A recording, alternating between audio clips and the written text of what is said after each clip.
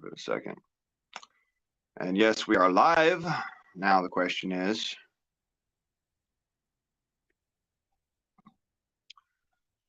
ScrewTube!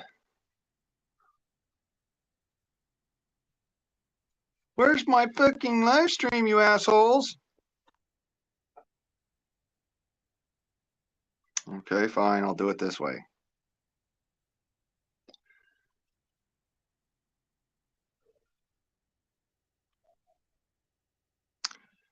It's just another Manic Monday. Ooh, ooh, wish it was Sunday, 'cause that's my fun day.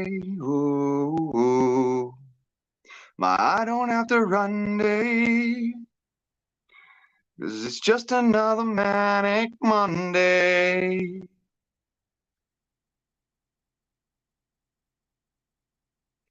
So yeah, that there's pinned at the top. Y'all feel free to just hustle yourselves on in. All right. This here is the Freedom Forum. Let me a little bit more there. All right.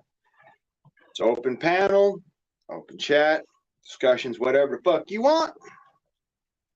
I am going to have me a cigarette and a toke. I'm going to kick back and just relax because fuck this place, man. All of it.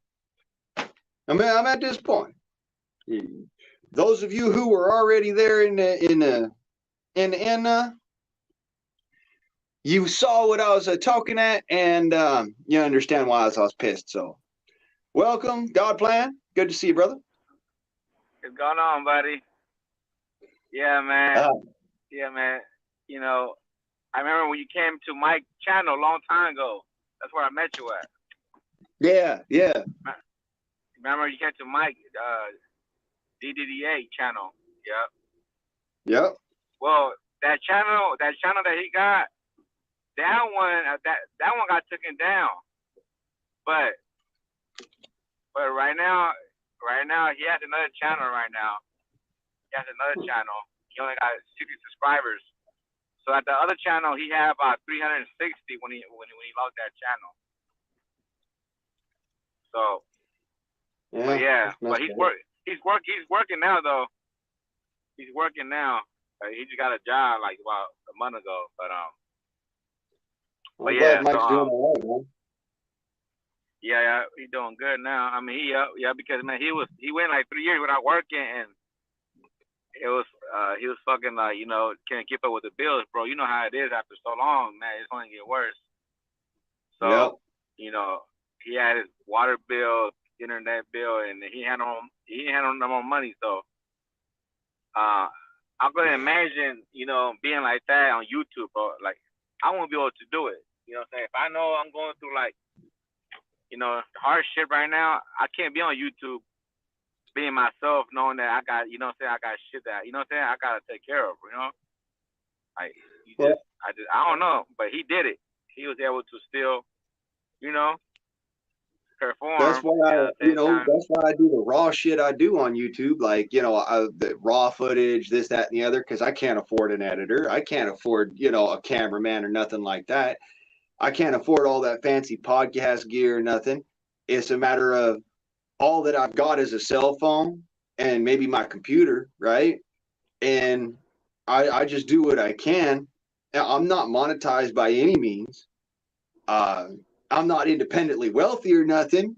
I don't know if y'all know this, but I basically live on $100 a week, the most. That's pretty much what I spend is $100 a week. This month for my birthday, I was actually able to get, the equivalency of $200 a week. Yeah. Yeah, but you already know. Well, like, you probably don't got much, like, like in your hands where like so much bills where like other people. Oh no, bro! I've got the same bills as everybody else. I have a power bill, I have a water bill, I have life insurance, I have a vehicle insurance. I have 3 vehicles insured.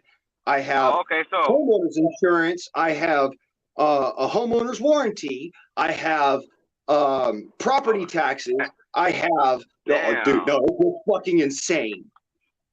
And you look at how much money I actually personally have to my own possession, dude. If I showed you my current bank account, the whatchamacallit, the summary of my current bank account, I have $20 in savings, $20 in my checking account, and over $1,000 in bills.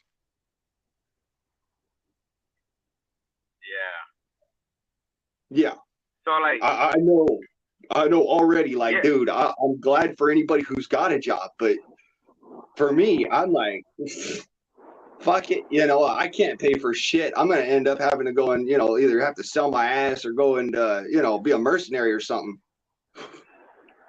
yeah, this was saying, he's like, damn man, like he was trying to find a way how to make money, and he was trying to come up with like new ideas, how to like come up. Hey, right now I'm through a tunnel, so I don't know if you can hear me well. I'm under a tunnel. That's all good. We had a little bit of skip, but yeah, the way they travel through a tunnel, you'll have a bit of a pause before and after. Yeah, they're about to end right now. Look, I'm coming to light. Wow. And now it's like you just on the phone. So what I was saying, I forgot what I was saying, bro. I kind of lost myself, but yeah, I think we were talking about the bills, right, and that kind of stuff. Yeah.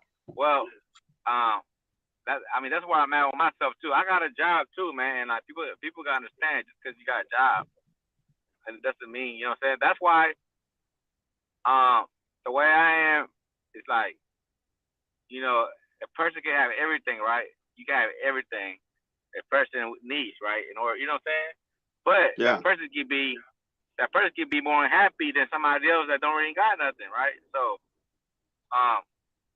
so it's just about how you deal with like whatever, your life situation, whatever, you live in, however you want to, you know what I'm saying? Because I know everybody can take it differently. Everybody can take it differently. I got $400 in bills just in insurance alone. All right. That just out the gate, $400 in insurance bills. That's my life insurance, my vehicles, and the homeowner's insurance. So that's $400 out the gate without even paying my electrical, my internet, my fucking water bill, my trash bill, taking care of my dog, feeding myself, taking care of my chickens. None of that. Just the insurance bills. It's $400 out the gate. So, and I understand, dude. Like back when I had a job, I was maybe making $365 a week, tops. So I understand, man. Like that's some shit. I'm at the gas station right now. I'm at the gas station. I gotta get some gas right quick. All right.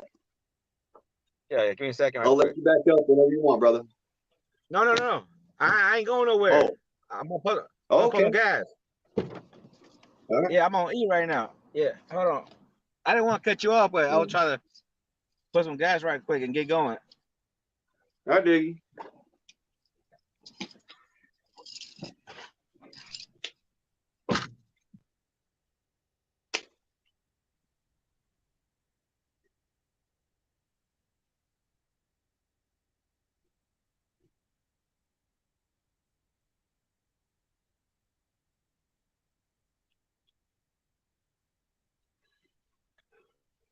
So, for those of you all out there that are struggling with bills and with all the hassles of life, I want you to know, doesn't matter if you got a job. It doesn't matter if you don't got a job. Everybody struggles. Everybody struggles. It's whether or not you let that struggle define you or embolden you. I mean, I'm probably about roughly about $1,800 in debt right now, and I work that off. I mean, I do. I'm thankful I have a mom that I have, you know, because she's willing to pick up the slack as long as I'm working my ass off at her house, taking care of the property, you know, adding to its value, sort of things like that. So, you know, imagine for a second that for me, I'm literally tight wire walking on fucking dental floss to try and make things work. And so, you know, I have a thing for, you know, where I know I'm never going to get what I want for my birthday. So I go out of my way to purchase the, you know, for me, for my birthday present, what I want. That way, you know, the burden's off of everybody else to feel like, oh, well, this is what we think he wants, but, you know, I'm not comfortable with getting that for him. It's a matter of, no, you don't have to. I'll get it for myself. If you want to help out, then you can send me, you know, a little bit of cash to help on the side, but you don't got to do shit. The very fact of the matter that, you know, you're my family and you appreciate that I'm alive and that I was born on this day. That's all that fucking matters to me. That's why I don't expect gifts from my family. I buy my own. Specifically because, hey, man, you can't afford to. Nobody can afford to do that all of the time. A lot of people, they go, oh, well, I love that. I want it. It's a good price. And they just impulse buy rather than saying, okay, well, this is the going price for that, the normal price for that. I'm going to save up that amount of money, and on my birthday or on Christmas, I'm going to purchase that for myself because that's something that I enjoy. You know, it's not. It comes down to frugality and handling your business right. And this is why when I make a purchase that somebody is incredibly irresponsible with handling, I get violently angry over it because I don't have money like that. I am taking food out of my mouth to purchase something for my birthday. That's what that's the kind of thing I have to get across to people is that, you know, I am not made of money by any means. I don't have money. I have goodwill. That's it. So when people try to tell me, oh, well, you look rich, you got all these nice, this, that, and that. No, dude. I take good care of the stuff that I like that's nice, and everything else is my everyday, just beat it the fuck down and do with it.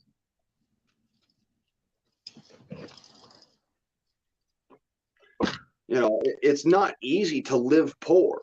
I'm going to tell you that right now. It's not comfortable to live poor. It's very uncomfortable. It's painful even.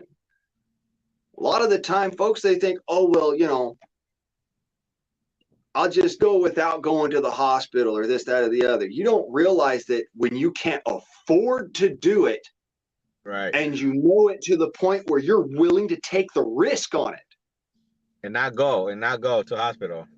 Right. Yeah, because that's the kind of level of poor that I'm talking about. That's what happened to me yesterday, man. Yesterday I went to the hospital, man. I got a fucking inflammation. I got. Well, help me pronounce the word, bro. Help me out pronounce it. I can't pronounce that word. I always had a hard time. All right. It's an well, right now it's not an infection. Right now it's an inflation. But I had. Okay. So you've got like a swelling. I had diverticulitis before. Diverticulitis. You heard about that, right? Diverticulitis. Okay. Yeah, I had that before, bro. So what I'm telling you is that yesterday I had that, so I know how it feels, man. So I was able to go to to the hospital because I do got insurance. But you're right, because some people haven't went, and on top of that, I'm glad that I went, bro, because if I wouldn't went, the problem when it came back, I already had that problem before. And what happened before, I waited too long. I had pain. I waited 3 days, bro. By that time, the inflation got so big that it fucking popped a fucking hole through my liver. And then, not liver, my bad. Through the intestines down there, right? That's In my even intestines. worse. That's even worse. It then bacteria. It turned to bacteria. Then that bacteria went down to my nut sacks, my growing areas. That's where it went. So they had to do fucking surgery on me, bro. So they stacked it. Oh, I know what it is. Okay, so what you said, when you said that I need help to pronounce it, it's diverted testiculitis. Yes, God, there you go. For me to pronounce. There you go. There you go. See what I'm saying? Hold on a second, man. I'm trying to fix this fucking phone. Yeah, so I had that before, bro, and that's just a life death situation if they can control it. So I was in the hospital. Well, it got so bad that they had to fucking do surgery on me, right? Because I waited too long. By that time, it got too bad, right? So where they had no choice to fucking go deep down on me now. Yeah, and dude, it can turn into cancer like right now. No, that's why it's like that ain't no joke, bro. So that shit can spread through your body and kill you. You know what I'm saying? If it gets over your body, the bacteria. But too. Lucky enough, it didn't spread to my body. It didn't spread. On the same thing though, with the bacterial infection, the damage that the infection does, if they don't scrape that damaged stuff out, it can cause mutations in your cells, which causes cancer. Oh, okay. So you could have ended up with really bad cancer. You didn't take care of that. Yeah. Even so if you beat the infection. That shit was painful as fuck, bro. So what I'm telling you, since you were talking about insurance, that kind of stuff, I was telling you that yesterday, the night before, I had a sharp pain down there, like down there, almost by my underneath my stomach, by my how you say, how you say, like underneath your stomach, all that shit down there. Yeah. What is that called? Underneath your stomach, everything underneath your stomach. What's next after that? Your intestines. Your intestines. Here, right? Yeah, so that's where the pain was coming from. That's where the pain was coming from, bro. It wasn't my stomach.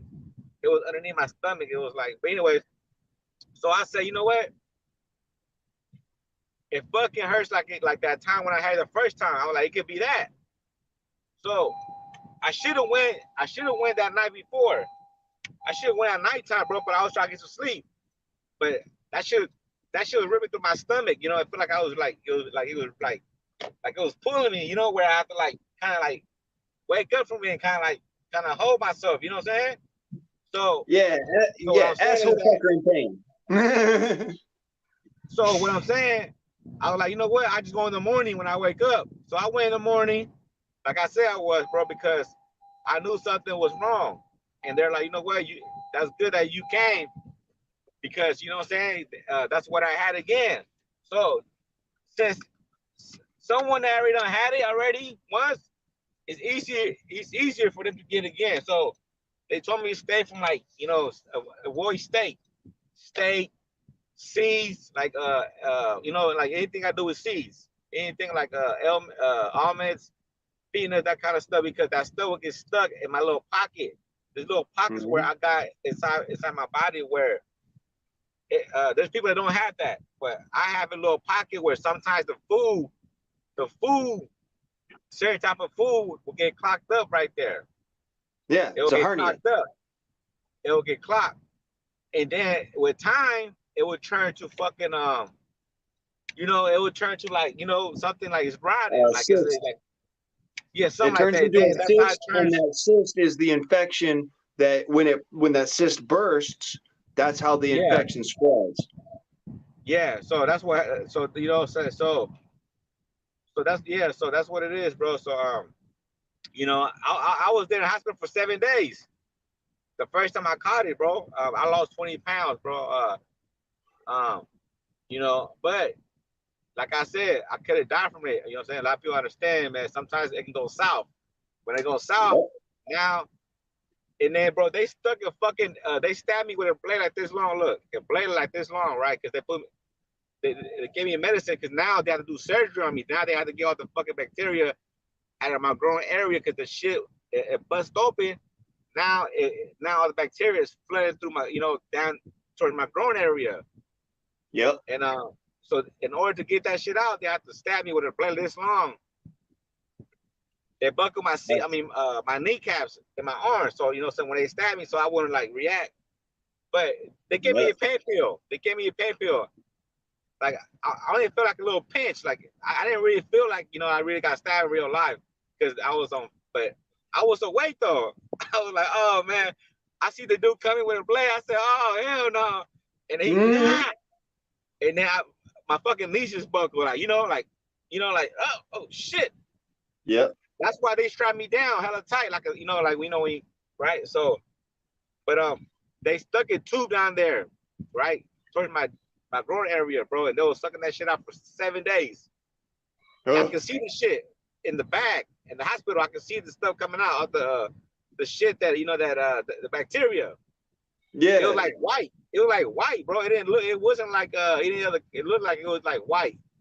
Like instant mashed potatoes. Yeah, like it didn't look like no other color, like black or any other color. It was like mostly white. So, I'm glad actually, funny enough, this color. Yeah, pretty much just that like color, bro. Like sperm, like nut, yeah, like sperm. Off-white kind of. It's white, but it's not quite. Like sperm, bro. Like fucking nut. And to be honest with you, it was that white.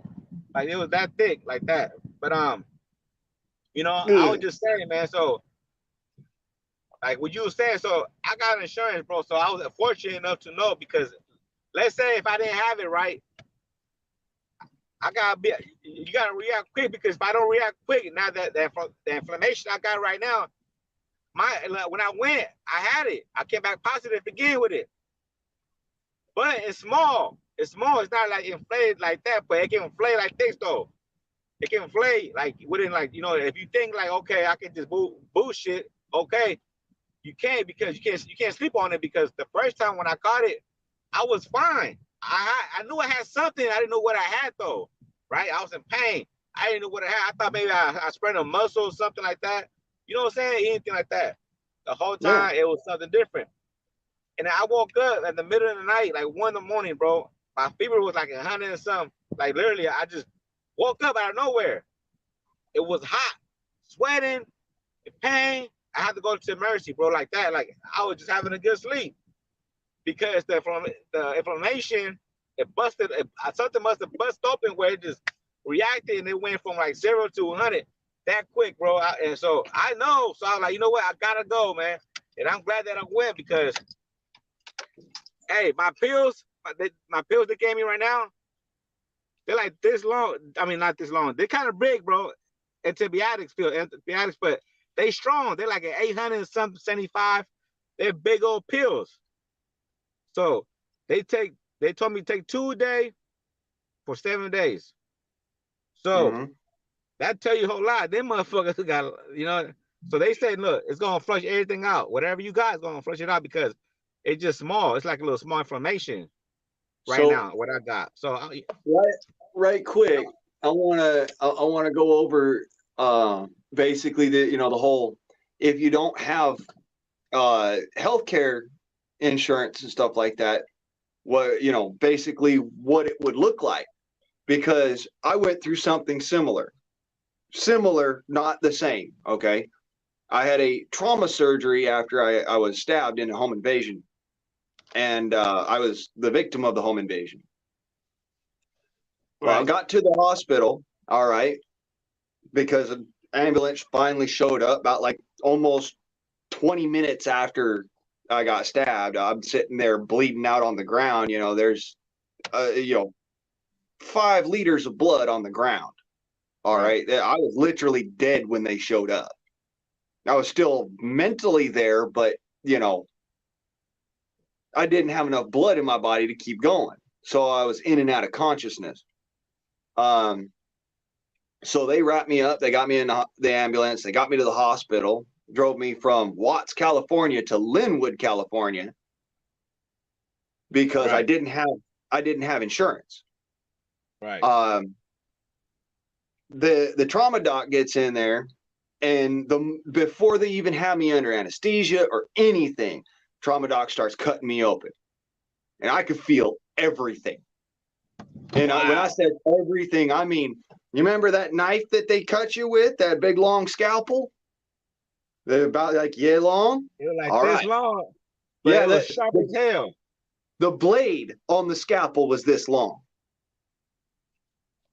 And they cut me from the middle of my chest down past my my belly button almost to my nutsack. Wow. While I was still capable of feeling it. After all of this shit, I went into a coma for 3 fucking days. The doctors, when I woke up, had they'd gone through this whole thing of, well, he doesn't have health insurance, how is he going to pay for it, sort of stuff like this. And because it was a violent crime, the state got involved. Luckily enough for me, because my hospital bill was $630,000. Wow.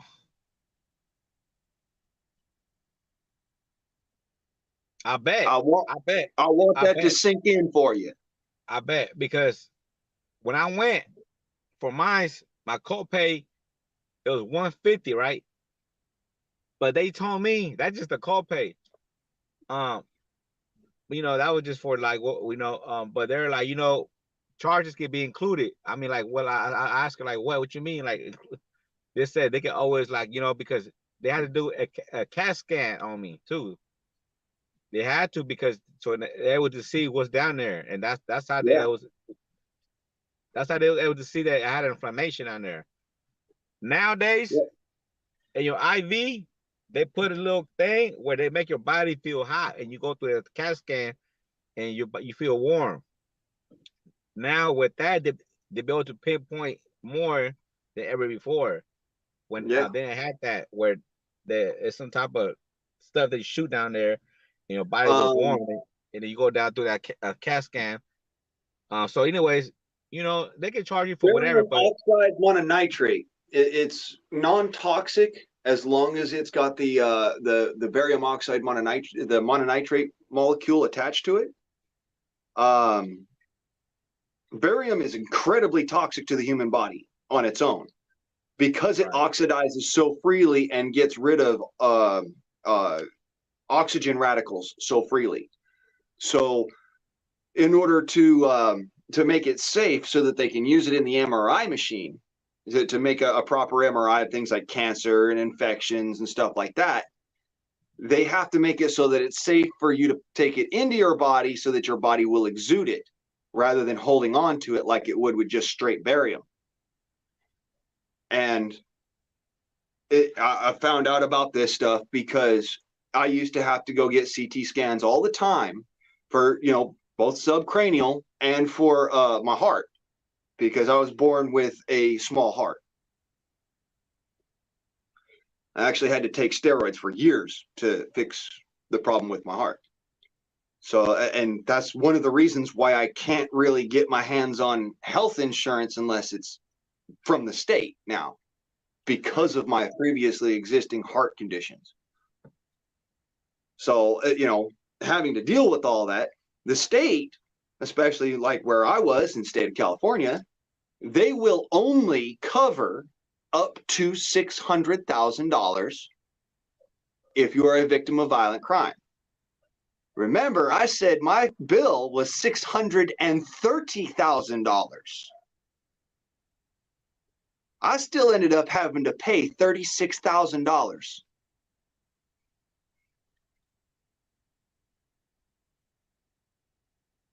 And this is after I survived being attacked, and on top of that, repelled the attacker.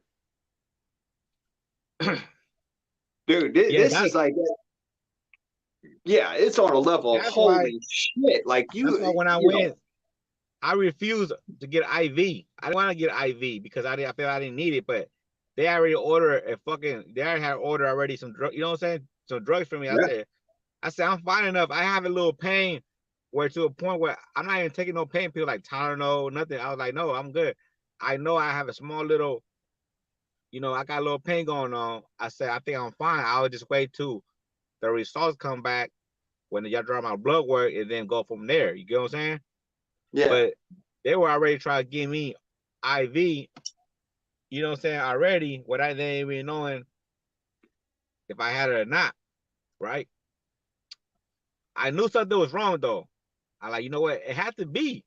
It had to be, and I was right. But I'm just saying, I left without taking the IV. But I'm just saying, if they would have used the IV back on me, they would have charged me, you know what I'm saying, maybe a couple thousand, you know what I'm saying? Like a couple $1,000s for that IV they was gonna use on me. The time I was there between in 2 or 3 hours, right? Literally But charging you for salt water and a needle. I didn't want it. I said I'm fine. I said I'm good. Now they give me my description. Now they find out what I had. I say, you know what? Now I can just take the, you know what I'm saying? The IV which is gonna be temporary pain medicine just for you know what I'm saying? I like, no, I mean I got pain, but it's not like where, because the IV is that bag is only gonna be doing me good for maybe 2 or 3 hours. You know what I'm saying? Like if I don't gotta be here at the hospital for days like that, like the first time, there ain't no point in me taking it. Like, right, because I already know they're gonna charge me hella money just for that one bag. You know? Yeah, that ain't no lie neither.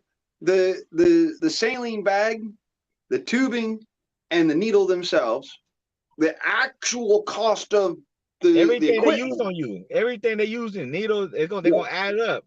That's how they add everything together. I wanna blow your mind real quick because I know this shit. The actual cost of the equipment is $5.99.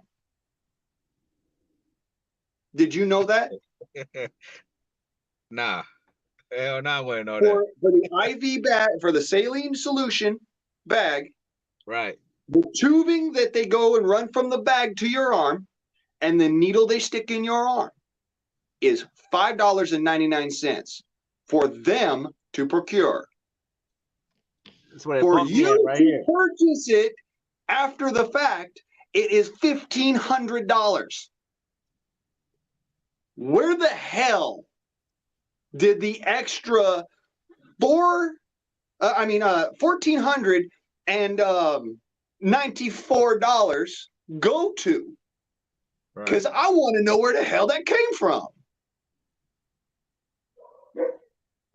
$1,400, man. They asked me like 3 times. They're like, "Oh, we already ordered some medicine for you ready whenever you're ready to use."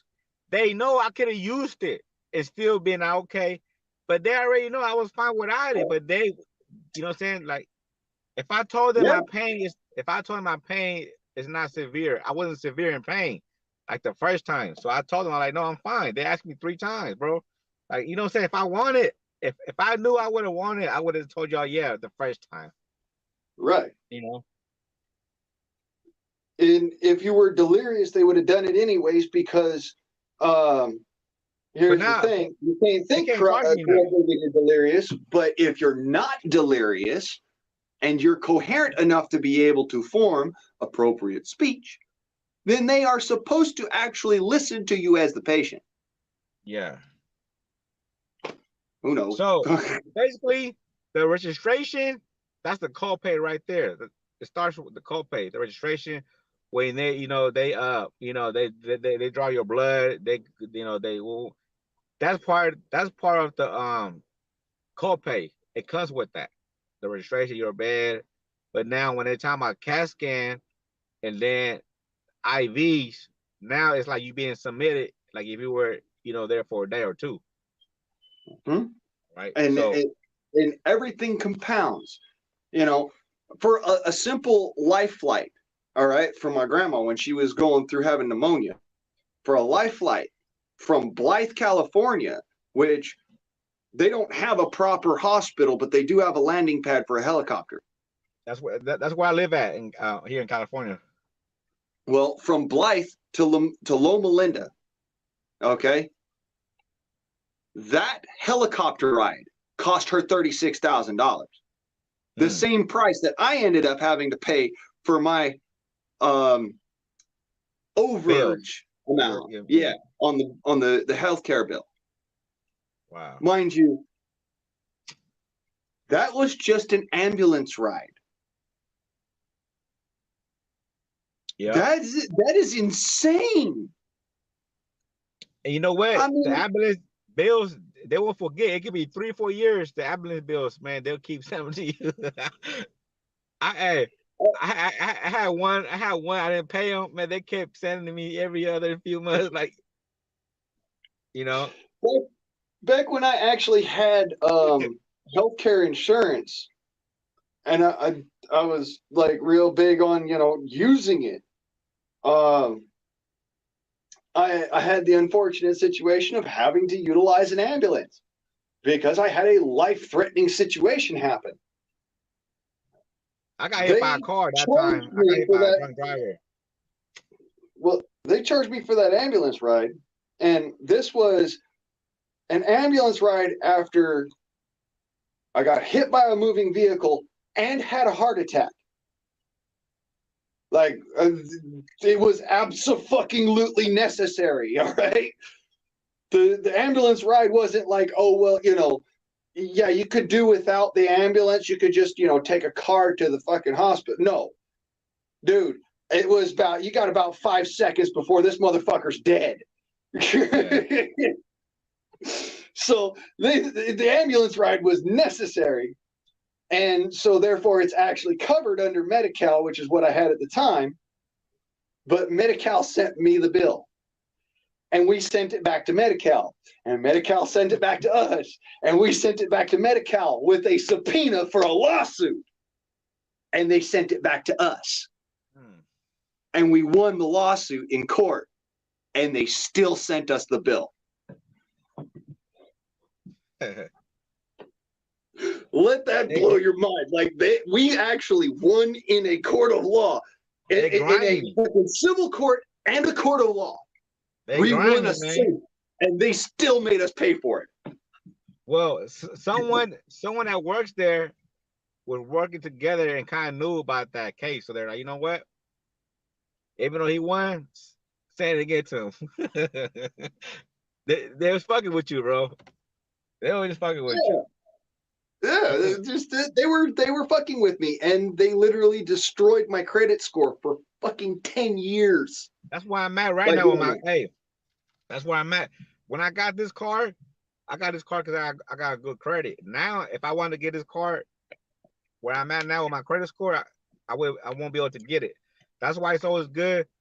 Certain people, they build good credit, right, with time. But then they don't do nothing with it, right? They don't get a car or whatever, right? But then they fuck up their credit. Now they can't get the car, they were able to get a year ago when they had good credit. Because now they fucking brought it down where no one wants you no more. You know what I'm saying? Before, everybody wanted you, to come and purchase a car. That happened to me one time where I had every dealership wanted me, right? Because, whatever, because my credit score. But then I brought it down where I couldn't get, the car no more. So anyways, I had to purchase another car, but this time I was building my credit through, so I got to back up again. And sometimes that's how you have to do it, man. But right now where I'm at with myself, bro, my credit score is low right now. I got a lot of stuff right now that I haven't paid. I got a credit card credit for $400, I think $400 or $300. I still didn't pay them. Now they want interest rate double than what, what I'm saying? Now they want like almost $700. That's why I don't do credit cards. If I'm gonna go and I'm gonna get a loan, I actually learned this the hardest way, because when my credit score was shit, all right, I had a 300 credit score after this ambulance ride bullshit. And my sister could not afford to continue paying the payments on her car.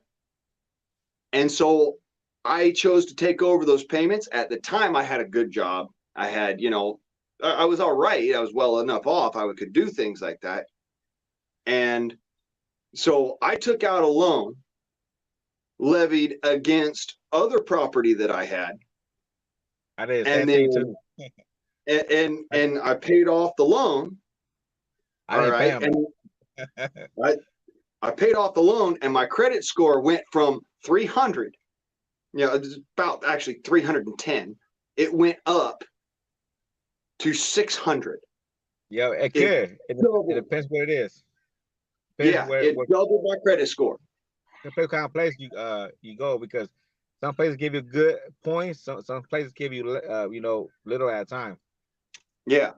So I went through a credit union that I had been with for at least a decade at the time. So, I had a little bit more clout. But that being said, it took me 4 years to pay off that car. Oh, yeah. Now, if you watch my videos, the car I'm talking about is the silver Pontiac Sunfire SE that I used to have. I'm still paying for this car right here. It's a Honda 2020 Civic. I got a brand new.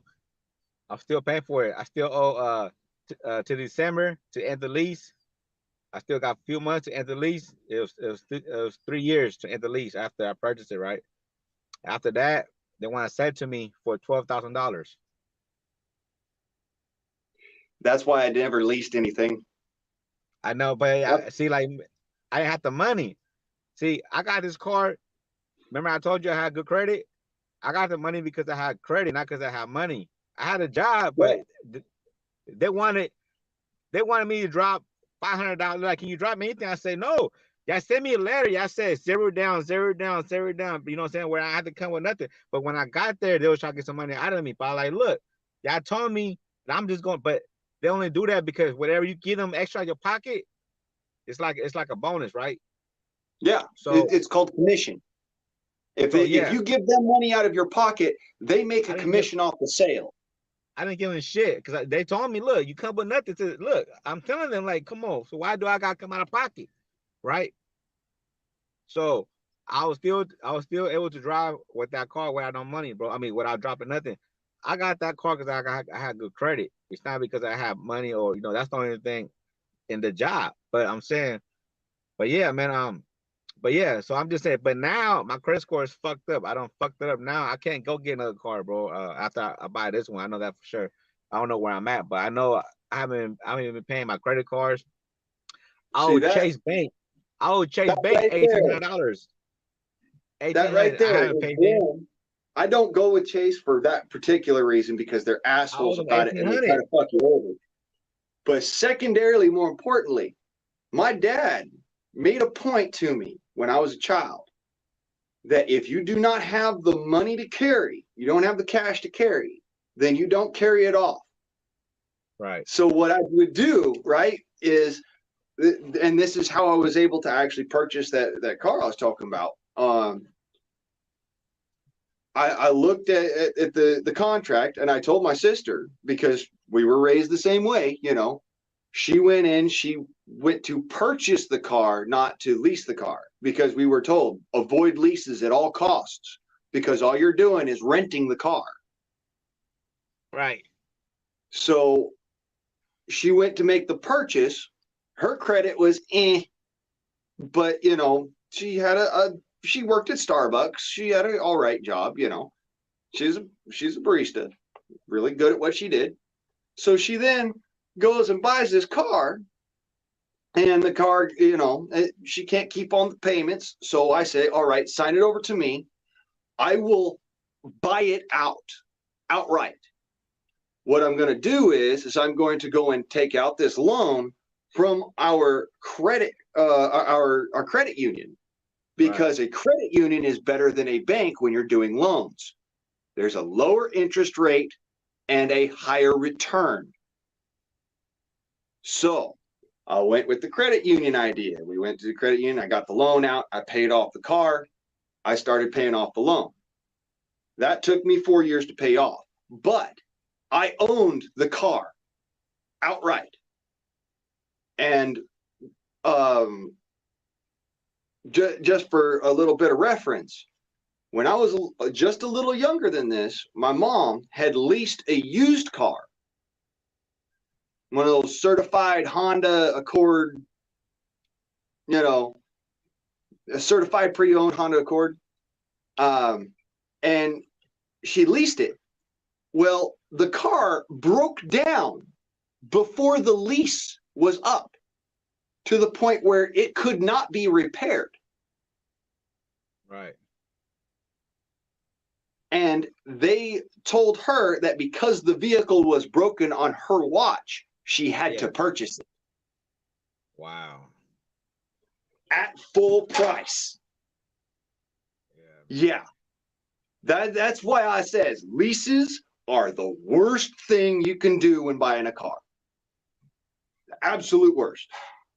If you can't purchase it outright with, you know, going and getting a loan, then don't get a car. Get a bicycle, get a motorcycle, get a bus pass. I mean, I did it from the time that I was 18 to the time I was 25. Hey, I rode a bicycle to work every single day. I was reading the comments. I was reading a comment. He said the other one. I was reading a song of South comment.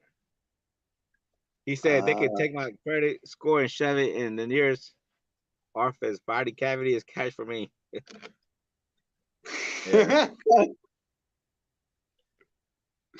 Yeah, my cousin's a little bit of a rough individual. He talking shit. He talking shit. Hey, nah, but look, man. But look, I got 5 different things right now that's fucking my credit score up. My son, they was trying to put bracelets on his mouth, right? Bracelets.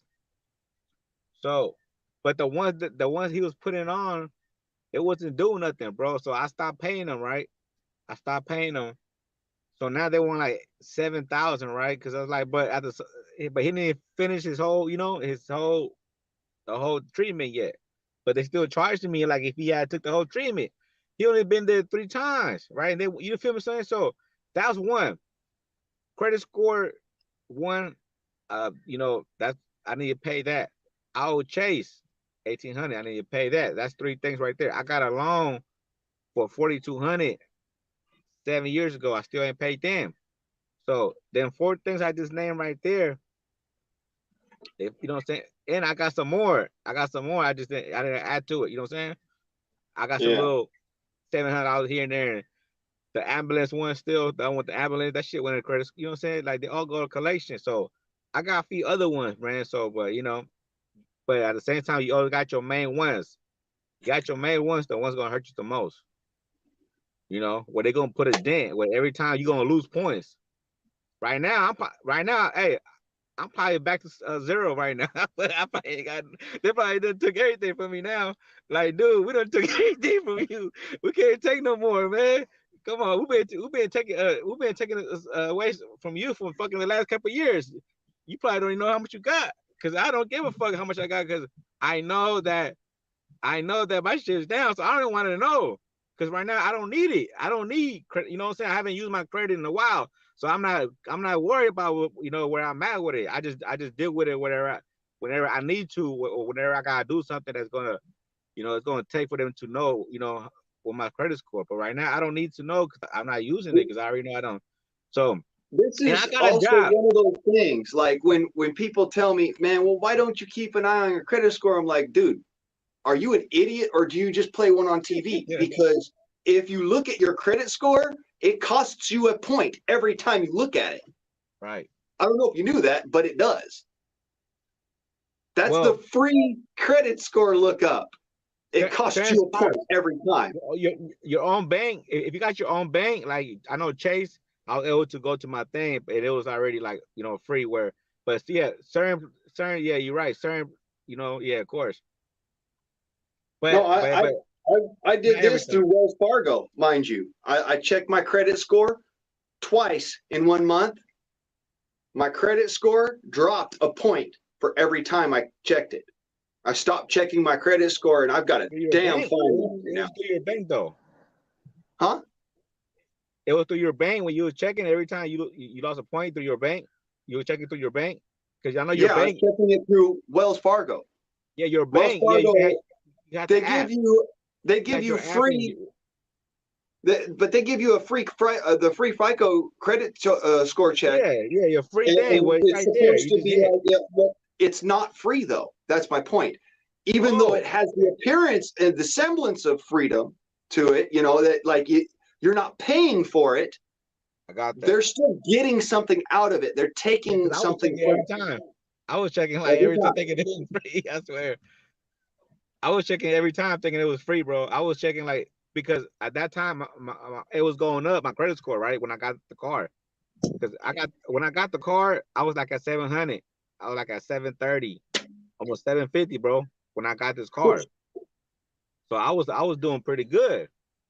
But Dude, after I you got was the on top. car, after I You got the was on car, top. Do you know that 730 is the top line credit score, right?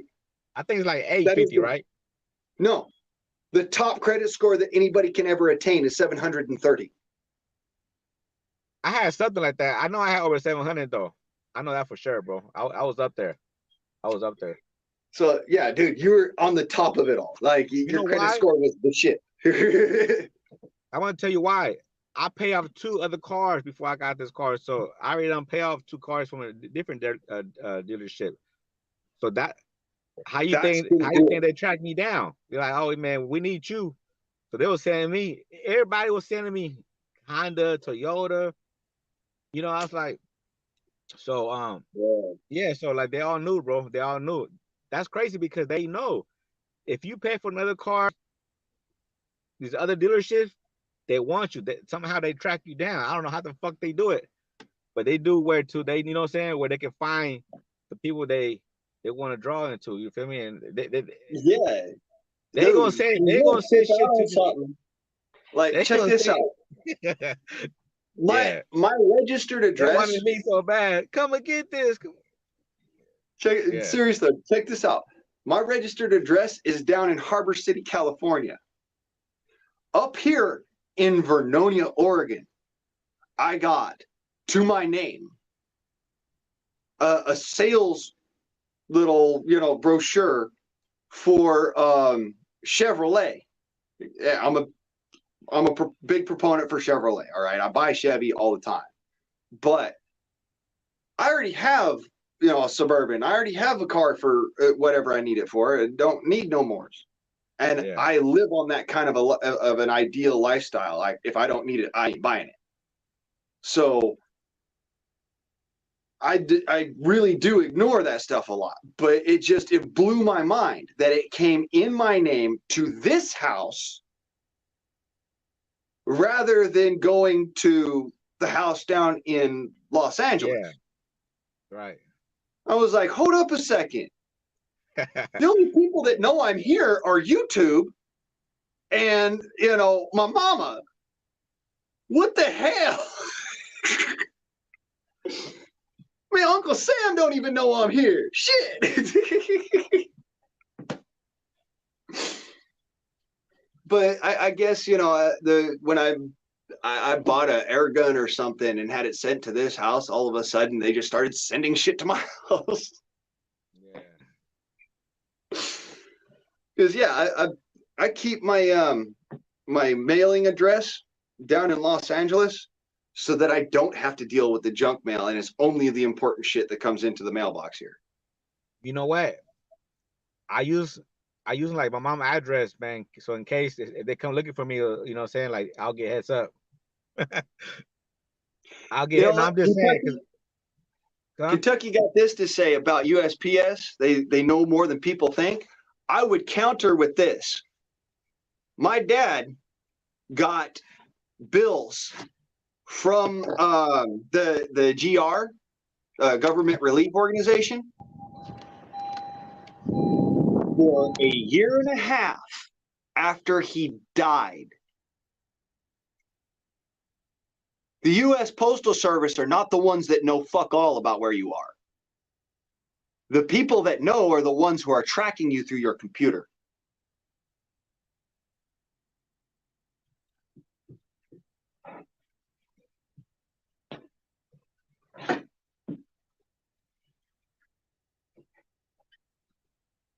So yeah, that came about, situation of My dad passed away probably, shit, it's been several years now. It was back in 2017, 2016. And he was in the effort of trying to get GR to be able to, survive without me having to hand him whatever money I was making. And he ended up getting really sick and going to the hospital, and his liver and kidneys and whatnot shut down. But what bothers me is that even after we had already done all the paperwork, got the death certificate, he's already fucking cremated in a damn urn by this point. These motherfuckers are still sending fucking letters to the damn house. Look, bro. You got some turkeys over here. Look, turkeys, look. Fuck, I was walking some turkeys, look. You see them? Turkeys? Yeah. Hey, they scared the shit. They scared the shit out of me, bro. I'm walking, and I'm like, what the fuck? They came out of nowhere, like in front of me.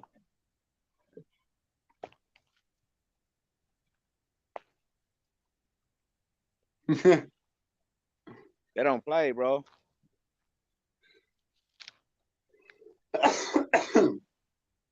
Well, Kentucky,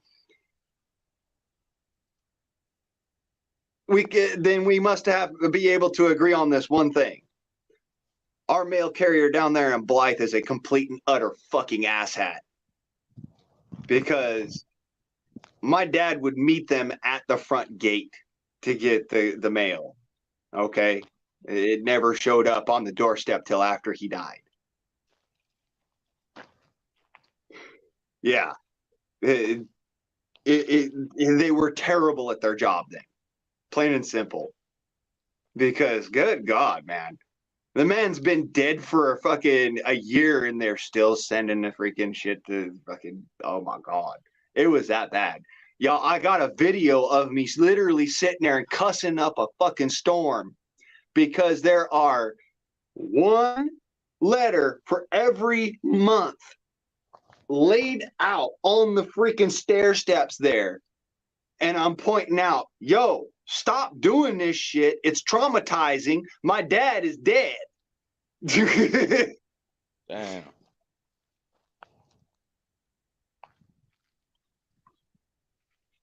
Yeah, man.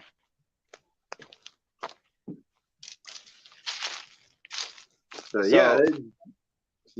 was crazy. Yeah. I don't put any stock in mail carriers anymore. I'm still kindly. I'm still, I'll be a friend. Thank you for bringing the mail to my house and all that. Thank you for actually doing your job. But beyond that, no, I'm not interested in extolling the company. Yeah. I'll extol the individuals. There have been some UPS drivers that I love. I absolutely love these people because this dude, my local UPS driver now, one of the most awesome motherfuckers I've ever had as a UPS driver. He'll literally he'll bring package right to your front doorstep, take a picture, and send you a text. Yeah. Damn. Like, dude, you don't have to do that. That's not part of your job. As a UPS driver, you don't have to even care after the package hits the doorstep. You're done. No, this guy goes above and beyond. Like, hell yeah. So that's why I was like, but I've never been a fan of FedEx, ever. I mean, one of the FedEx packages that I got when I was in Blythe, they literally took the FedEx package and they shoved it underneath the rolling gate that goes across the driveway. And when I say shoved it underneath, they literally put it to the point where one side of the package was sitting on one side of the gate and the other side of the package was sticking out the other side of the gate, half in, half out, caved in underneath the gate. Damn. It was a gun barrel. Anybody that knows anything about gun barrels, if you drop them, score them, bend them in any way, they are worthless. So I flipped my lid on that shit. Like, dude, I am paying you to provide a service, not to detract from me paying for my products. I went back to Lothar Walther, and they ended up getting really pissy about it. So I ended up fixing it up and just using the existing barrel and cutting it down and using it in different things because it was worthless at that point. I couldn't use it in its full length. One part of it was kinked upwards, almost like an L shape. So I had to cut out a little section about yay big out of the barrel. And that barrel cost me almost $200. Yeah. Damn. Hold on right quick, man. My hands are full of apples right now. It's all good, brother. There you go. He's out there doing the things, man. I had the apple all like this, like under my armpits there. I got like, look, they look so good though, man. Right? Like, nice apples, like they fresh. They ain't that big yet, but like they getting there, but they still good enough to eat. But that's fresh off the tree right there. Yeah, that's fresh off the tree. This one's a little small one though. Look, it's like, but still, you can take a few bites out of that. And they look good. Look, it look like they ain't just got a little cleanup probably. But yeah, man. But look, that tree right there. 1 or 2 worms. That tree is an apple tree right there. That tree be ready about 1 month. About 1 month, it's gonna be hella apples right there. It's another tree over there. I got 2 apple trees, but they still growing. And then you got another one on the other side of that bush right there. On the other side, that big tree right here in front of you. You got another one behind that. Somewhere down there by the corner somewhere. But yeah, man. Yeah, those are some old trees too. They like most folks don't know this, but apple trees, once they get to a certain size and age, they won't produce apples for about 50 years. And then they'll start producing them again once they've been burled. So what I've got going on in my backyard right now is I have an apple tree that's it's at that 50-year mark. So I need to burl it. And that's what I've been doing. And coming up here, if I cut it just right this year, next year I'll have apples on that tree. This one right here is a small one, right? But it looks so nice though. It looks like clean, like clean, like fresh, like can make sure there's nothing in it, right? But the size of apples look nice, man. That's why I eat apples with one of these. Always. I actually had. You ever seen the movie, or I'm sorry, not movie, TV show Firefly? Firefly, Joss Whedon TV show with Nathan Fallon and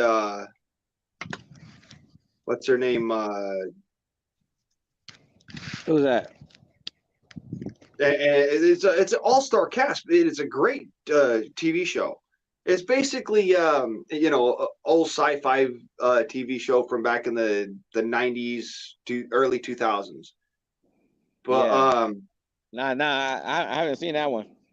Okay, well, one of the things that they do with the TV show is they try to harken back to like things that happened historically, like the battle in World War I, where the German soldiers had apples and oranges, actual fresh fruit. And the British soldiers, all they had was canned goods, salted meats and stuff like that. They didn't have any fresh fruit, so they were starving from scurvy. Well, the Germans, knowing this, because they could hear things going on, you got the intelligence of the battlefield, Well, they started taking the cores out of hand grenades and stuffing them into apples. Mm. And then at night, they would take these hand grenades, they'd set them off, they'd chuck them out there with the apple. These guys go over and they pick up the apple because, hey, it's an apple, you know. They're dying from scurvy. Fresh fruit equals the treatment for it.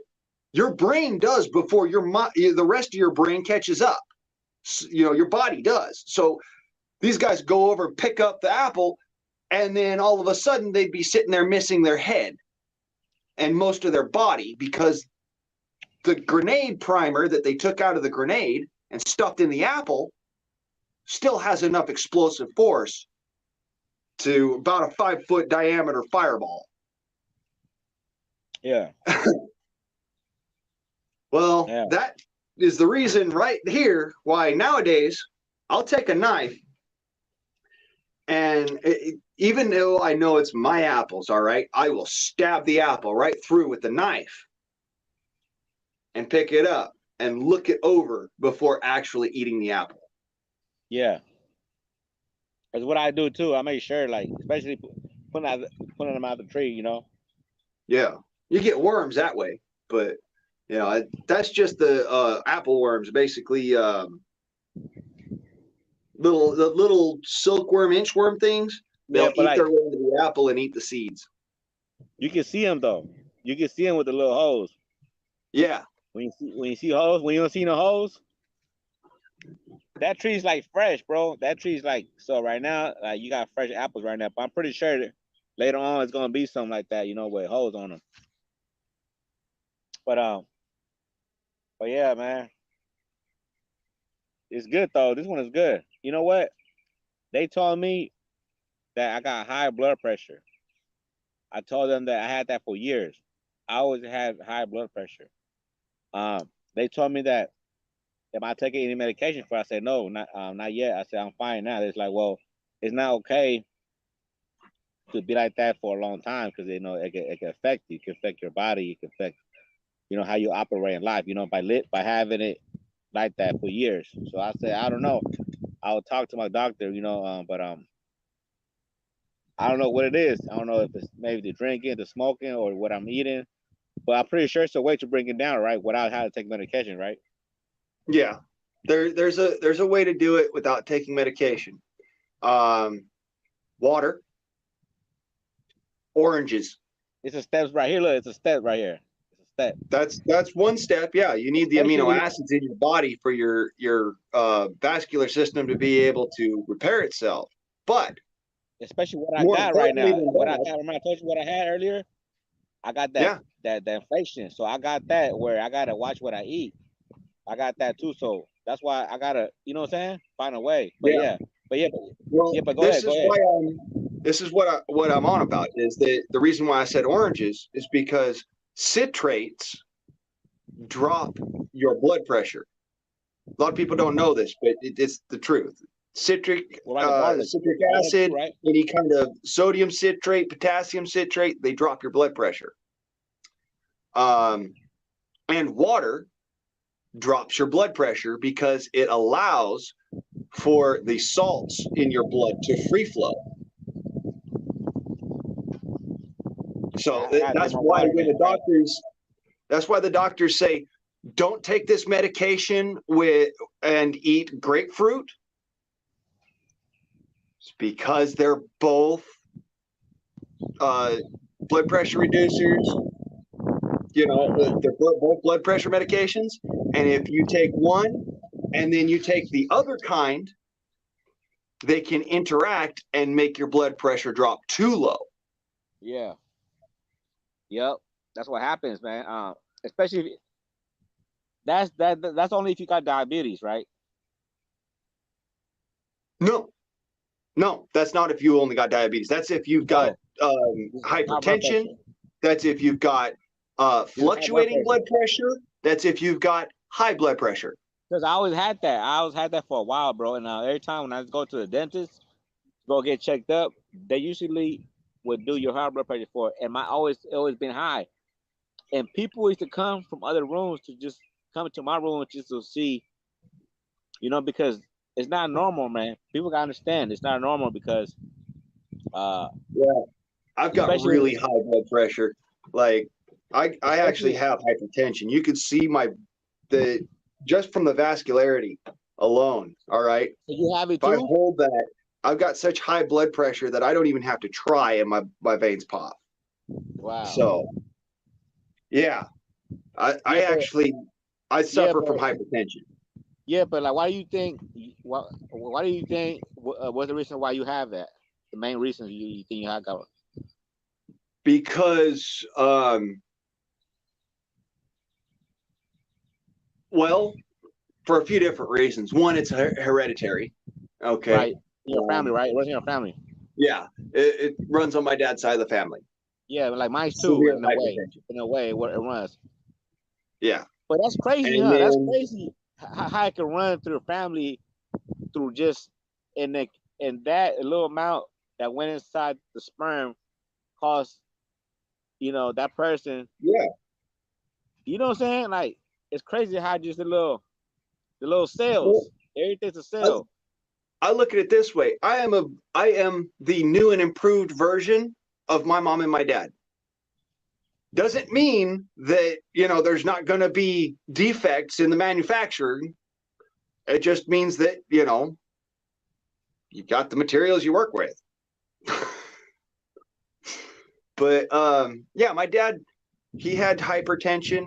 He had in fact, he had anxiety so bad that he drowned himself in drugs and alcohol to deal with the anxiety.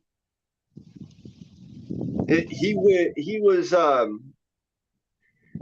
when he was a kid, he would smoke cigarettes in order to deal with his anxiety because he had social anxiety really bad, to the point where he wouldn't go to church. He would actually actively fight my grandma and my grandpa on going to church. And my grandma was extremely religious. He would refrain from going to social functions with the rest of his high school or whatever, because it was a detriment to him. It would actually Right. cause him to, he also had urticaria, which can cause you to be allergic to your own sweat. So if you're anxious and you're sweating, yeah, that's deep. And then you imagine just this got another though, problem. like this man is anxious, he's sweating because he's in an environment where there's other people around him, and he's not drunk or high or none of that. He's just a teenager. And then on top of that, he's breaking out in welts across his skin because there's sweat dripping down.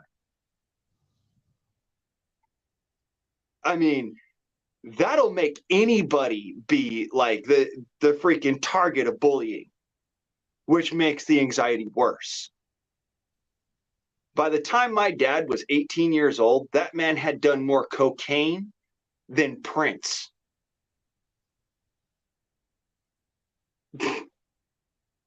Wow. That's what I'm saying by, like, dude fucking literally went to the nth degree to treat his anxiety.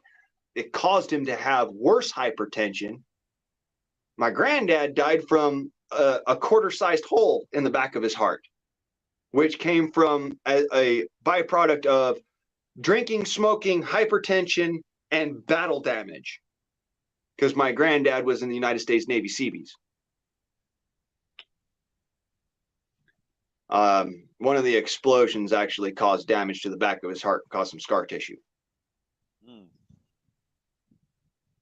that scar tissue was then a weakened part of his heart that when he started sneezing, which already increases your blood pressure, and he had hypertension, which means that you have increased blood pressure all the time.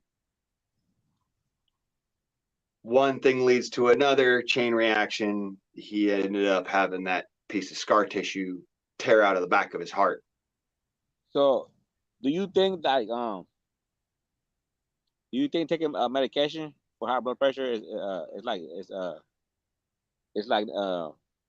it's a must for some people, or you think some people could go without it? But what's the risk that you take? What's the risk that you take? You know what I'm saying? You take a huge risk when you take any pharmaceutical medication. I'm just going to put that out there. All right. You are banking on the pharmacist and the chemist being extremely good at their job, and the person who designed the drug itself knowing what they were doing. Unfortunately, most of the time when drugs are designed, nobody knows what the fuck they're doing. Yeah, because I told her I feel good. I don't feel like, I'm like, because I watch what I eat now, so I have been feeling like, dizziness, and sometimes when I had it too much, you can feel it, when, you know what I'm saying, you know what I'm talking about, right? Without saying too much. Yeah, but I haven't felt like that in a long time. You know when you've taken a medication that your body doesn't like. Well, for some people, any kind of medication that comes in a pill form can be lethal, because they're not just lactose intolerant, they are allergic to lactose, which means that anything in a pill form can kill them and cause them to have an allergic reaction, because those pills are made with lactose. Lactose and sorbitol is what makes those tablets. The drug that goes into the tablet is actually bonded to alcohol. So you get what's called an aldehyde. That's the chemical that you're putting in your body when you take pharmaceuticals. Now, the difference is, from the natural plant, it's still in its original chemical construct, which is why I try to refrain from using anything pharmaceutical if I can help it. If there's a natural substance that pharmaceutical comes from, I am going to use the natural substance. Yeah. And that actually comes from a real foundation, all right? I'm just going to walk you through it.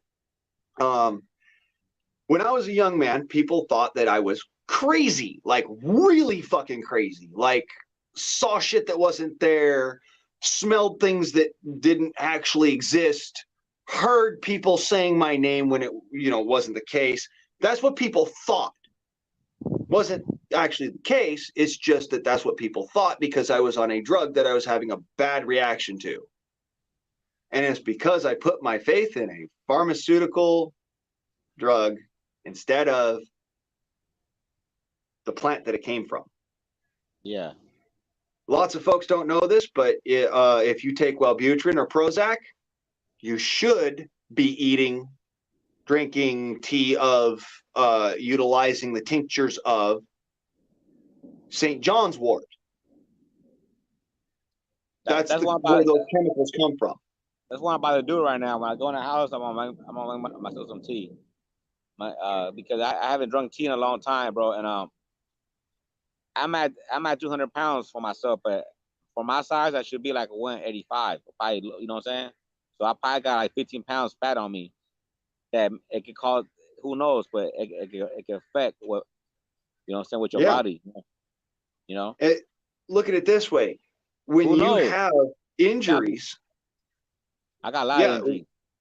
When you have injuries, any excess weight, any kind of disease that you take on, like, a common cold or something, all of that makes it worse.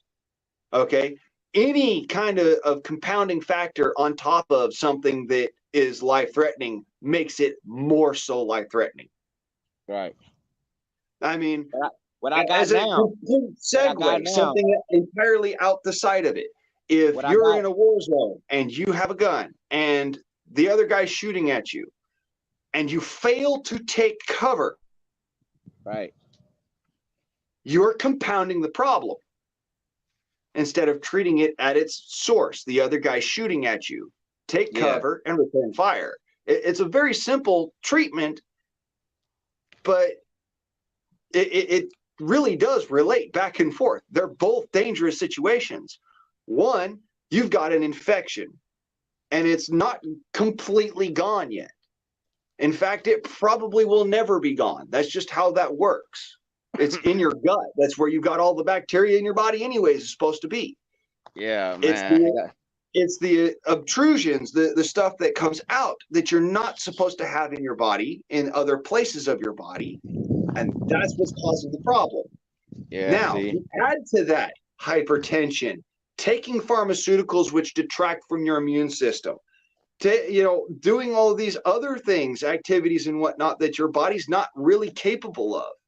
Right. All of these things can lead to making that situation, which would be, it can be life-threatening, but it's also treatable, to being something where it's not just life-threatening, but motherfucker, you got about 10 minutes to live.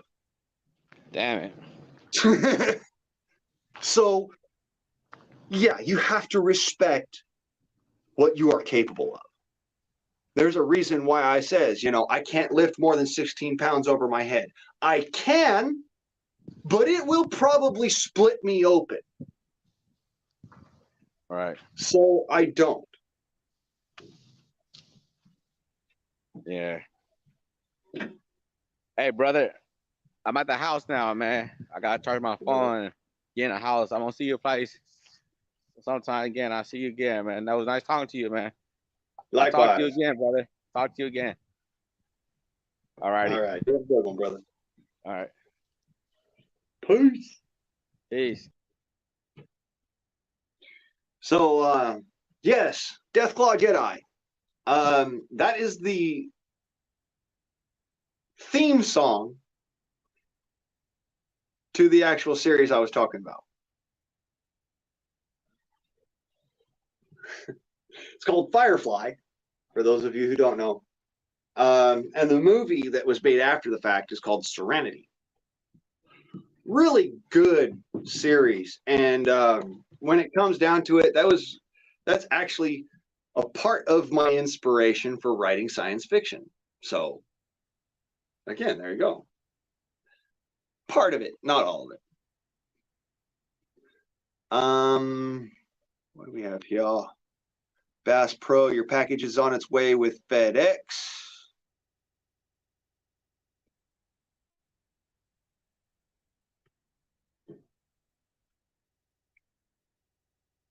Okay, and some comments, whatever. That's all, neither here nor there.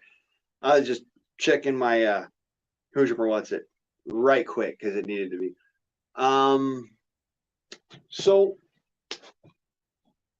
many Hoosiers, in the grand scheme of things, life doesn't ask you whether or not you can take it. It says, here's all of this previously existing ability for you to continue on. It's up to you to go get it for yourself. And yeah, because we've been in that kind of a situation for thousands of years, human beings have come to this realization that, we work together, it works easier. That's not to say that everybody's out to help you. They're out to help themselves. And sometimes by helping you, they help themselves. That's how that works. Yes, it's a very selfish way of looking at shit, but it's true. If you have a lick of sense about you, then that is the honest to God goodness way to do things. That's the right way to go. You take care of yourself, and then if you can help somebody else, because of course it's going to help you in the long run.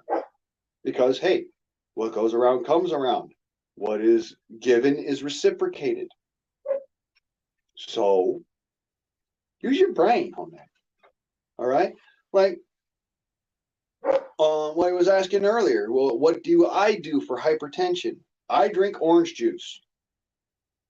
In fact, I have a special way of preparing orange juice so that it acts like a hypertension medication.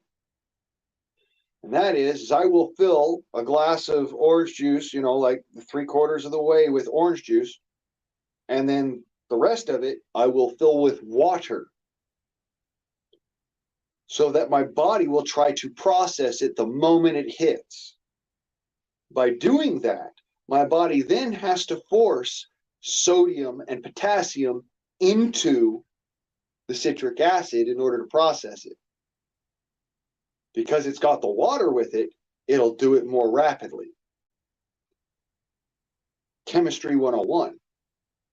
By doing such, I can then create in my gut, using my gut as a literal Erlenmeyer flask, I can create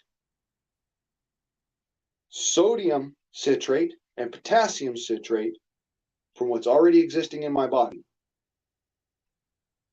By doing that, I can then lower my blood pressure to a manageable level. Y'all will notice that, some days I'm a lot more hyper, a lot more bouncy, a lot more active than others. On those days, I haven't had any orange juice for at least a week. Let that blow your mind. More energy because I'm more stressed out.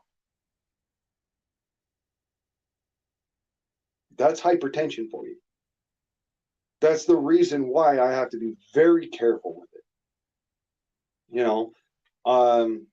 It's not like for most people where, oh yeah, you eat too much salt, you just feel a little squishy and salty and whatever. For me, it's I feel squishy and salty, and at the same time, I get heart palpitations, and I might go into cardiac arrest just out of the fucking blue. Because my blood pressure is so high that my heart can't pump the blood. I drink lots of water. I do actually drink my coffee, but I'm very careful about doing that sparingly. Versus you see, it looks like I drink a lot of coffee, but by comparison to what I used to drink back when I was taking hypertension medications, it's nothing. I have maybe 3 to 4 cups of coffee a day.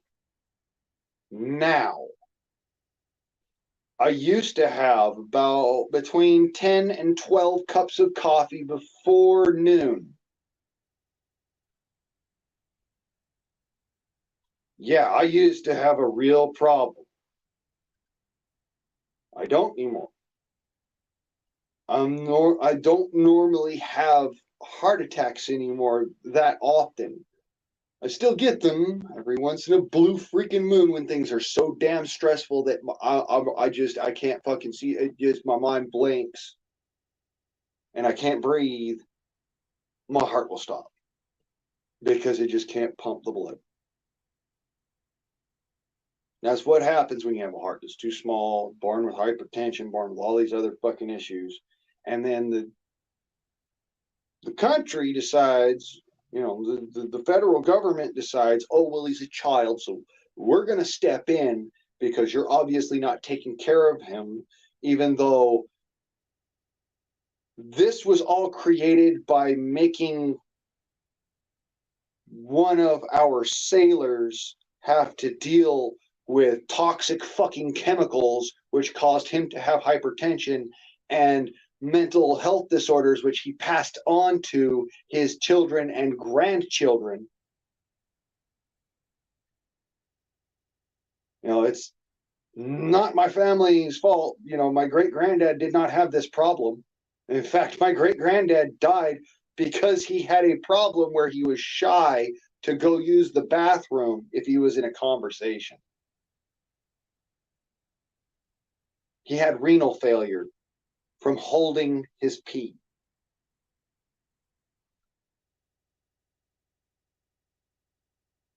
He got trapped in a conversation that went for 3 fucking days. That's what killed him. See, that's my point. It's a matter of we all have to die someday. You can't be afraid of it, because if you're afraid of it, you're going to cause it to happen sooner. Instead of enjoying life that was given to you by whatever entity is out there and by your mother and father. Because you kind of need both sets of DNA and both types of cells to create a baby, even in a test tube. Duh. But whatever. So, it's a matter of it's going to be a situation. Everything that lives dies. You know, we all have an expiration date. I try my damnedest to keep my expiration date moving further and further out. And that's reason number one why I try to do things as low stress as possible.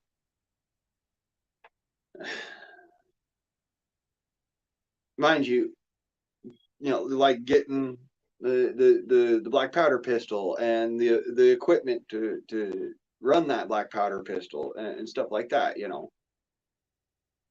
that shouldn't be a hassle.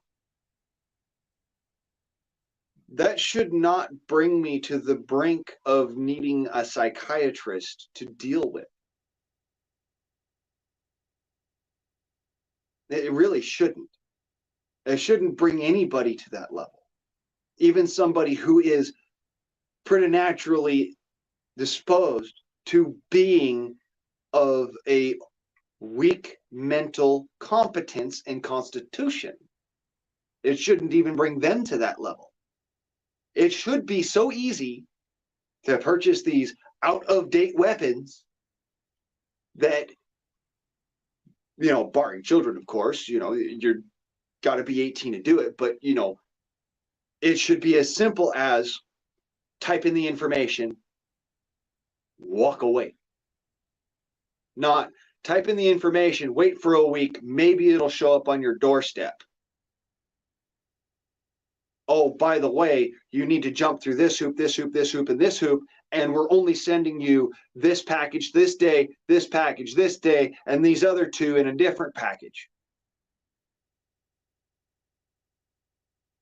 It's just not okay. That's how you stress people out.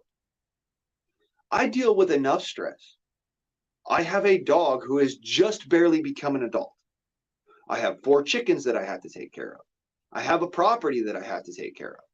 I have fish that I have to go and feed and take care of and keep in water and keep a pond running. I have a garden to take care of.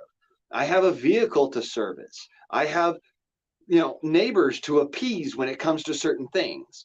I have to go and therefore also take care of my family.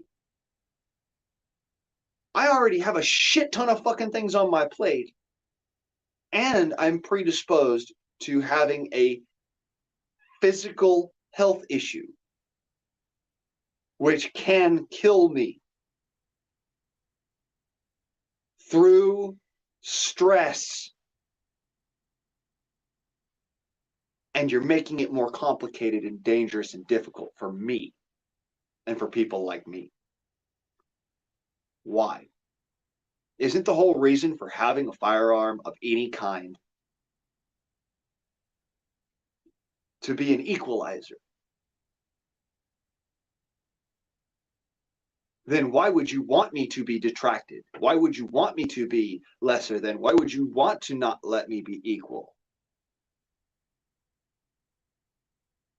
Just because I have a bad heart doesn't mean I can't, go a couple of rounds as a martial artist. It just means that at the end of those couple of rounds, I'm probably going to be dead.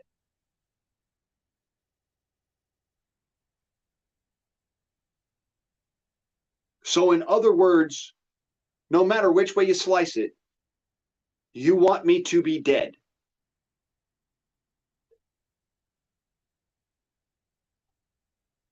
Is that what you're really going to go with? Otherwise, change this shit around, make it easier. Because legality allows you to. It's just your fear and your bias that is not allowing you to. Creating stress for others, something you shouldn't be doing. Especially and I'm getting into the gripe of what I already went over in my last live stream, but the situation remains that stressors in life, they're going to come and they're going to go. Most of the time, they come at a pace where your body can handle them. But that's not necessarily the case when you're dealing with bureaucracy. I would be fair surprised if somebody who was of incredibly good health didn't have hypertension, didn't have all this other issue, wasn't plagued with anxiety and problems after trying to do what I just did in order to protect myself, my property, and my animals.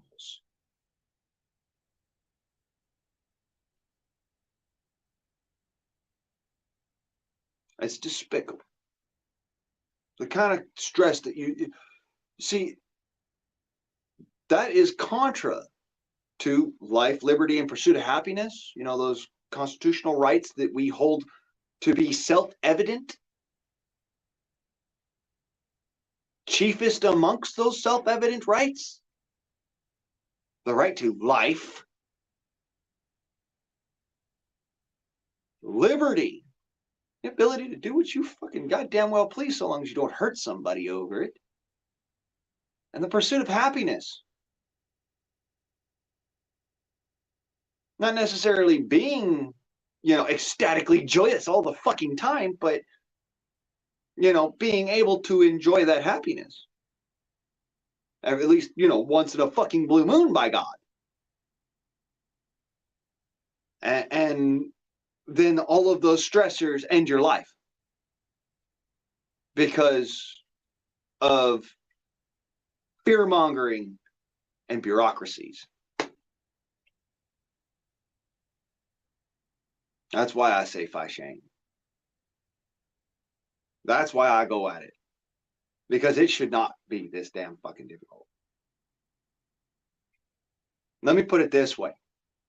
If these dumb motherfuckers are going to go and purchase caps and ball and black powder and whatnot without having the proper equipment to utilize such, and they go and they blow themselves the fuck to kingdom come, hey, guess what? Not your problem. They won a Darwin Award on their own.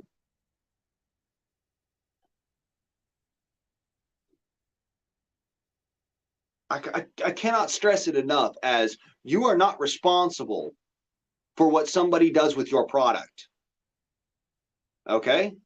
So stop being so fucking uptight that your asshole is puckered so fucking tight you could squeeze dimes out of pennies.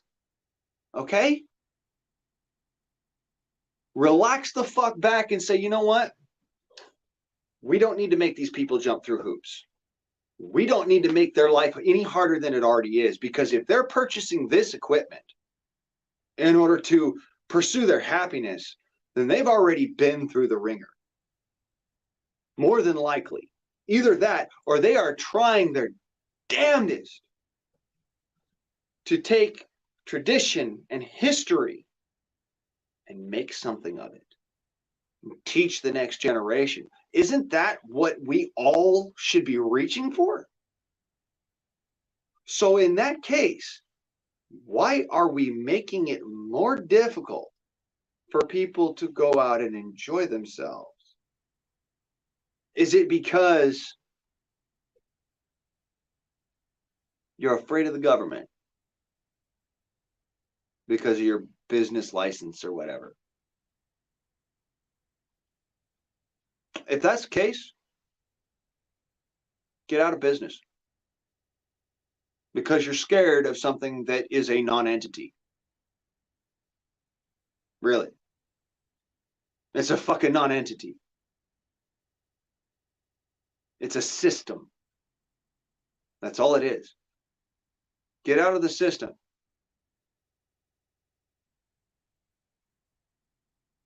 Yeah, your services won't be provided anymore at all. And yet, neither will be the stress that you provide. Mind you, I don't like having to go through that. I'd rather just be able to go to the store or go to the online store for that matter, make my purchase, be fucking happy with it. Not have to worry about it, and a week later it's on my doorstep. Without a hassle, without me having to ouster you on the freaking interwebs as being completely fucking idiotic and jumping through so many micromanaged holes that at the end of everything, you look like raindrops on the sea. It just don't make no fucking sense. You're a human being, not a fucking body of water.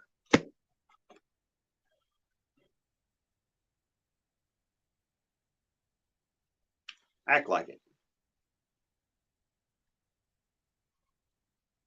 You know, it comes down to those kind of that kind of gripage that I got. Some people just, you know, they got this level of, oh, we got to be careful because he's an extremist. Motherfucker, you don't know what extreme is. You wouldn't know extreme if it jumped out of the sky without a fucking parachute and landed splat flat on top of your car. With a bright red suit that said, I'm an extremist. You would not fucking know. Because if we're to go off of what you're utilizing as a basis for, you know, extremism, or for that matter, how to stop an extremist, let me put it to you very clearly, all right? An extremist isn't going to be worried about their hypertension. They're not going to give a flying fuck. They're just going to wait. They're going to bide their time, and they're going to do the dastardly deed that they were going to do in the original, just at a different time. You're not stopping anything. Chemistry exists as a scientific discipline, and anybody can learn it. Let me put it this way.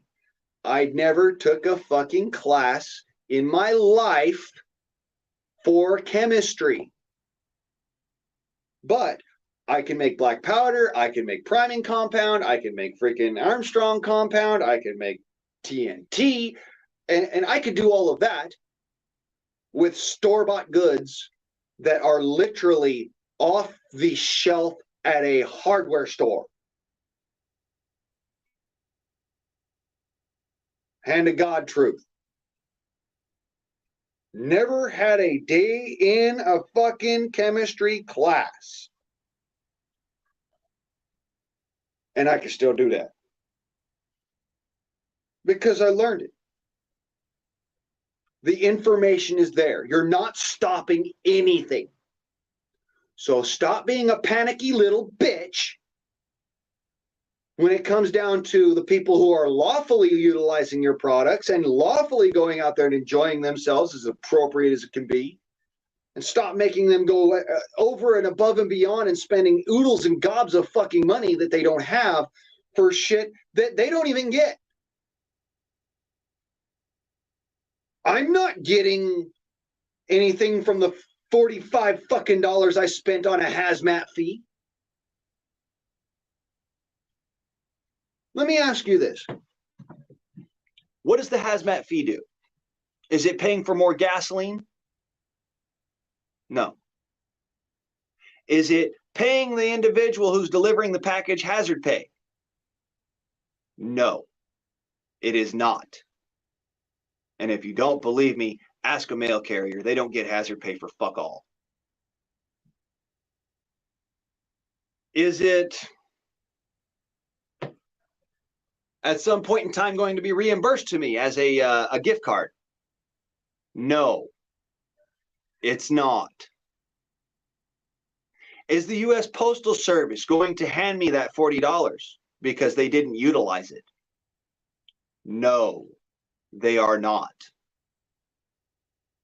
In other words, that $40 fucking disappeared. Gone.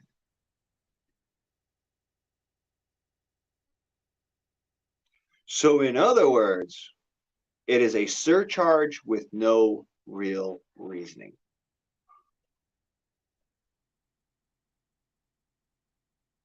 Literally.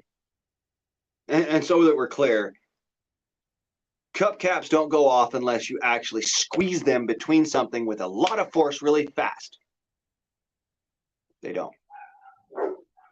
Black powder itself is actually kind of hard to ignite without a source of ignition. It doesn't spontaneously combust like chloronitrate or something like that. So, hazardous? Only if your driver's a fucking retard. In which case, why are you hiring them? Because if you're saying, oh, well, you know, you can't discriminate because of mental capacity, I'm going to point something out to you. Certain jobs, yes, you can. If it comes down to driving, yes, you can. If it comes down to handling dangerous, fragile, or explosive materials, yes, you can. So, what the fuck, over? And this is both at FedEx and at Bass Pro, but especially at Bass Pro for even utilizing FedEx for that. You charged me a surcharge of a total of $40. I checked with FedEx. They charged you a grand fucking total of $25.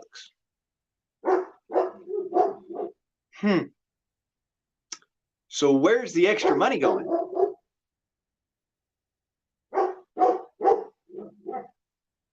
Where'd the extra money go, Hawk? That go into somebody's pocket? See, Mama never raised no idiot. I ain't no fool. I could do business and economics myself. I never had a fucking day in the class, but I could still do it. It's called math. Or if you're from Great Britain, maths. Either fucking way, it's the same goddamn thing. It's arithmetic, son. It's very simple and easy. 1 + 1 = 2. 1 - 1 = 0. 2 - 1 = 1. 40 - 25 = 15. No, wait, I got that backwards. No, I got that right. Huh, go figure. Off the top of my head. Didn't even need a calculator, didn't need no special nothings, didn't even have to write it down. No, I did that math off the top of my fucking head. There's $15 missing out of that. Where did it go?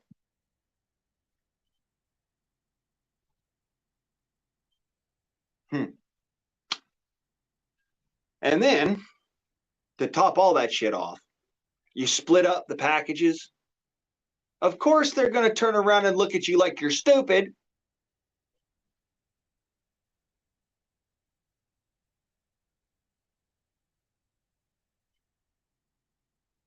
I mean, come on. Let's pay attention to it here. Cup caps outside of a black powder container, perhaps on the opposite side of the package. Let's say all of them go off at once. Never could fucking happen. It's a physical impossibility. But let's just go with the drastic stupid for a second. All of them go off at once in the package because the driver drops it. Whatever. Okay. The black powder is still contained in that plastic container. No fire can get to it. No ignition source. Concussive energy, sure, but it's not going to do anything to it because all it's going to do is shake it around a little bit, which happens already driving down the road. So you could have put it all in one package and it wouldn't have been any more hazardous. In fact, it would have cost both of us less. But you didn't.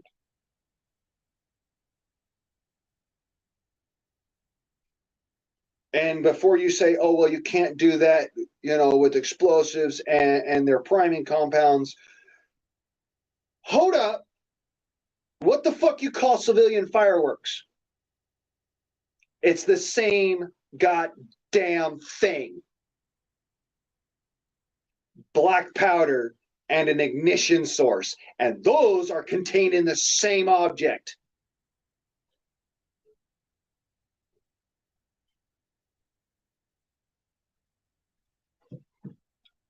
The math ain't mathing. You see my point?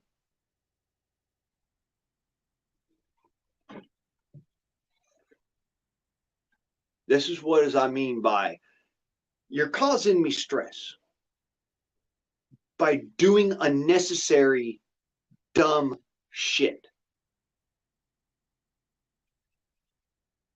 It's completely unnecessary for the simple fact that I did not purchase over a gram, okay, of any kind of fulminating priming compound or anything like that. There is less than a gram in the package that I purchased. Funny the fuck enough. Because I know the legal limitations. There is a pound or less of black powder. Black powder does not spontaneously combust. And this happens to be Pyrex, which is even harder to go and get to ignite than black powder.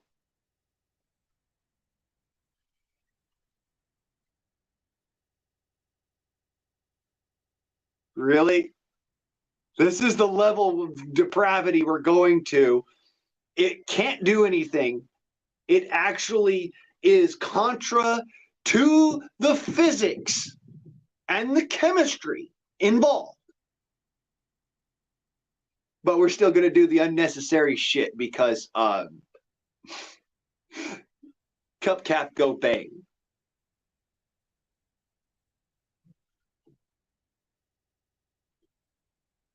That's just stupid, man.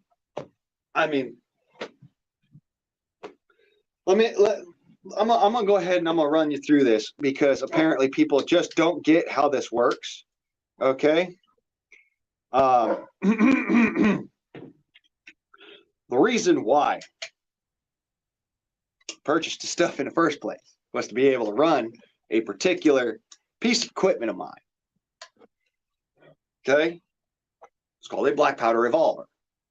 It's completely safe, as you can see. I don't have any ammunition for it because you haven't sent it yet. The chassis is down. The cylinder is here in my hand. I'm going to explain to you how this chain reaction works. The cap goes on the end.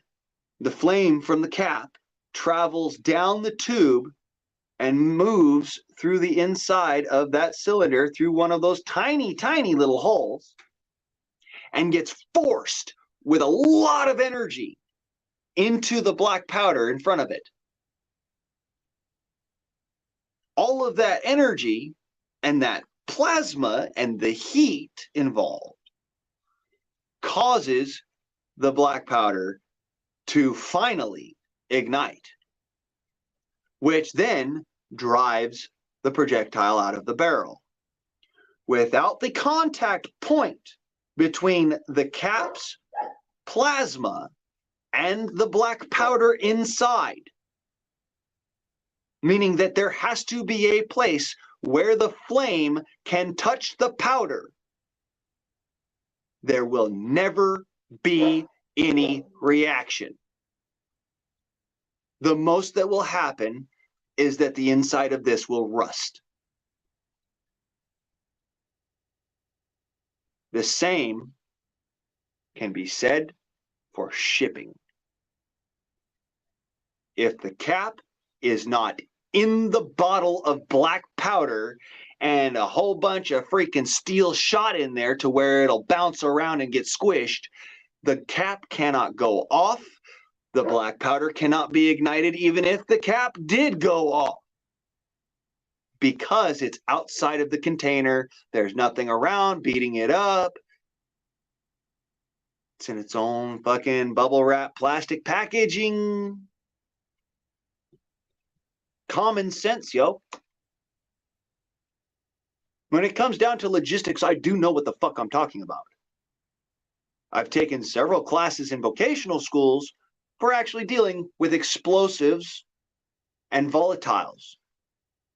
It just so happens that that was a mechanics class. We still ended up having to do the prerequisites, which are, this is how you ship. These are volatiles. These are oxidizers. These are detonatory materials. These are standard explosives. These are accelerated explosives. These are binary explosives. These are touch-sensitive explosives. Don't mix them up. Duh. I mean, it ain't rocket science. It's literally taught at a fucking vocational school, but you didn't get the memo on you can ship them in the same box as long as they're not loose in the box.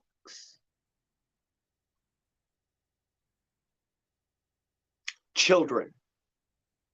Y'all's acting like motherfucking children, scared of your own shadow. Because, ooh, black powder explodes. Let's forget about the actual necessary chain reaction to start that happening. Okay? Necessary chain reaction, not just, oh, well, the cap went off over here and the blast wave caused it to happen. That's a binary explosive. Black powder is not binary. It is a heat sensitive and compression sensitive explosive, not a binary explosive. A binary explosive will go off on its own if it is mishandled or mistreated, because it takes impact. It takes energy to release energy. Okay? Now, that being said, when you put the cup cap on the cylinder and the powder in the cylinder, now that cylinder holds a binary type explosive, but must be primed. Okay? Because of the way that it works. The chain reaction has to be started. It has to be initiated. Versus an accidental initiation, like you drop a box full of tannerite that's pre-mixed. That's a fucking different story. That's a pre-mixed binary explosive. Whereas Pirate X is not a binary explosive by any means. It's a propellant. It needs to actually have something to kick off the chain reaction. It can't do it on its own. It can't actually do it even if it has impact. It's not impact sensitive. I've actually taken black powder and smashed it with a hammer to make it so that the powder was a finer grain of powder. Did it blow up in my face? No. And that was real black powder. My point remains. It's not my fault that you didn't learn physics or actually take a class for shipping hazardous materials when you ship hazardous materials. It's very simple. As long as you keep the package separated out, this is on this side, this is on this side, stuff in the middle that won't go boom. There's no problems. It's not going to blow up on you. No matter how much you fucking kick that motherfucker around like a goddamn football. It won't explode. It can't explode. That's what pisses me off. Y'all could have sent it as one package, but instead I'm going to be getting 4 different fucking boxes.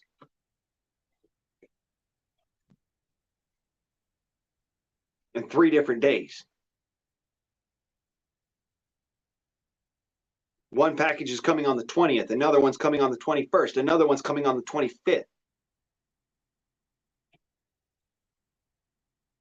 Y'all got me so stressed. I haven't even researched a range to go and shoot at because I don't have the freaking patience to deal with that bullshit while I'm having to deal with y'all. That's how fucked up that is. I should not have to be this way. I should not have to be so frustrated that I can't even cognitively understand where the fuck I can go and do it legally. Because I'm so stressed out by y'all's mistake. It shouldn't be that way. It should be, I bought this stuff, no sweat. It's coming to my house. I don't have to worry about it.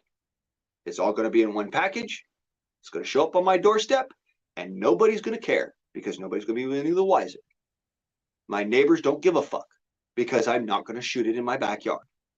Because I have somewhere to go. Because I wasn't stressed out, and so therefore now I can go and research where I'm going to go shoot my black powder pistol.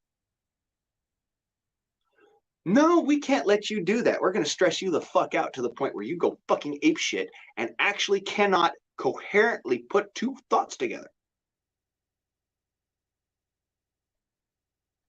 God damn it, Finkelstein shit kid. I ought to beat you like a redheaded stepchild and leave you out for your grandmama.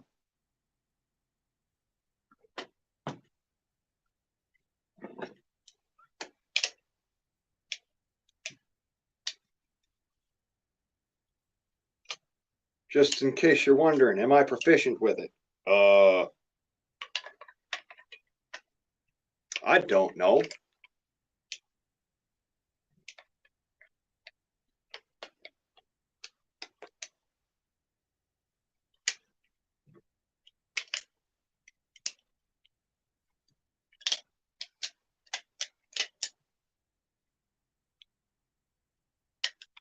What do you think?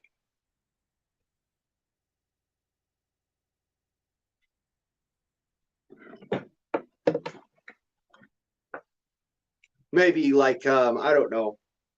I'm so practiced with it, it's like as if I've been doing it my whole life.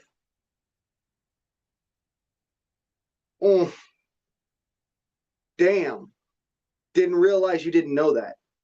But I've been doing this since I was 10 years old. My dad had a Hawkins rifle. We used to go to Pioneer Days all the time up there. It was Cooley Reservation. We used to go and shoot black powder guns all the time. I know how to make my own cup caps. I know how to make the priming materials, and I know how to make a primer, mind you, that is guaranteed to be better in its use than anything commercially available. And all I need is a book of matches. Why would I instead go and purchase all this stuff if I know how to do this? Let's call it trying to live on a legitimate scale.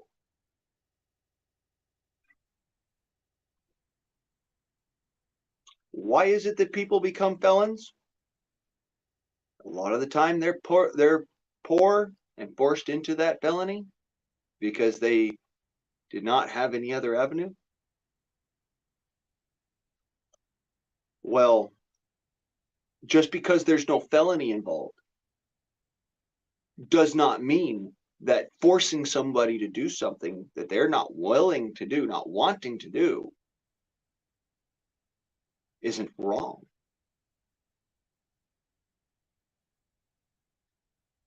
And yeah, I used a bunch of double negatives there, so I hope you know. It's fucking wrong, motherfucker.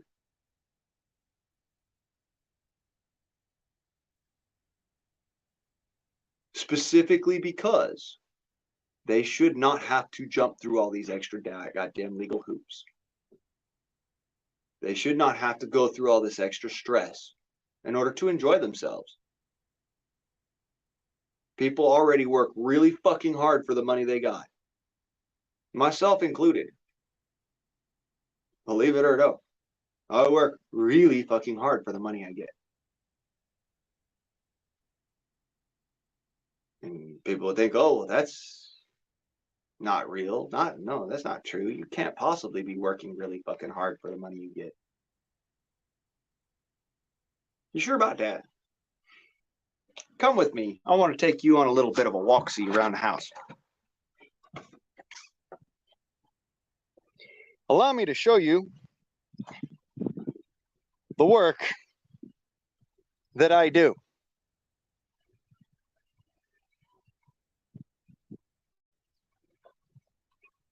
Piles of dirt from me digging my happy ass off in order to have brick mud and freaking compost.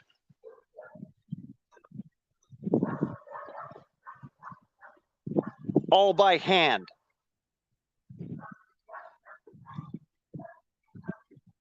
All by hand. You see all of that. All of that by hand. Not a single bit of that was done with any kind of powered equipment. Not even a power drill. All of that was done with these.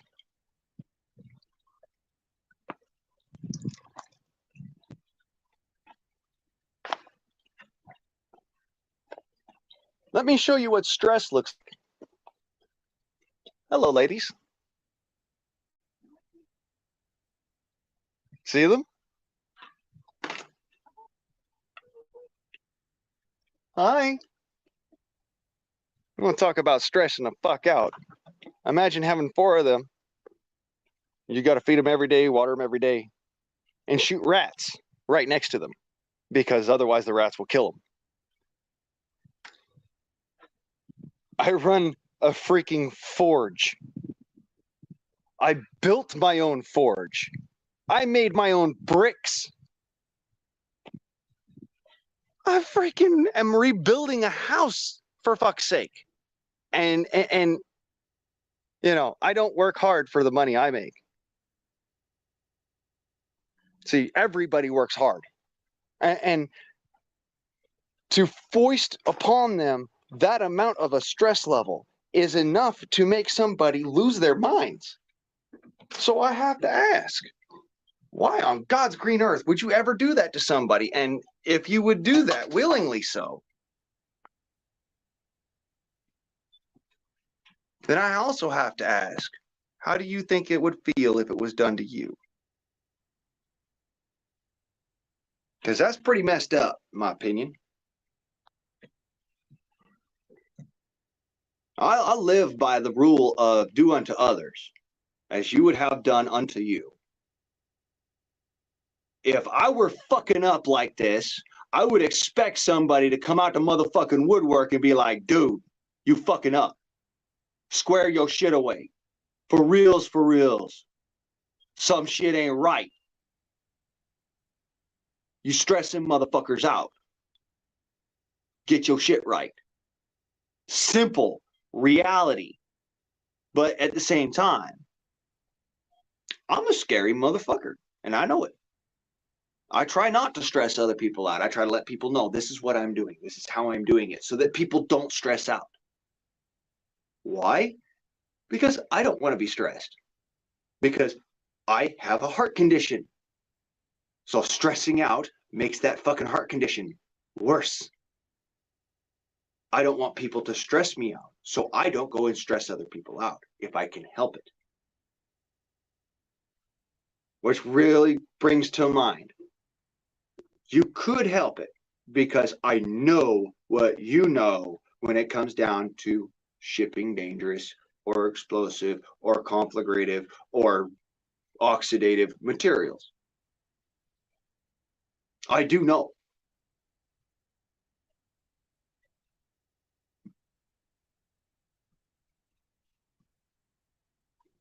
beyond actually having the placard on the back of the damn truck when you're transporting stuff like that,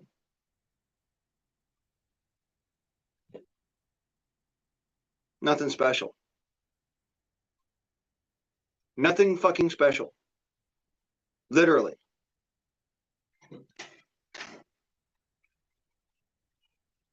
I could literally have a box of caps and a box of black powder sitting next to each other. As long as I got the right placard, no big deal. Because they're separated by some sort of divider. That's all that matters. Some sort of divider. They could be in the same box as long as I got like a book between the two of the motherfuckers. It doesn't matter. They're separated. Bubble wrap is enough separation to stop a chemical chain reaction. So 4 packages is not necessary. 1 is all that was necessary. The stress that it has caused me is stupid because it should not actually be something that stresses me out. It should not be something that I am even fucking concerned over, but except for the fact that I took money out of my mouth, out of my food, out of being able to feed myself in order to purchase it. That means a lot to me. It may not mean a lot to anybody else, but let me point something out to you. I don't have nice clothes. You know? They got holes in them. This shirt is too motherfucking small. But I deal with it. Why? Because the things that I personally need and the things that I really want, I'm willing to sacrifice for. That does not mean that you get to dictate what my sacrifices will be, because I'm already sacrificing for it. It's kind of fucked up in my opinion. Y'all motherfuckers will send me, me, to some foreign goddamn land to go and fight somebody else's fucking war and make somebody else goddamn buku ass rich. And yes, before you ask, they actually will do that if it comes down to it. They'll send me over there. But I'm not allowed to have a modern firearm. I'm not allowed to have my own black powder, equipment and whatnot without a fucking hassle a mile goddamn wide. I'm not allowed to have my air guns without having to do a whole goddamn fucking jump through the hoops and this, that, and the other, and then have to deal with, am I going to get it? Am I not going to get it? Is it going to come? Is it not going to come? Am I going to end up having to go and fucking sue the damn company that delivered? Or am I going to end up having to fucking go and sue the company that I was buying it from? What the fuck's going on here? For a full fucking week stressing like that. Because it's a week late. Shit like that compounds. And y'all want me to go and fucking fight this proxy fucking war, but you don't want to try and accommodate me for the things that I actually want in order to pursue my happiness.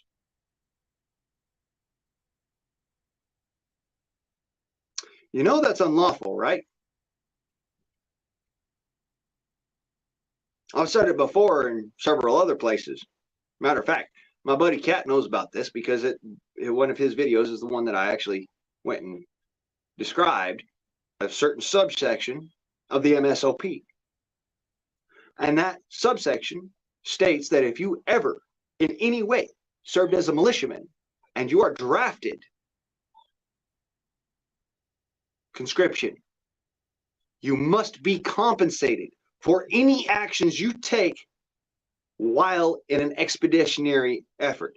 That means if you're drafted into the Army, or you're drafted into the Navy, or you're drafted into the fucking Coast Guard, or the Marine Corps, or the Air Force, or the Space Force, and you do any activities for those organizations, any one of them, outside of the continental 48 United States, you must be compensated for your time, for your effort, and for anything that you therefore take from the battlefield. Otherwise, it's yours. Called spoils of war. We're not legally supposed to be allowed to do that anymore, so legal compensation is a big motherfucking deal.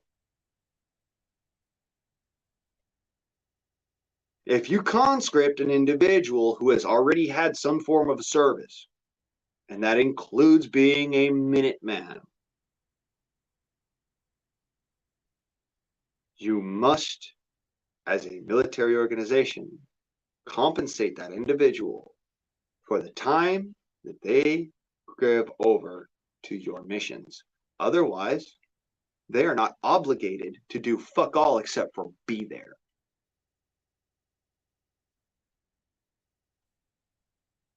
Just letting you know. You want to go look it up. MSOP title 003/017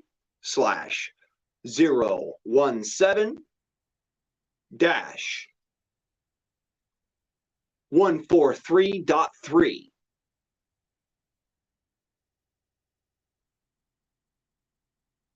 Go look it up. I ain't lying to you. That shit's been around since the 60s. That particular little bit of the MSOP was brought about because of the protests of the Vietnam War and the draft being utilized in the Vietnam War, because Congress had never declared outright that we were in a state of war. They called it a police action, which meant that the draft was illegal. It was illegitimate. However, now those little bits are in the MSOP in order to make it so that if there is a draft, well, you got to fucking do that. You got to go and do the deal with the draft. But they have to go and compensate you for being there, and for anything you do there, and for any weapons that you pick up and then you turn over to them.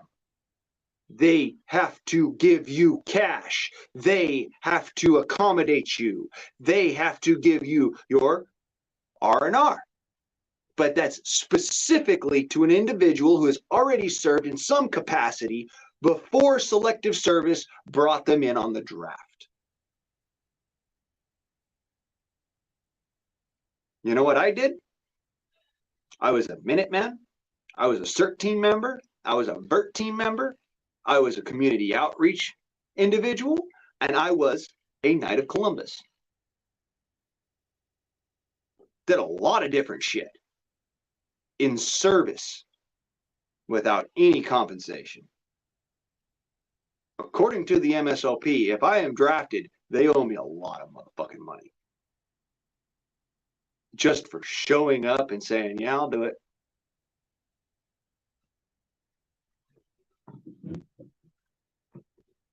So if they want me to go and give up my guns,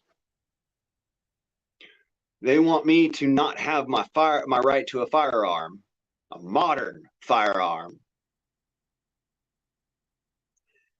then that draft is null and void, unless it is therefore that much compensation there.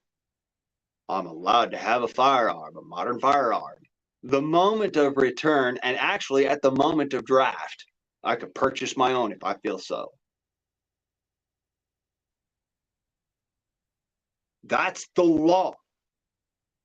That's the law. When it comes down to selective service, that's what the MSOP was written for. So, if we're going to go and play this game of you going to draft people, Joe, you're going to have a pretty penny to be passing around, son. And it ain't coming out of our pockets. because you already fucking drafted us. See how that worked?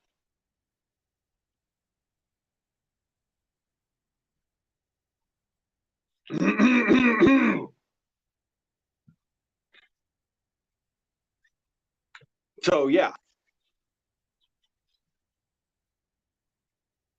they want you to give up your guns, but run around with a rifle for their cause. I like that, cat. That's true. That is true. So I learned the hard way pretty much. But thank God I did my research beforehand, because the reality of the situation is that the likelihood of me personally being drafted is very low, because I went and I did all of that. If I hadn't done all of that, I would probably be at the very top of the list.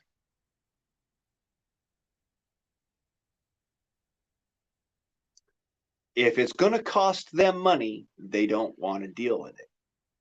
You see how that works? I'm not draft dodging. I'm just making it not worth their time. Use your head, people. There are more than one way to skin a cat. Or for that matter, to skin a rat.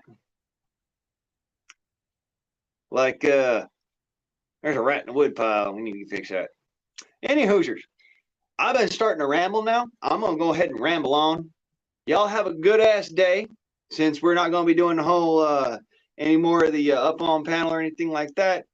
You know, you guys have a good one. It's been a couple hours. I'm teed off. I'm done. I'm tired. I got shit I got to do. And so if nobody's going to jump up here or nothing, I'm going to go ahead and shut this down. Or roll me up a cigarette right quick, and then by the time if I'm done, you know the drill. Nobody wants to come up here. I'm gonna go ahead and end it out. But otherwise, I'll stick around for maybe another 20-30 minutes, something like that.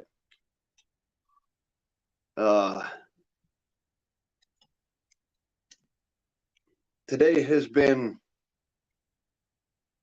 a roller coaster, to say the least.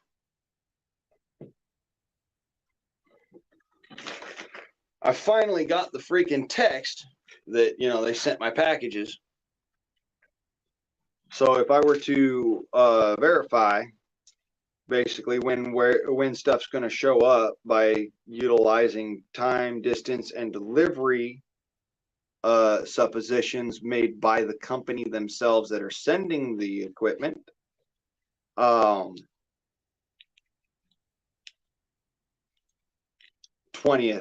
21st, 25th is when my stuff's going to get here. Which means I'm going to be stuck here on my fucking birthday. Yep, that's right. My birthday is July 21st. I'm going to be 36. And that is 36 reasons not to fucking trust the goddamn government. 36 years of being shit on, being told that I wasn't worth, and being told that I was crazy. Because if you didn't notice, people still call me that.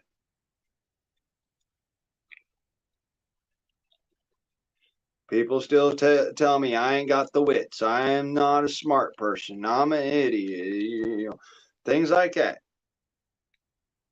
Like one of my favorite ones, fucking what's this Butters way back there, a few years back actually now, but dropped a comment in my comment section, or r/smirt, or r/I am very smirt, spelled with an E instead of an A. Yeah. Uh-huh. I am. And I'm also very smart. I know where that comes from. That's on Reddit.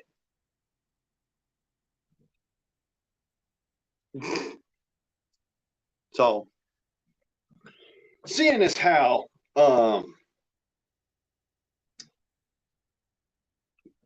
people still want to call me stupid, people still want to call me crazy, up here, not right here, you know. Well, then I guess I'm just gonna continue on being continuing on.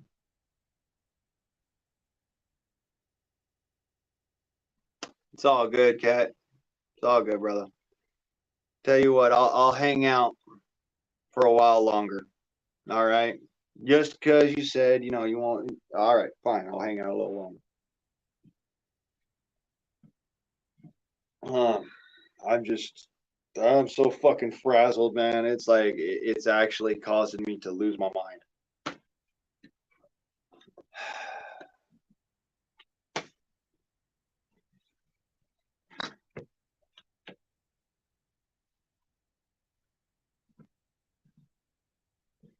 I should not be able to make this much content over a fucking package.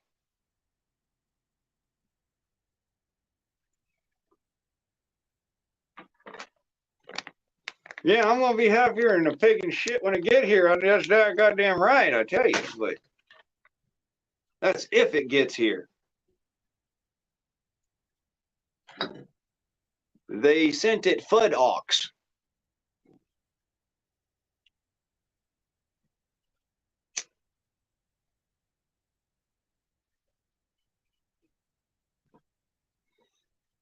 Oh.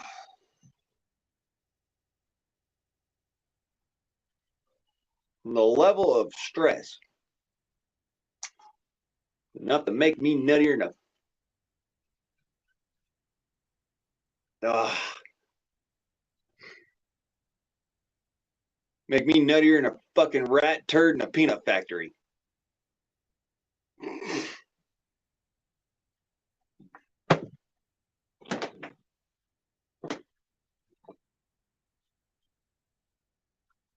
Built-in fly swatter. Something my daddy taught me. Hey son, you see that there fly over there on the wall? Watch this.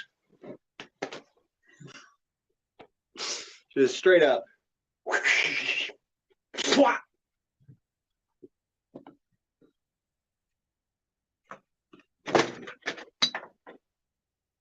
Got him.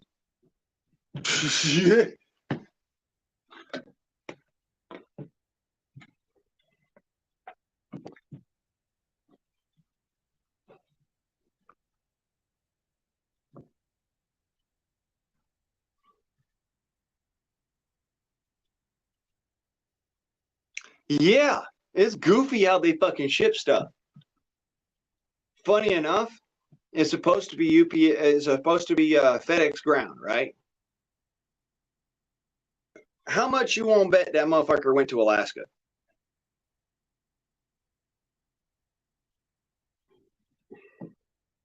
I'm just saying, UPS and FedEx they both fly shit through Alaska all the time.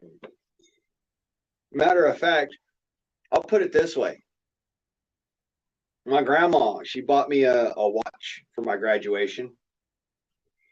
And she sat there and we watched as she sat there on her phone, all right, way back in the day, watching her emails as they shipped my watch from the maker, Casio, to my grandma's house. We looked at all the emails. First email said it's shipped. And we sent it out. The next email came from UPS. Guess which hub it was at? New York hub. Went from New York hub to Florida hub, up to Ohio hub, up to Alaska hub, to Portland Hub to Boise, Idaho, then in a truck to my grandma's house in Pocatello. That's how many different fucking places it went to before it came back across the country to the state she lived in. New York, Florida, Ohio, Alaska, Portland, Oregon, Boise, Idaho. That's one big motherfucking janky ass fucking circle to come up, circle jerk to come around to one place. Completely out of the way. How many thousands of miles extra to go from Casio Bergara in freaking, I believe that was Burgundy in France, to New York, to Idaho. Now, this is back in 2005, mind you. That was my graduation present in 2005. I got a Casio Bergara watch. Beautiful freaking watch,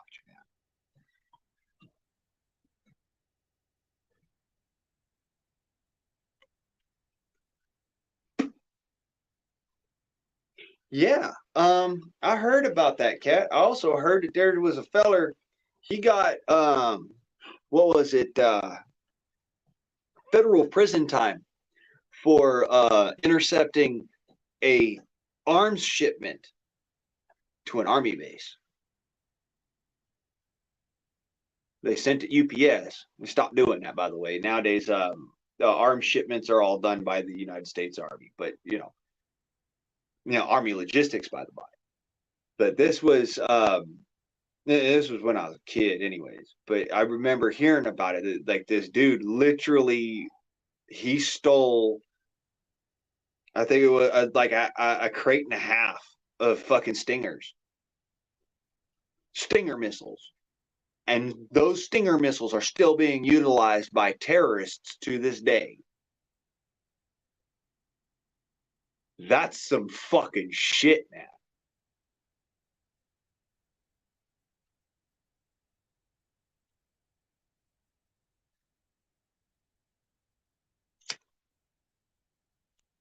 I could imagine, like, I could understand, first and foremost, why the Army said, nah, we ain't fucking around with that shit no more. Ain't having that. Can't even trust a freaking a package delivery company to deliver the fucking package to the damn military outpost, and it's the fucking military. Yeah, boy, you best believe there's a reason why fucking Army logistics is a fucking, they're the motherfuckers that move the military.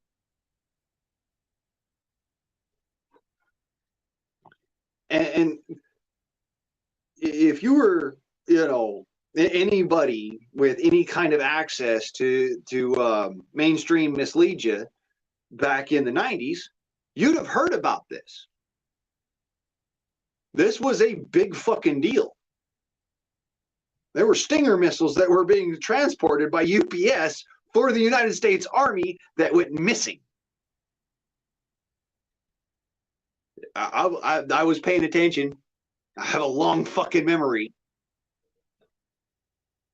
This is why it's like one of those, look, I know it's not a fucking a case of Stinger missiles, all right? I know it's not I'm supplying some fucking army base or some shit. But it's still arms and ammunition for a militiaman who is utilizing his own money to purchase those. It's a federal offense to fuck that off. It's not one that's very often charged out there, but it's a federal fucking offense to fuck that off. So, Again, it's just one of those lovely fucking things, man. Like I keep on coming back to. It would be a very bad day for anybody who fucks me over in this particular. Not only is it my birthday present to me for fucking shits and gigglies and fun, but I'm a minute man. If I order arms and ammunition and it does not come to my person, whoever had access to that is liable. And liable for a hell of a fucking lot more than just money.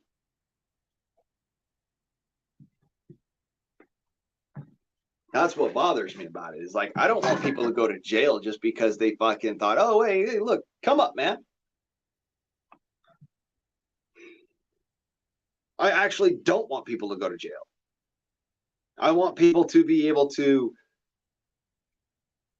carry themselves as adults and do the right and proper thing. This is your job. This is how you make money. Fine. Great. This is how I protect you from stupid shit that you might do to your own self or that others might do to you. Okay? I give you the information I can. And in the instance that you are in my general vicinity and you are being attacked, I will utilize those products, that equipment to protect your life. That's my duty. So, again, the question comes down to why? Why is it so hard? What is so fucking difficult about this shit?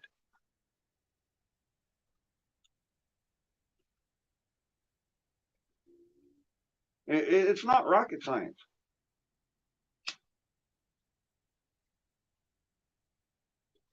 Don't get me wrong, logistics is a pain in the ass. All right? It all has to run according to a specific schedule and an exact working carousel, basically. You know, it has to be done appropriately, on time, righteously, 100%. It's a royal pain in the ass. But at the same time, really, when you steal something that you're delivering as a delivery driver, the only person you're hurting is yourself. And the same could be said for businesses that are sitting here causing people stress in their purchases. Y'all want these consumers because they make your business go forwards. So by driving away your business, what good does it do you?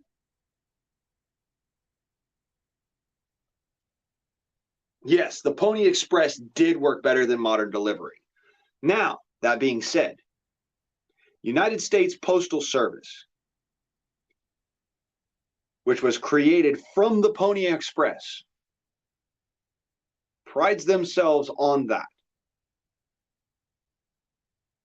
Yes, there are some times where they flummox it up, and I'm not going to deny that. But that's normally down to the employee, not down to the actual system that they use. USPS actually has a really fucking good system because it was birthed out of a genuinely good thing. A federal mail service. Whereas UPS wasn't born out of that. FedEx wasn't born out of that. None of the rest of them were born out of that. That's why it's actually a federal offense to mess with the mail, because of the Pony Express riders, the dispatch riders. That's why it's a federal offense. It's been one forever.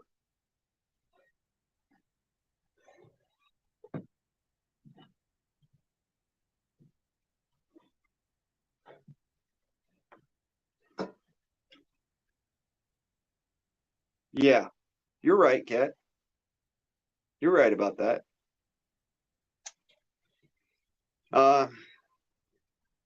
It probably won't happen to me, but it wouldn't be the first time. I'll say that much. Wouldn't be the first time. And it wouldn't be the first time with arms and ammunition. Funny enough. I actually bought a box of 308 Winchester back when I was about 8, maybe 9 years old, from a company across the country. We had it shipped to the house and it didn't show up. And so my dad wanted to go, we needed to go and actually spend more money to get a box of the right ammunition to go and do shooting that day, because getting a cheaper box shipped was out of the question. He never pursued it, but I would pursue it. Now, at the time I was 8 years old, I couldn't pursue it. But now I'm 36 years old. The fuck you think I'm not going to pursue this for? It's my money. It's food coming out of my mouth. And it's my own personal protection. Of course I'm going to be a fucking right ass about it. Because it should not take an act of God to do this.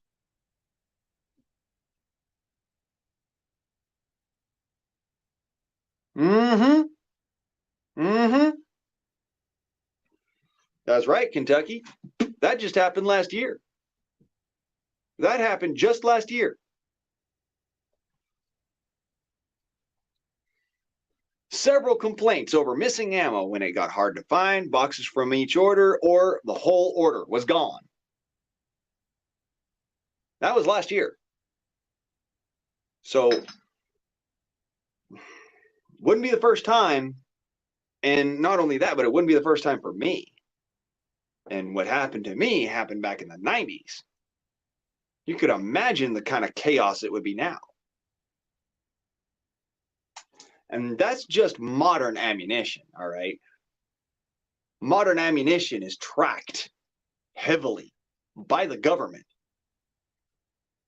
When you purchase modern ammunition online and you get it sent to your house, from the time it leaves the armor supply door to the time it makes it to your front doorstep, there is a government agent who is watching what is going on the entire fucking time.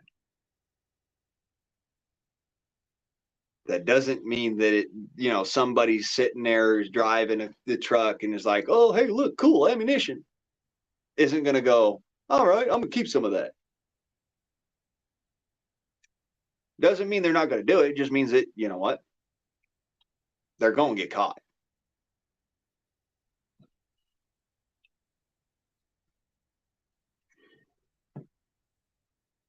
And folks ask me, well, why would you order it online? Why would you buy this stuff online? Because I want to appear legitimate with it. I want to be able to say, no, I did this legally. I did this through proper legal channels. Here's the evidence. Now, since there's the evidence for it, why can I not have this other? See how that works? When you do things legally, you get a little bit of clout each time. It's like credit scores, man. You get a point every time, or a few points every time, or you double your points every time, depending on. Same diff here. It's called legal status. When you're building your legal status, you have to do things legitimately. And in order to do things legitimately, you have to show competence in something. I'm trying to show my competence in this. That's why it's not a bad thing. And yeah, you're absolutely right. Sometimes a paper trail ain't a bad thing, because it can work to your advantage. 99.999% of the time, when people buy ammunition or firearms through legitimate sources, they're not utilizing it for anything other than recreation.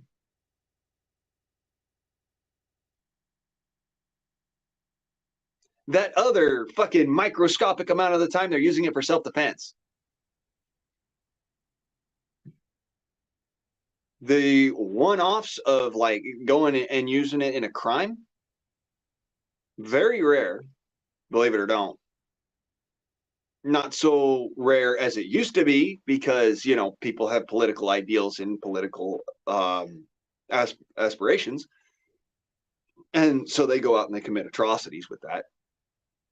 But that's not to say that for the vast majority of the rest of Americans, we're not doing it specifically for self-defense or for recreation. And that gives you an added benefit of, because it's for self-defense or recreation, it's legitimate, it's legal. You have the right to have this, to protect yourself, to protect others, to go and blow off steam at the gun range, to have fun, go dick around in the fucking woods or what have you.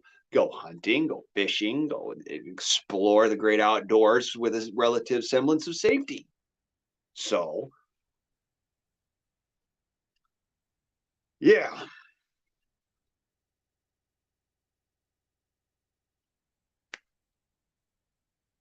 And I'm doing this all at a detriment to myself. Mind you, I shouldn't even have to do it that way. It should be as simple as I should be able to drive right down to my local hardware store and pick this shit up. That's the way it used to be. Local hardware store right down the street here used to carry black powder equipment, arms, ammunition, all that stuff. Now they only carry modern firearms and fishing gear.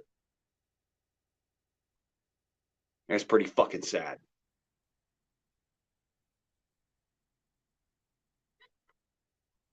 Yeah. Exactly, guys.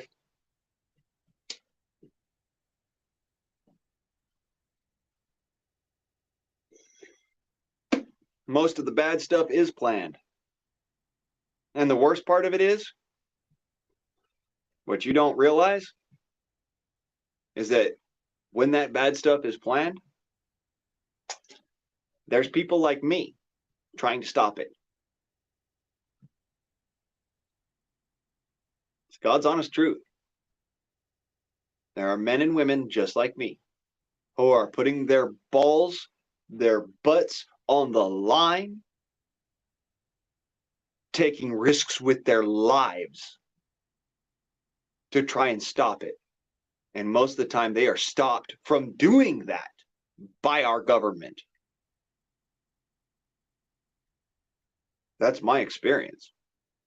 So that's why I have to actually say that. I'm not just sitting here going, oh, well, I suppose. No. It fucking happened to me. You're not allowed to shoot back if they shoot at you after they've come across that border illegally. But you can help them come to this country illegally as long as you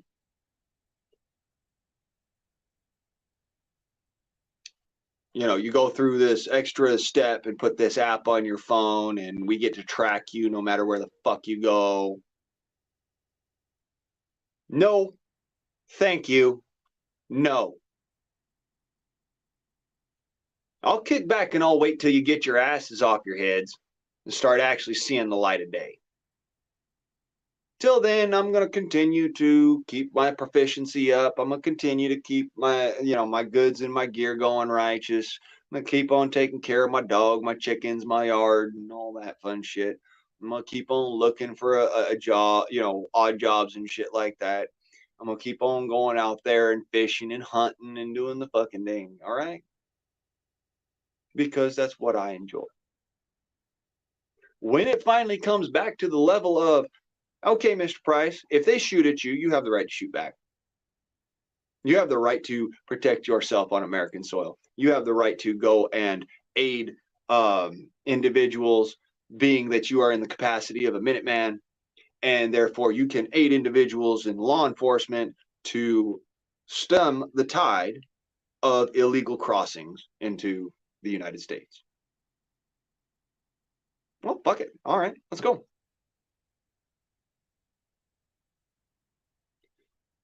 Unfortunately, that's not happening anytime soon. So, yeah, it's all been planned. It's all planned out. The cameras are in place, and the Minutemen are being stopped from stopping it. Just in case you were wondering. If you're wondering why those situations where there was an active shooter and that active shooter was taken down by an individual who just happened to be in the area and happened to have a gun on them, was because the militia was stopped from stopping that individual from doing it in the first place. And just luckily enough, there was just an average fucking Joe who liked to carry his gun around, happened to be in the same fucking space, and reacted.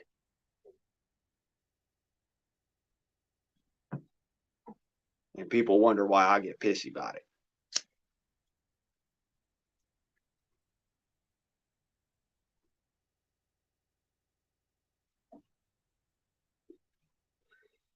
Did you know that just right as I joined up with the militia that I joined with,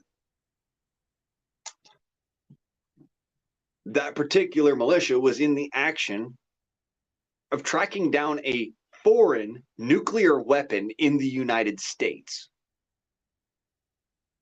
Now imagine if they had been stopped from completing their mission.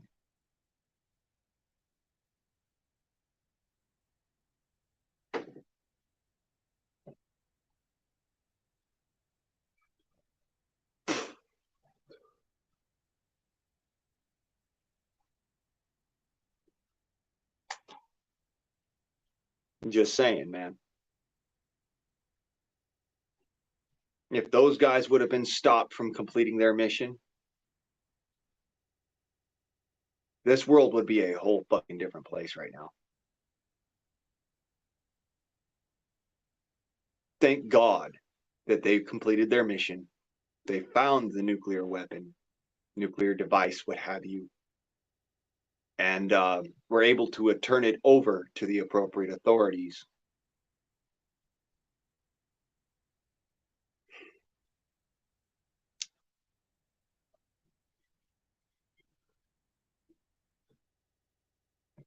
Did you know that there was an actual individual who tried to stop that from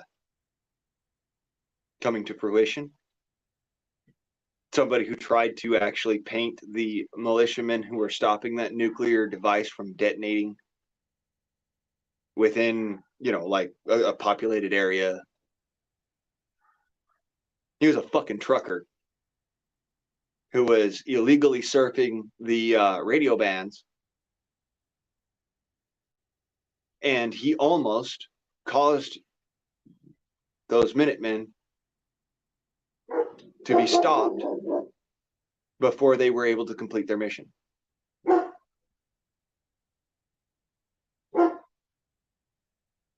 This was real shit that happened.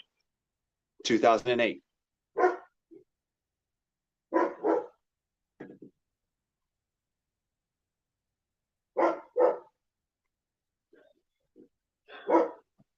This is why I have a problem with people hating on the militia. Real Minutemen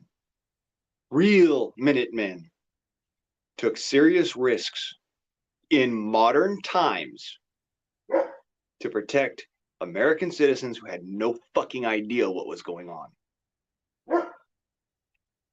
If it wouldn't have been for those individuals, Phoenix, Arizona would be a gigantic fucking wasteland.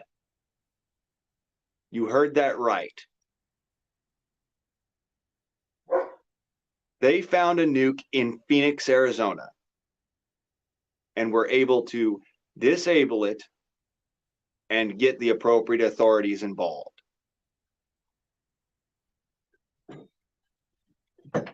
That is the militia.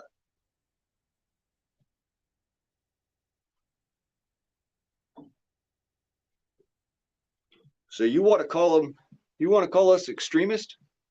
Okay. We are extremely dedicated to protecting your fucking life, even though you don't know it. Okay?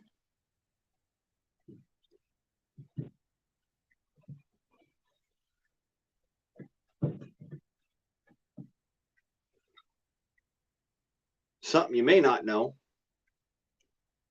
The feller who was my drill instructor, drill, in my recce class for the militia, was the commanding officer on that op. You want to talk about pucker factor at 11.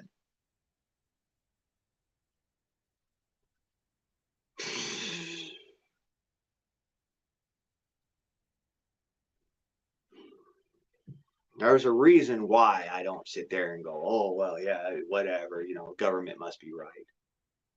I have never done that, and I won't. I question everything that comes out of fucking Washington, to the point where I honestly, I would deny it if it was anything less than 100% legitimate.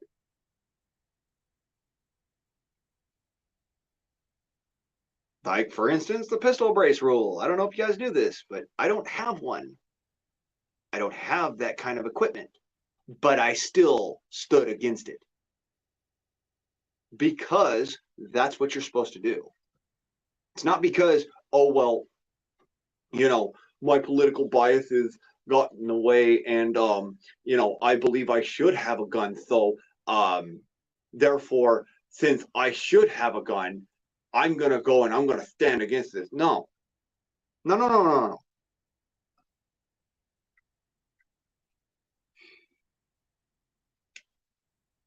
I probably will never have one in my life. Probably never handle one ever again. But that doesn't mean that other people shouldn't be allowed to. I can't be selfish in that regard.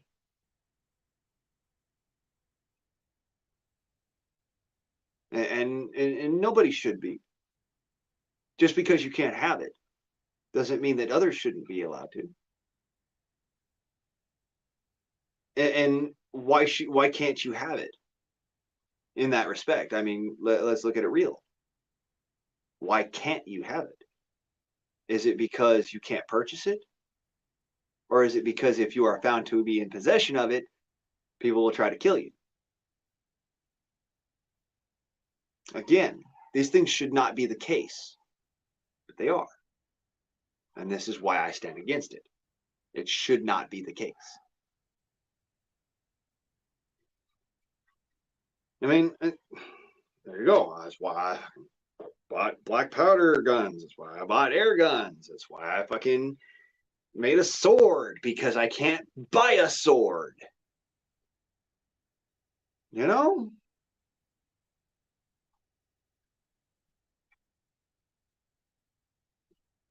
Legalities being what they are.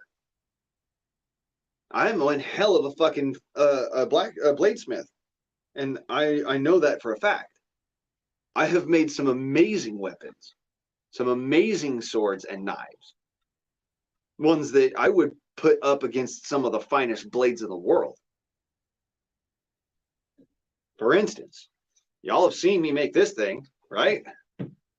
This particular sword is not completed yet, but that blade is harmonic. It literally vibrates at a extremely low E.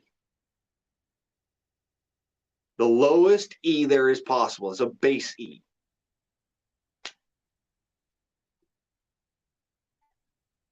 It actually vibrates at that level, which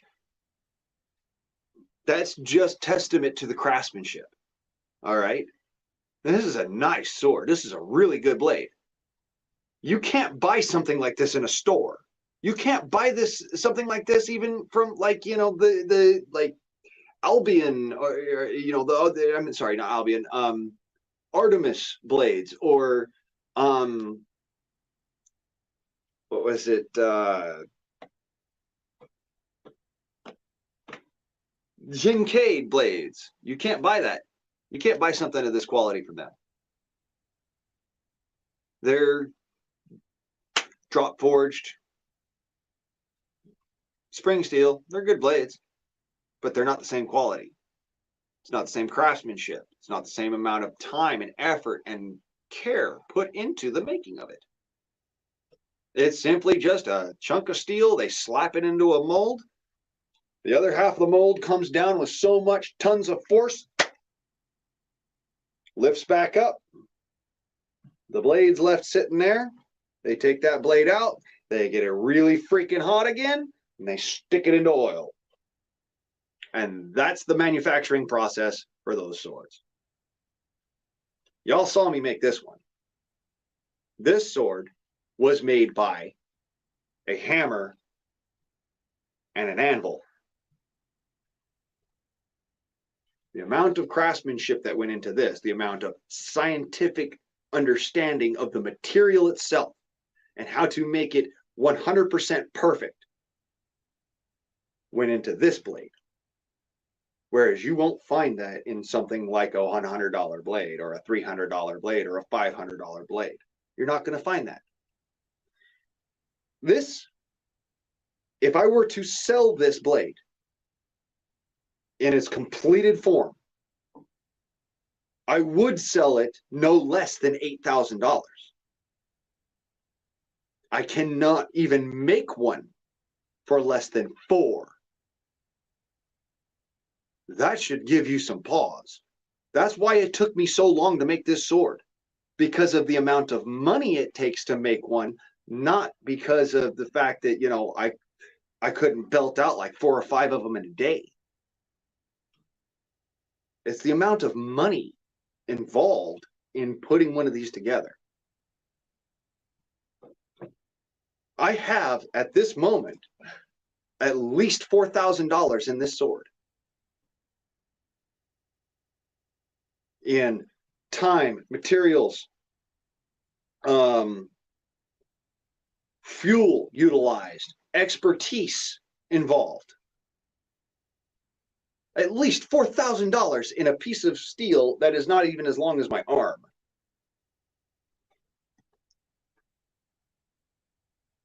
That's what I'm talking about here. There is a level of difference between quality and quantity, and this, motherfuckers, this is quality. You can tell the difference. A sword that has a vibrational harmonic charge is different from a sword which, if you smack it against something, it just goes meh. For reals. This blade, I can hit it flat on something and it stays true. And it hasn't even been hardened. That is material sciences. That is actual craftsmanship and skill. That's what I'm talking about when I says, you know, I make some really fucking world-class blades. So, you know, yeah, I'm getting a better deal out of it with the sword. If I were to go and make a pistol, you know, if I say I made a Colt 1911, we'll go with the most simple, you know, generic fucking everybody's got one. Your grandpa carried this motherfucker in World War II. Your great grandpa carried this motherfucker in World War I. It has literally seen more combat than a fucking wombat, son. If I made that apparatus, that particular pistol, it probably cost me about anywhere between $150 and $200 worth of materials and equipment. And, funny enough, nothing else. Nothing else. I have the tools. I have people that I can go to for things like milling machines and, you know, lathes and stuff like that. I could make a pistol right now. The difference is I'm trying to do it legitimate. I'm trying to get it to a point where I don't have to make it. I can legally walk into a store and purchase it instead of having to go and you know, make it myself and then argue about, oh, well, no, this is a homemade, this is my own personal, no, nobody else has a right to it, I will never sell it, this, that, or the other. Now we see the discrepancies here between the making of a sword and the making of just, you know, a ghost gun, a pistol that is known for being one of the easiest ghost guns to make. Okay? Ghost gun, whatever. Personal firearm. Personally made, operated, and manufactured firearm. I can make one. I know how to do it. I know the temperatures involved in order to treat the steel. I actually have the equipment to be able to do that. I have not because of legitimacy. I want to be able to walk around in public with that pistol. And the problem comes where I cannot unless I do things to make it so my legal status is pristine as it can be. That's the big deal here. You know, I come from a background of been through a lot of shit, did a lot of fucking stupid shit, got in trouble a few times. Actually had people doubting whether or not I was sane at one point. But I have never in my entire life utilized a firearm to do harm to any other individual. Ever. And I can say that with a straight face. Not because, oh, well, you know, you didn't have a firearm. No, dude, I had access to guns all the fucking time. I come from the Price family. Okay? My granddad was a fucking war hero. My family are gun nuts. When I say nuts, I mean everybody on the Price side of the family is ape shit about guns. They love them. And if you're a Price and you don't have a gun, well, that's all right. Come with us. Go shooting. Here's your gun. Have fun. Make sure you're safe with it. That's it. Literally. I used to borrow my uncle's fucking 22 long rifle to go fucking rabbit hunting. And that's no lie either. Never hurt anybody. Never shot at anyone.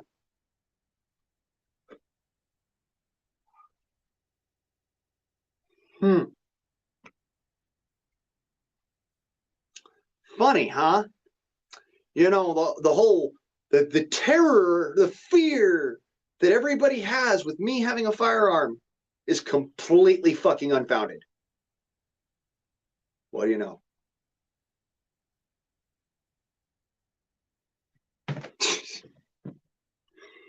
It's shit like that that really fucking just like it makes me want to sit there and ask people, why?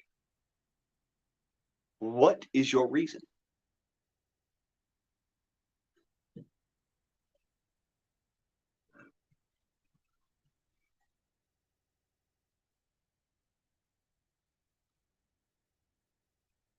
See, that right there, 100%. It is a problem that does not need to exist. It's a problem that was created because the solution already existed. And the solution was to allow an individual to become an adult and recognize them as an adult. Did not fucking take much. Just leave your biases and your hatred at the door. But, you know, I understand. No, we can't let crazy people have guns. We can't let felons have guns. We can't let anybody who's done something wrong in their lives have a gun. And because those laws exist and that power is now in the government's hands, they tell you if you are allowed to have a gun or not. In a country that was built off of Americans literally picking up their fucking hunting rifles and saying, no more.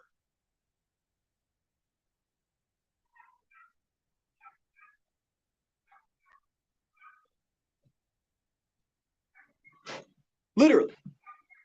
A country founded on the ideal that an individual has the right to dictate their own path.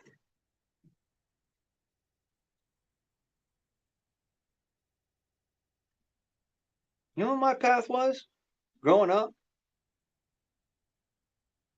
I grew up in a household of pansy asses, to be very honest. We had guns, yeah, sure. They're all Americans. My daddy was a fucking Southern Democrat. My mom, city Democrat. Me, country fried independent as fuck. So, there again. But all I ever wanted to do was go duck hunting. You know? Go shoot some targets in the woods. Set up some milk jugs full of water and go turn them into, you know, big old displays of mist and do, you know, hydrostatic experiments and stuff like that, you know, because I love physics. One of my favorite things to do when shooting an air rifle or shooting a firearm is to watch the bullet as it, you know, after it's left the barrel, as it goes through its trajectory. Watching as, you know, physics takes over. Watching as gravity happens. Watching as, you know, these different fundamental forces of the universe act on that projectile that I released out along that particular pathway. That's one of my favorite things to do, is to actually just watch the bullet fly. I'm not really concerned about, you know, too much about where the bullet hits. Yes, I'm concerned enough to make so it's safe and it's not going to go and hurt anybody. But my point remains. One of my favorite things about firearms is watching the bullet fly through the air. It's a lump of fucking lead. I mean, as a for instance, here. That's a lump of lead. Okay? Physics dictates that if I let this go, it should hit the floor. What do you know? It hit the floor. Physics. Now, let's add some impetus to it. You see that? It traveled through the air in a curving pattern. That curve, the faster it moves, the less of a curve there is. And I test my eye, my right eye, by watching the bullet or slug or pellet fly through the air and watch how that curve happens.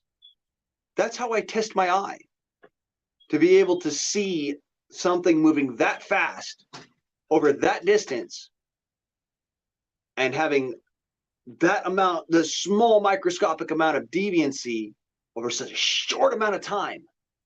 It makes my brain work really, really, really, really hard.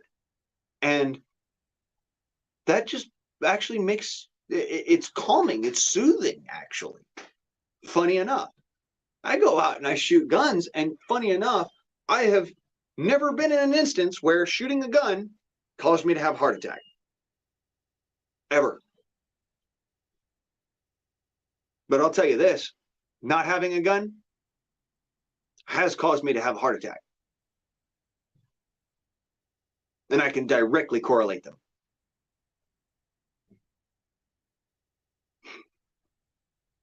It's fucking crazy how that works.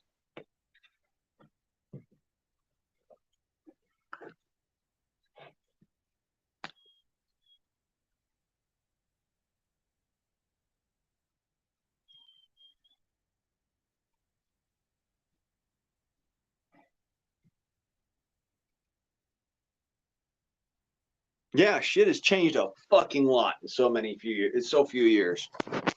I mean, let me put it this way, Kat. It used to be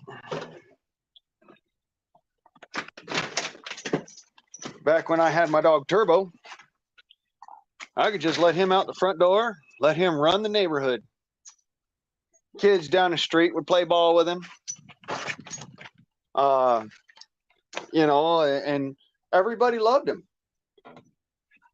Then when I turned about 12, 13, the state came by and tried to take him because we were letting him off the leash and out in the front yard where there was no fence. The entire community came together and said, no, that dog is way better at protecting these children than you are, officer. The whole damn community pitched in. And this comes back to with firearm fucking thing. Not one little bit of good, appropriate action towards people being allowed to carry and keep and bear and furnish and what have you, until everybody is involved and everybody has a dog in the fight. It's a situation that I'm not proud of, but it's a reality that we all have to look at. Unless you are invested in your own life and in protecting your own life, regardless of what the fuck anyone else may think or do or say, you, in your capacity of not wanting to protect your own life and not caring enough about your own life to be willing to utilize lethal force in order to protect it, are creating a hazard for the rest of us. I don't care if you want to be a human meat shield. What I do care about is that you don't stop me from stopping the other guy who's trying to kill you because you chose not to have a gun and instead to become a human meat shield. That's literally what it comes down to.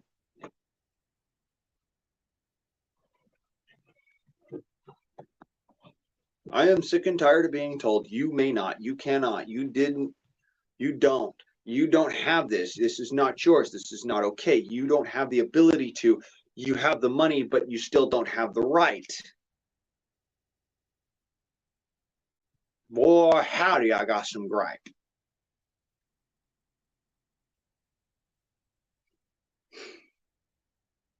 If just half of our population had the fucking grit I got, I guarantee you this much. Congress would not be able to pass this legislation without people being run out on a rail and dumped in a ditch on their heads. I'll fucking guarantee you that.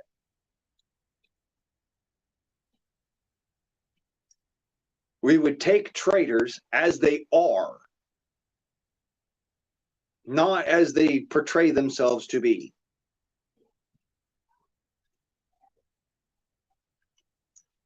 Unfortunately, that's not the case. Though nobody had, well, few people I'll give you that. A few people got the grit I got. The goddamn gumption behind them, the asshole nature to say that this shit ain't right and I ain't fucking doing with it. I ain't putting up with it.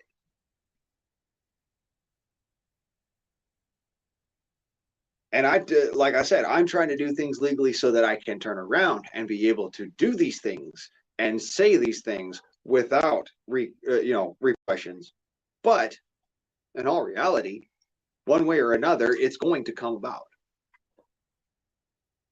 I am going to be able to protect myself against a bear or a fucking moose.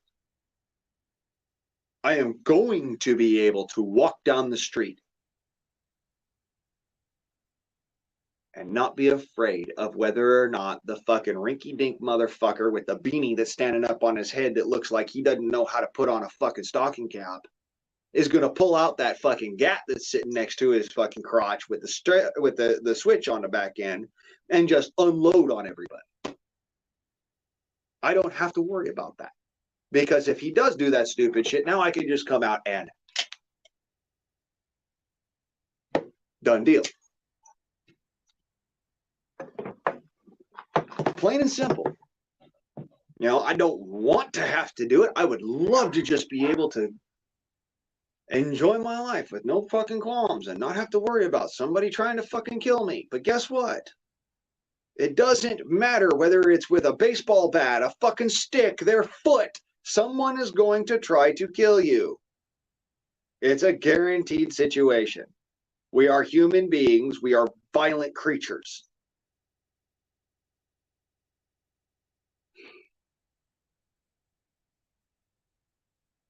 So you have two options. One, embrace the violence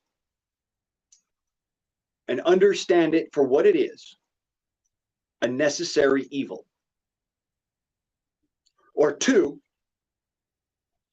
cower, run and hide. Live your life in fear and never truly live. I refuse to do that one. I'll take option one. I embrace my violence because I know that violence has its place. And in other times, there's no need for it. And I don't need to utilize it. And I don't utilize it. But in the moment that I need it, you best believe without a shadow of fucking doubt or a moment's hesitation, the violence is there. And there's a reason for it. And this is what I keep on coming back to. People need to embrace that violence. I mean, I've been kind of doing the step back sort of thing specifically because I'm trying to do the legitimate legal thing where I get my legal status righteous. But that does not mean that I do not embrace the violence that is inherent to who I am and what I am. I am a human fucking being. I am the apex predator on this planet because of technology. Because that particular reality exists, it is part of my evolution, part of what creates a human being. Whatever the fuck you want to go with, whether it's creationism or evolution, whatever. God created you this way, or you were evolved to be this. Okay? Human beings are naturally violent. Even if you think that you're not. Trust me now, believe me later. You are violent.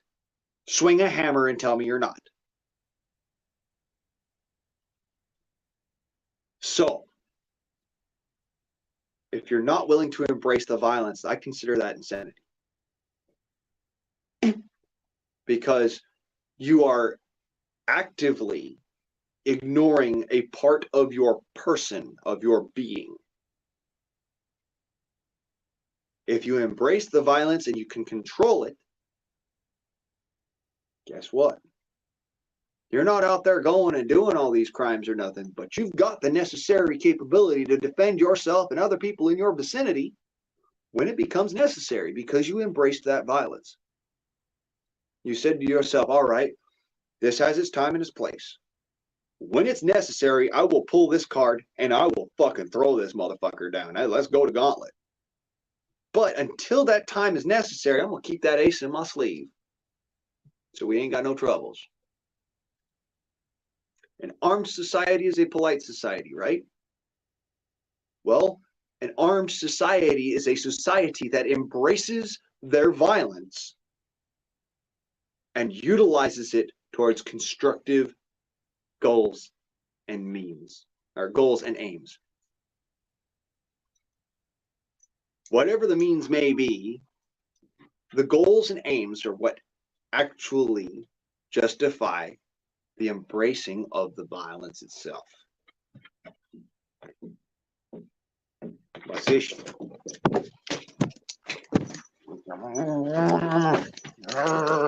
não basta, what?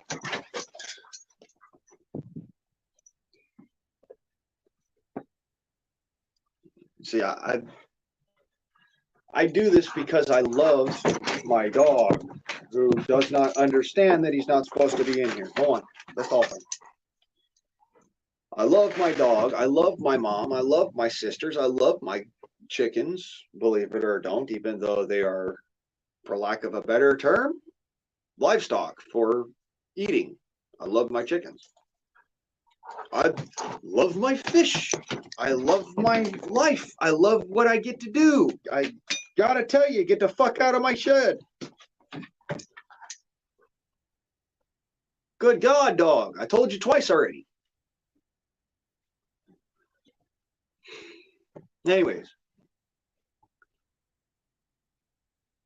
I have all the justification I should ever need in order to be able to go to Congress, per se, or to any representative of any state legislation, per se, and be able to say, I'm an American. It is my prerogative to own and to operate firearms. It is my right to keep and bear them. So my question is, why am I not allowed to? Now, let's be clear, it has nothing to do with crazy, this, that, or the other, felon, whatever, what have you. The Second Amendment of the United States Constitution did not have anything in it, no qualifiers, which stated that that shall not be infringed except. There were no exceptions. It simply stated shall not be infringed.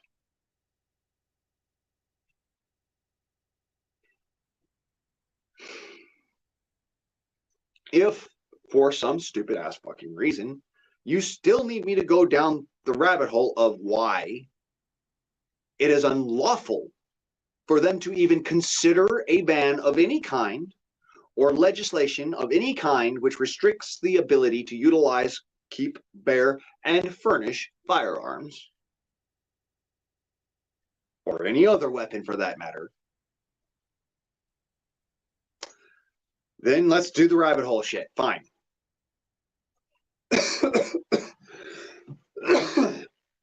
Up until the 1960s, okay, there was no legislation in the American public restricting people of a mental instability or a felonious action from having a firearm. That's in the that came about in 1968. That's the 60s. The NFA, which is also unlawful because it places a levy of tax against a enumerated right, is the only legislation before the FFA. Okay? And that is only to tax certain weapons and bans automatic weapons from ownership without specific licensing. This being said, all of that is illegitimate. And I'm going to walk you through it.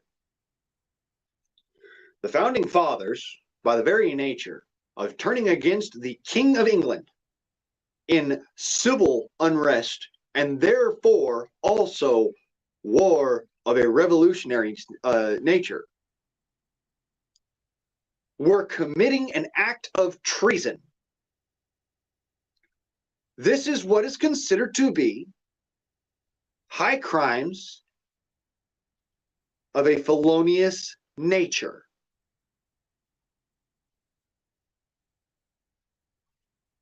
First qualifier. So they certainly wouldn't have been talking about felons not being allowed to have firearms. They were all felons. Second point. People with a mental health issue. They had very specific ways of dealing with it.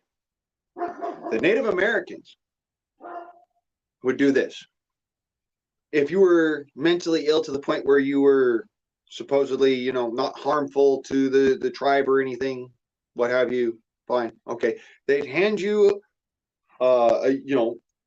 stocks, equipment, stuff that you would need, and they would walk you out of the camp and let you be on your own. They wouldn't stop you from being armed. They wouldn't stop you from having firearms. They wouldn't stop you from having the fucking tomahawk. They wouldn't stop you from still praying to the ancestors. They would simply run you out. In American society, in those days, they would take and hand you a 6-shooter pistol, walk you to the edge of town, and say, there's the frontier. Don't come back. And this is how they dealt with mental health issues in the 1800s. They handed the person a gun and told them to get lost. So why are we taking guns away from those people now? Food for thought. Yeah. Anyways, howdy, Ken. That or they dispatched him. What's up, brother? How's life? I know you're dealing with the gun thing, or well, the black powder thing. That's not a gun, but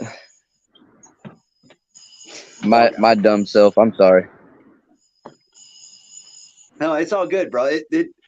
Okay. By legal definition, by ATF legal definition, this is a firearm. Okay? Right. But it is Dude, the ATF, fuck them motherfuckers. They don't have no right to. Fuck the ATF. They don't have no right to rule on anything. Right. True. I agree with you on that.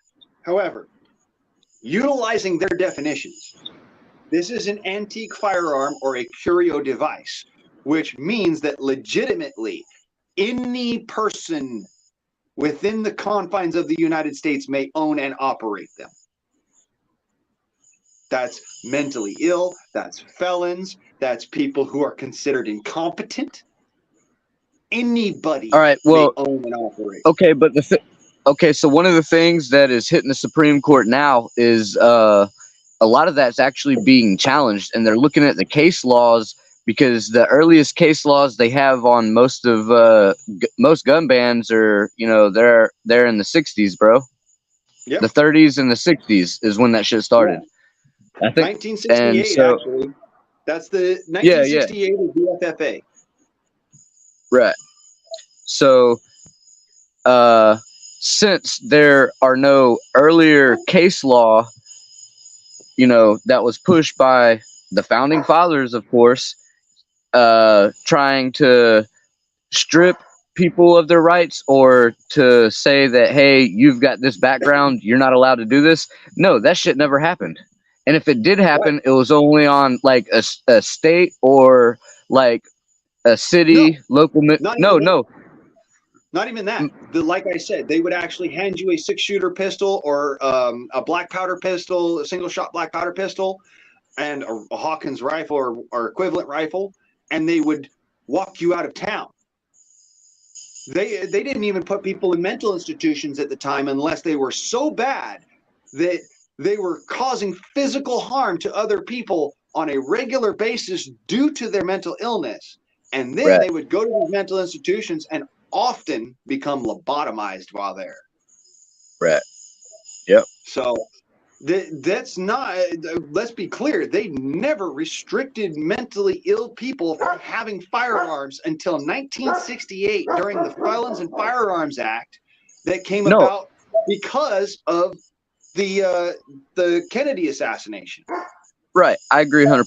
So what I'm saying is they got rid of them. They sent them away. They got, they wouldn't allow that person to be in their town with firearms. So they sent them out. They said, good luck on your own, figure it out type deal. So that was about the only restrictions that they had.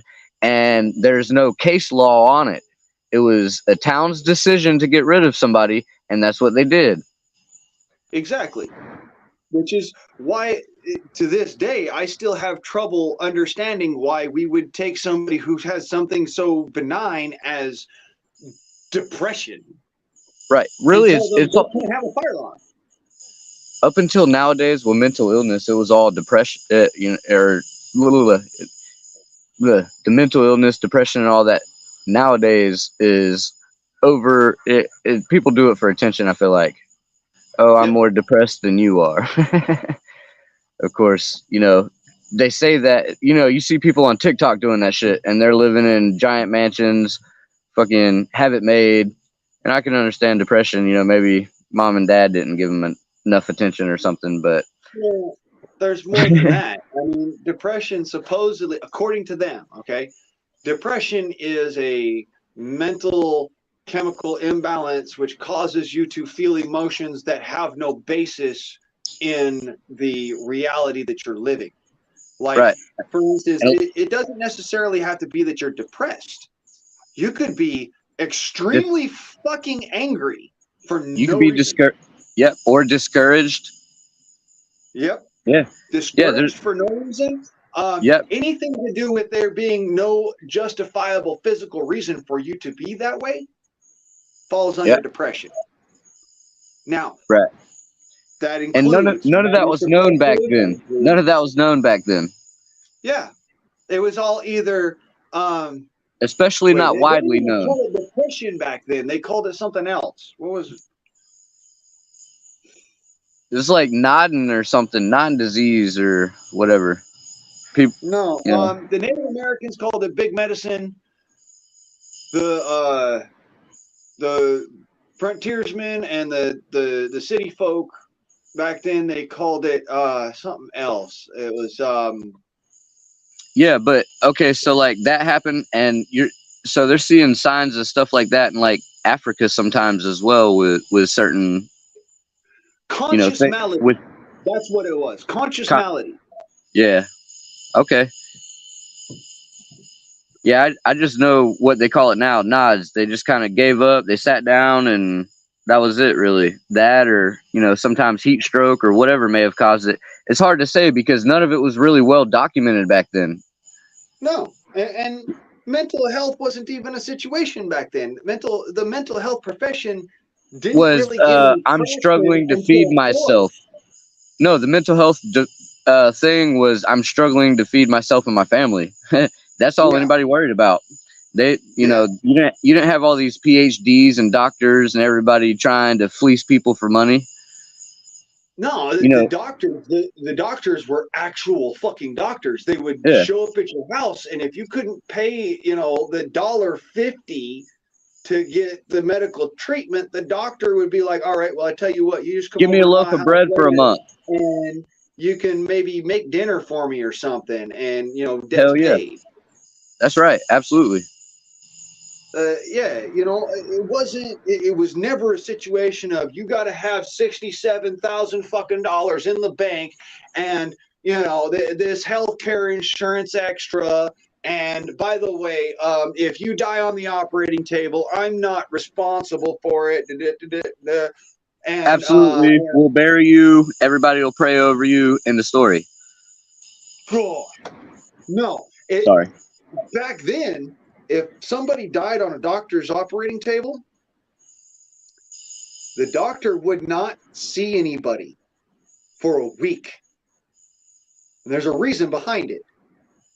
One, he was disinfecting his workspace, and two, he was allowing the family to grieve. Right, mourning. Yeah.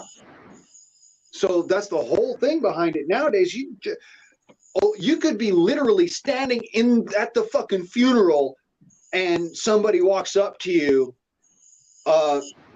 You've been served. What the fuck? Dude, my dad is in a fucking casket, you asshat. What the fuck are you handing me a fucking subpoena for? Shit like that. That's what pisses me off like you cannot believe. They did that shit at my dad's funeral. Like, we're sitting there at the funeral. Or no, they didn't do that at my dad's funeral. Sorry, they did that at my grandma's funeral.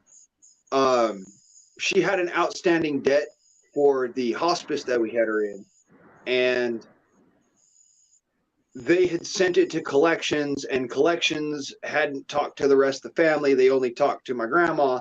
And so my grandma, when she passed away, we ended up with the debt. Collections decided to go and make it formal and sent a suit at us.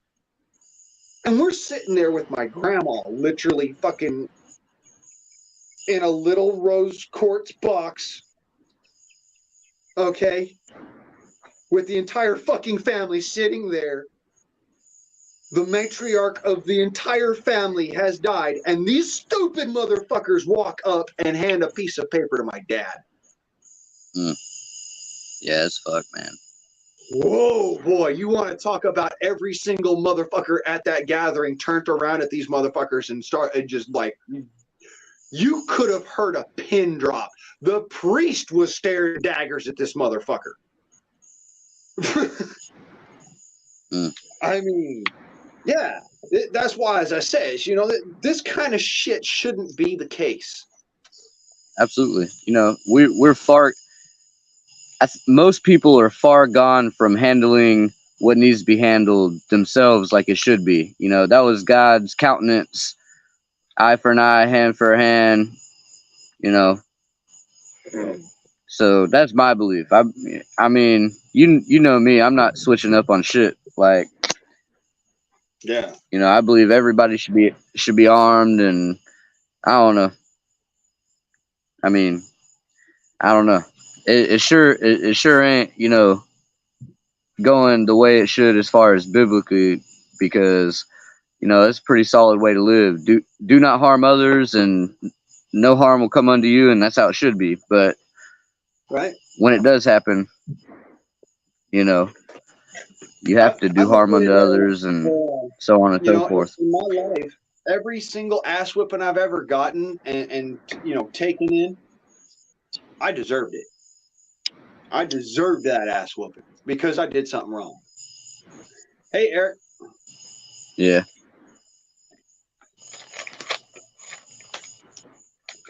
I'll be fair and honest, that's the way I was raised. My dad never raised a hand to me except for one time, and I earned that fucking ass whooping like you could not believe.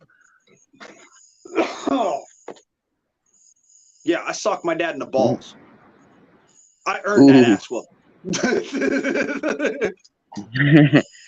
Yeah. A little fucking 5-year-old, I ran up to my dad and just went.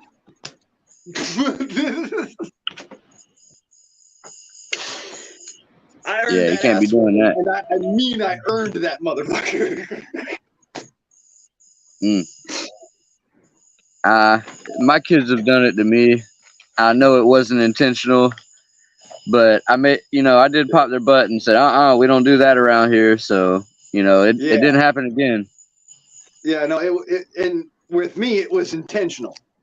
It was 100% intentional. So yes, I deserved it. Dude, I fucking deserved that shit. Dude, you know what's crazy? How some people like throw away how smart kids really are, and then kids take advantage of that shit too. They'll play stupid. Yeah. They'll play stupid, and around certain people, they'll do certain things. It depends on what you encourage and discourage.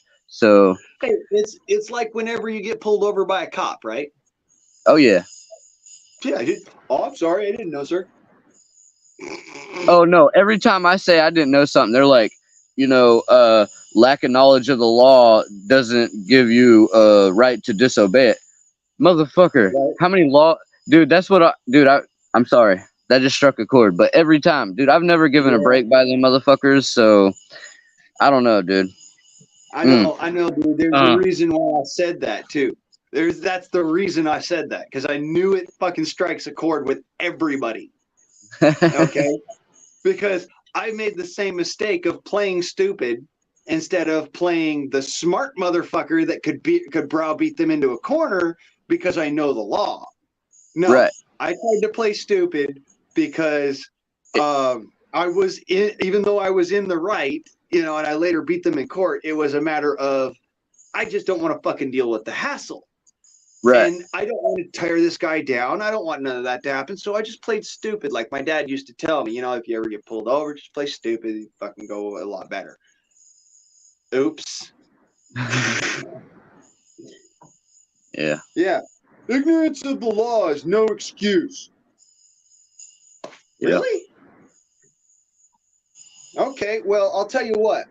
If ignorance of the law is no excuse, then acting under the color of law without justification or warrant writ 100% is an act of absolute treason. Tyranny. It's tyranny and treason. Yeah. It is tyranny. Deprivation of rights under color of law is a violation. It's lit up on some. I've lit up on some, like just like. The sad thing is we've allowed ourselves to be dumbed down. We're not educated in very many relevant topics that actually matter. They want like a whole bunch of worker bees, man. Dude, they want a bunch of worker bees, man. The whole Rockefeller and Carnegie era of fucking control and influence, man. They controlled every bit of what they were making, the price, where it was distributed, how it was distributed, how it was shipped. They owned every bit of that. Yep. But now that's actually the reason why there was United States versus Standard Oil. Right. But monopolies continue to exist. There's no way they're going to go away because they've been allowed to flourish. Yep. Even United States versus AT&T was not enough to break the monopolies that people have created. Yeah, and that lawsuit came shortly after they bought Singular cell phones, I believe. Yeah. Because they started lawsuit came about after the whole thing with because they bought without a true monopoly because of the Standard Oil case, because people were scared of just creating a monopoly just in case they might get sued by the government. Yeah. But yeah, that came about specifically after they bought Singular Wireless and the other one, Altel. Yeah, because I had Altel and then I had Singular and it switched over to AT&T and then it got too expensive, so I got rid of it. Well, here's the fucked up crazy shit of it. AT&T split, became AT&T, Southern Bell, and Verizon. Didn't they also? But Verizon was AT&T. I can't remember, but didn't they buy out like DirecTV or somebody? and become an affiliate. They bought heavily into it because they're bailed out by the government. Yeah. No, AT&T owns Verizon, who owns DirecTV, who is also owned by AT&T. You know, dude, there's a giant web of this shit somewhere online that tells you and it shows you how they're all interconnected and they're all fucking us. Yep. Not only did I see it, but dude, I've created my own. I don't walk people into that particular closet because it's kind of scary. Oh, for sure. It makes me look like Ted Kaczynski. It's funny because when more and more people talk about these subjects, they're like, "Oh yeah, you're right. These are more interconnected than people realize." You know, it's kind of like Walmart Family Mobile, Verizon Wireless as well, and then Cricket or something. And there's another one that I can't remember, but you know, they're all conglomerates, and you know, they're all. Wireless are the ones who created Cricket. Yeah, well, I guess Cricket must have had something in the plan to remain separate because they did remain separate for a long time. Same thing with crazy shit. I found this out. Cricket is owned by AT&T.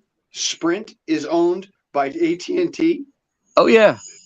Yeah, all of the different companies, all of it is owned directly by AT&T. Right. So that's how they get away with saying, "Oh, we don't have a monopoly on this or that or whatever. We're just an affiliate." Yep. We gave this many dollar bills to make sure, or not make sure, but to support and revolutionize and blah blah blah whatever. But and see all these large corporations that own these small corporations that they say they're only affiliated with that they don't actually own. It's all the information is being fed to the alphabet agency computers and being written or looked over, and that's where all the list comes from. Well, shit, that facility out there in Lehigh, Utah. Yeah. I used to have a buddy who worked on that facility, helped build it. And he says to me, "Dude, you got two options. Either have zero fucks to give or be really fucking careful about what you say. Because it doesn't matter where you are or how far away from your phone you are. If there's a phone within 10 foot of you, everything that you say is recorded and is recorded there." Oh, for sure. And everybody carries a cell phone. And you remember that there was like one of the Batman movies I watched a long time ago, and it showed like the cell phones all connecting to each other, and then he's going through blind, and they're all putting off sonar and all these different waves. They're putting off all these different waves. You know what I'm talking about? That's from Dark Knight. Yeah, right. So that's what's happening, regardless of whether people want to acknowledge it or not. That's not a conspiracy theory. They're showing you this shit in movies before they're ever really making anything mainstream. All this sci-fi shit is already in use. Do what? I said at the same time, it's already in use. Oh, absolutely. Most sci-fi things, they're all these military installations, they've got somebody working on it. Yeah. Matter of fact, if you were to, if you read my book, every single thing that's in that book, even though the book is science fiction, every single piece of technology in there is viable and in use. Yeah. I believe it, man. Yeah, and the funny thing is, some of these small content creators on YouTube who are like basically creating things, a lot of them have government contracts and have been in the trenches, and that's part of why they're very popular, because they're smarter than they lead you to believe. They It's not just that. It's not just that. I mean, look at it this way. Well, I've been in the trenches. I've freaking worked on things like this before. You know, government contracts, being a consultant and stuff. right. That doesn't mean that, you know, I'm just all of a sudden going to blow up, because my narrative is not what they want to have out there. That content. It's content. Yep. Yeah. Hey, did you see my speaking of content? I had this stupid idea because I have all these fucking refrigerators sitting around, and I'm like, what should I do with these fucking refrigerator doors? Should I? And then I automatically thought, hey, they might float, and then I thought kayak.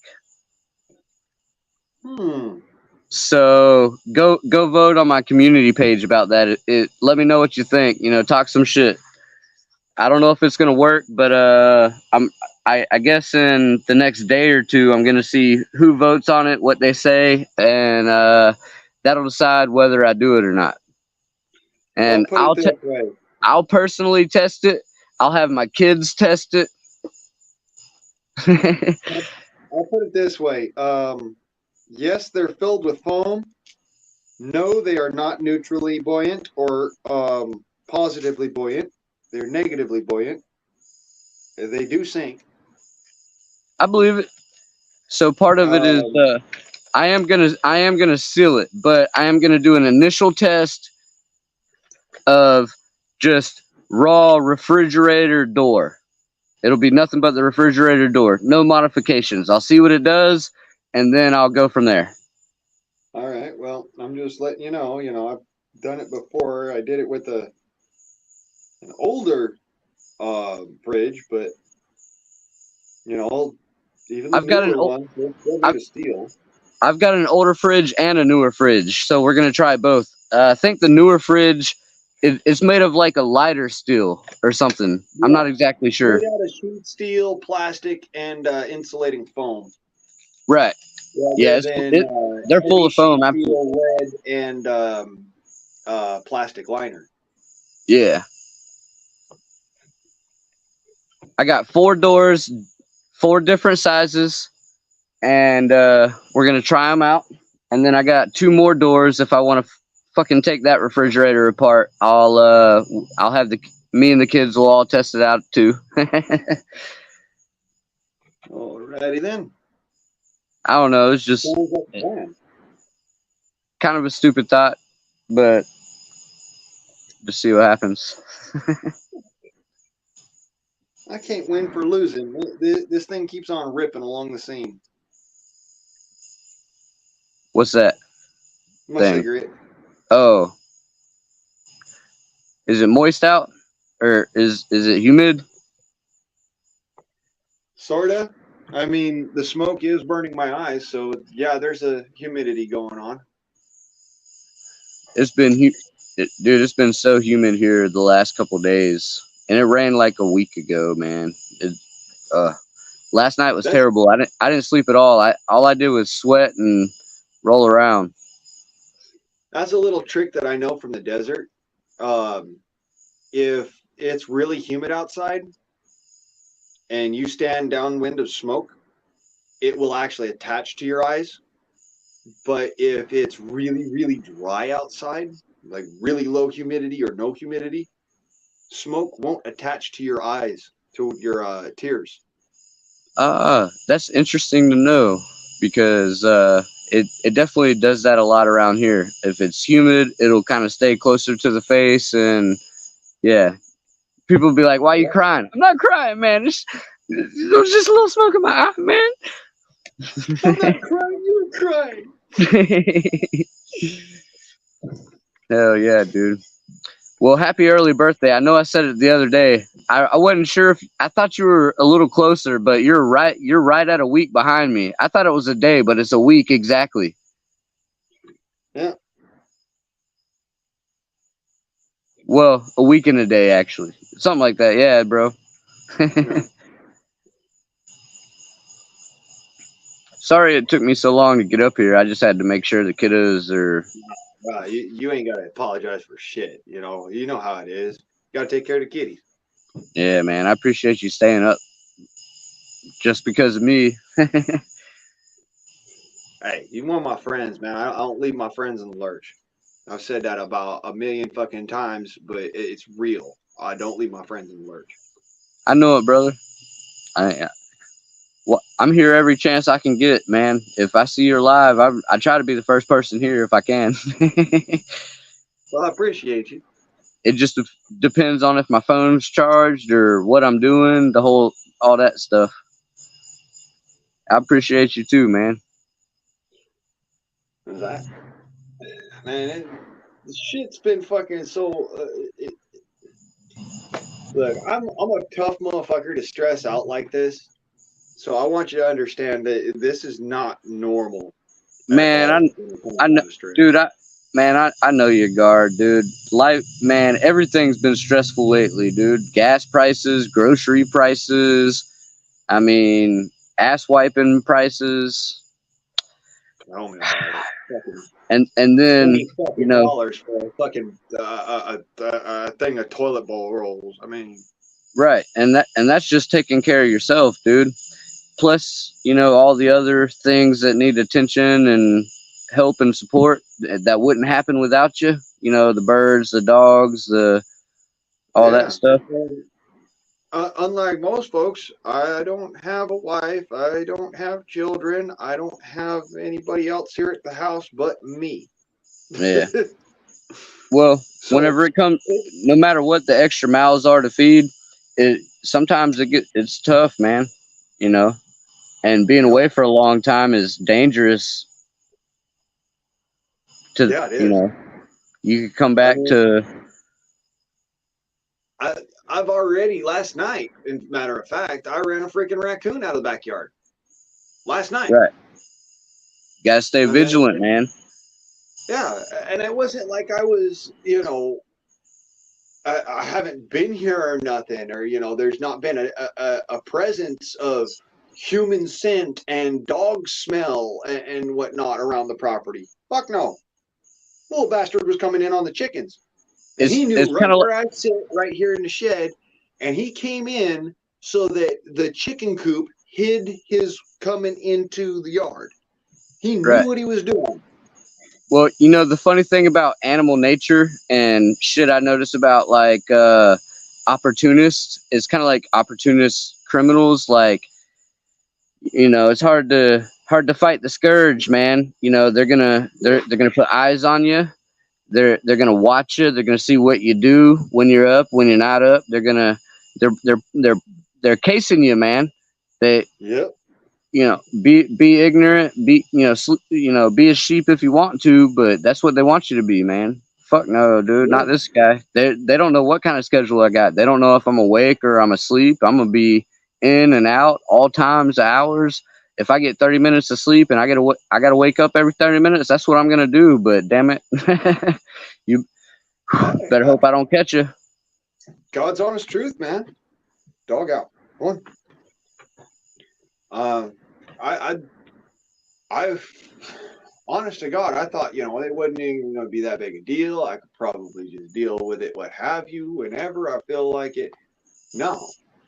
Look, I'll give you a little reference of how bad it is, all right? Here's my chair that I put my rifle on top of in order to be able to aim. Yeah. There's the coop. And right around the side of the coop on that side is the corner of the yard. Damn, it's 11 o'clock here. You still got daylight. That's a nice view. Hey, man, good shooting, bro. Yeah, literally, I got I got holes decked out in that chicken coop to be able to nail the faces. So now I'm having to run around the yard to go after rats. And that's just the rats. I mean, freaking raccoons, they don't give a shit about the dog. They don't care about me being there. I've had them motherfuckers walk right into the yard while I'm standing there, not 10 foot from them. I have to agree. Rats are the worst. How big are the rats are you talking about? Because some of the rats I've seen out here, I call wharf rats because they're bigger than the fucking squirrels. You can tell the only reason you can tell they're not a squirrel is because they don't got a fuzzy tail. Yeah. And they're bigger than the squirrel. The squirrels out here are bigger than the head of my axe. The rats are bigger than the squirrels. Yeah, the same out here. About the same. Yeah. The rats are bigger than the squirrels. Yeah, pretty close. What's that?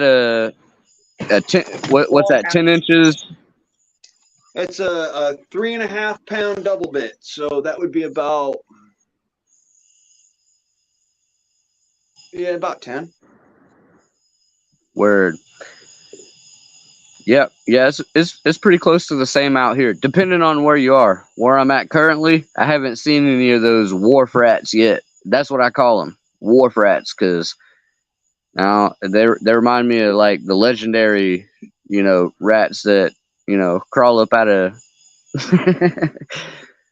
Yeah, for serious. Like when I was living down there in Los Angeles, the rats that would run around next to the fisherman's wharf, about the same size. Yep. So yeah, just the same type of rat too. They're fast and scary, man. Brown rats, gray rats are the same thing. Yep. So yeah, that's what I've been dealing with here, and they're coming in. I have counted. Let me see here. I went through 30 rounds last night, and every single round hit and killed a rat. Damn. And they were still coming when I went inside to go to sleep.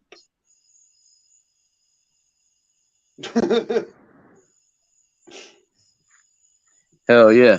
Yo, the crazy thing is most of them rats, they'll jump at you. They'll like, they don't run from you. They're scary motherfuckers, man. Well, yeah, they are.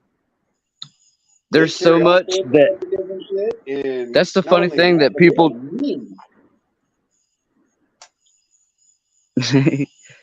the funny thing people don't realize about heading out and stealing their neighbors' crops. You got to fight the rats and the owls and all the other shit, the coyotes first. That old country boy would probably just be like, "Hey, Sheriff, I found another one in my garden again. I don't know what happened, but the dogs chewed on him. I'm not sure if it was my dogs or the coyotes, but call the coroner, have him come get him out of here." Yeah, I know I need fertilizer, but I don't need it that bad. Not yet, anyway. I don't. Yeah, I'm about to start a fish emulsion from the catfish I caught, or I didn't catch them. I was out fishing, and I caught a deal with the people fishing next to me. He went and throw the fish out, and he's like, "You know what? You guys want this?" And he's like, "I got like 4 of them I don't want that I'll give to you." He's like, "Just take them. These aren't the ones I'm fishing for." And I'm like, "All right, well, I gave him a little 3 pinch of some oregano, and he was like, "All right, cool, thanks, brother." So I took 2 fish. I only took 2 fish with me. I'm like, "Nah, man. I've seen you throwing them back, and you got your fish up there on your truck you want to keep. So thank you. I appreciate these. Hopefully I see you around some more." So that's how it's done, man. That's how it's done. You got to look out for people. I was just earlier today. I was watching the Hodge twins. They got this video about like a Karen coming in and harassing the feller sitting there fishing, and like the feller was trying to make it all about race, but the reality is it's a lot bigger of an issue than race. Oh yeah, sensitive people who think who believe they're entitled. A lot of times, it's worse than that. It's the fact that they think that they're above the law. Because, and hear me out, It is a federal offense, punishable by up to 5 years in prison and no less than a $10,000 fine for harassing an individual who is either in the action and activity of hunting or fishing. Lawfully. Yeah. If you've got a fishing license or you got a hunting license and you're out there doing it legally and whatnot.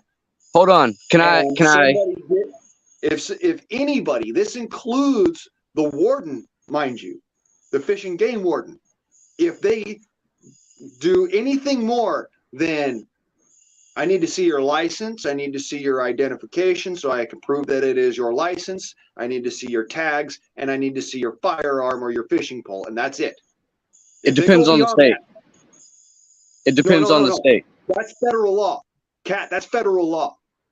It doesn't depend on the state. It depends on whether you're in the United States or not. No, hold on. It absolutely depends on the state because each state has their own constitution. South Carolina, in its First Amendment to its constitution, hunting and fishing is a right. Along with hunting and fishing being a right, they've made it the law to where if you have your hunting and fishing license, hunting and or fishing license, you have the right to carry.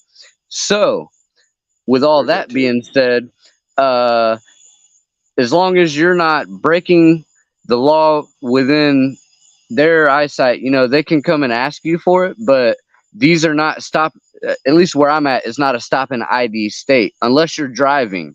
The laws on driving are different.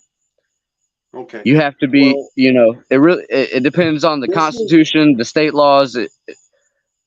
That's actually because I can roll all this out for you.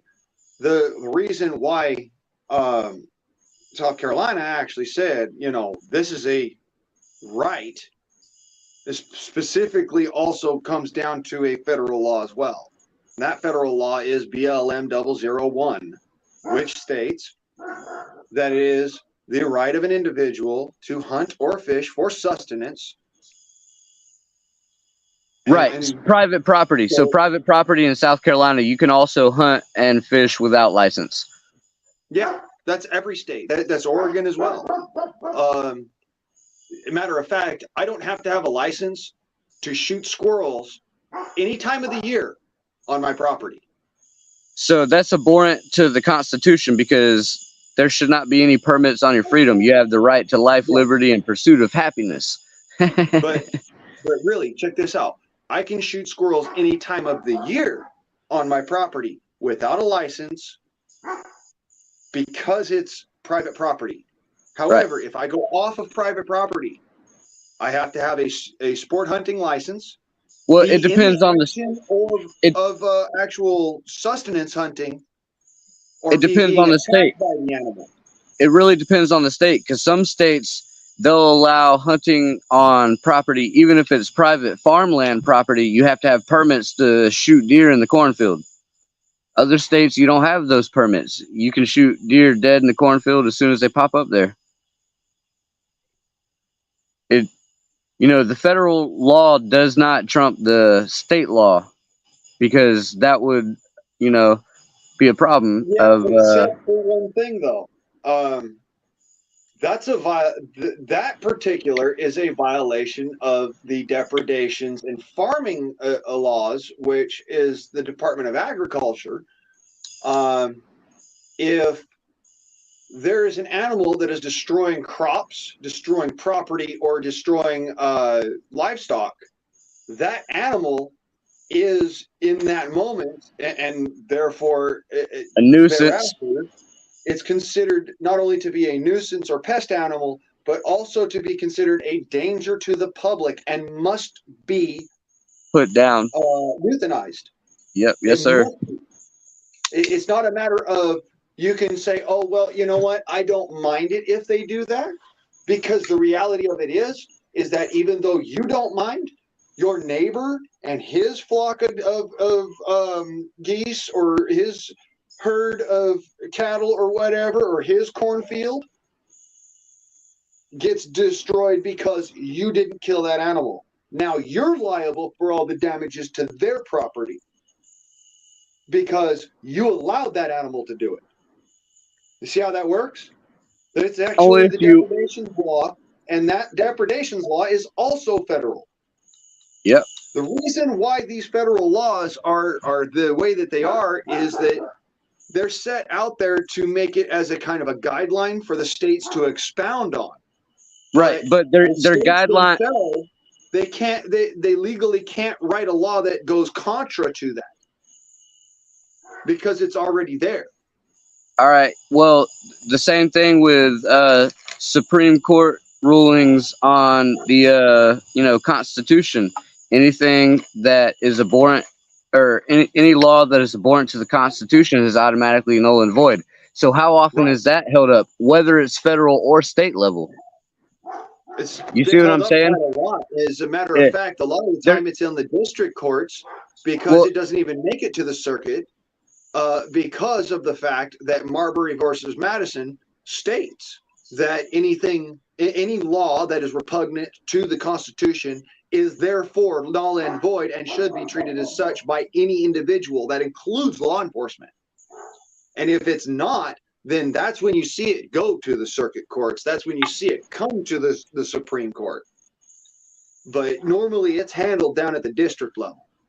Right. So, did you see the recent ruling in the Bruin case about felons and those restricted persons who aren't allowed to own firearms? But they made a ruling about they could own it in their personal properties and their home, shit like that.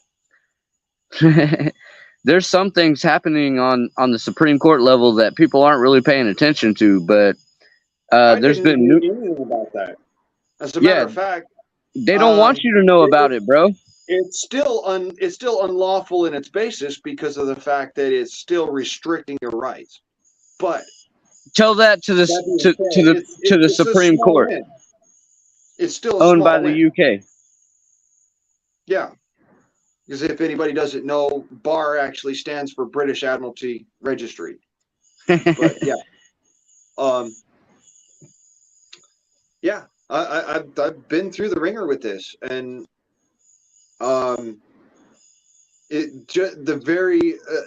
just by the very nature that the law itself states that you may not have, purchase, or carry a weapon of any kind of weapon, doesn't matter what the kind is. If the law states it, that law is repugnant to the Constitution. Exactly. Because the Second Amendment says the right to keep and bear arms. It Absolutely. doesn't say the right to keep and bear muskets. It doesn't say the right to keep and bear rifles. Can we pause real quick? Keep and bear butcher knives. It says the right to keep and bear arms, which is short for armaments of war. Yep. Exactly. That's what the Second Amendment was written for, was for the ability of American citizens to own and operate and to furnish and create their own implements of war. 100%. Not self-defense weapons, not for hunting, not for collections. No. Specifically, weapons of war. Yep. So, fun fact, the government and the federal government and state governments wouldn't be near as powerful as they are today without the assistance of regular motherfuckers like you and me who built their own shit because they were allowed to. The government didn't have the funds. Yeah, maybe they do nowadays, but they don't. That's why to this day, if you are a serving Minuteman, you still have to provide your own arms and ammunition and your own uniform. True. You still have to provide that. You know what I'm talking about is they don't have the funds to supply the wars and everything else. That's why we've got the debt deficit that we do. If they had the funds to support what they actually needed and they put it towards what we actually voted and paid for it to be put towards, then it wouldn't be a problem. There's so many people that are dissenting on taxes and everything else because they're tired of the shit that they voted on, the funds that they voted to be put to use for certain shit ain't being done the right way. Right. And there again, it comes back to they never changed the law about the militias having to furnish their own arms and ammunition, own weapons and whatnot, their own uniforms. They can't because there's no case law before the mid 1900s, 1950s. All the shit that they try, all the infringements are after the 1950s, man, after World War II and the Korean War. It's all in violation of foundational law. And the Vietnam War. Yep, absolutely. They have us in these forever wars because they're pushing closer and closer to fucking martial law. I'm gonna mollywop you. How many times I gotta tell you to stay out of shit?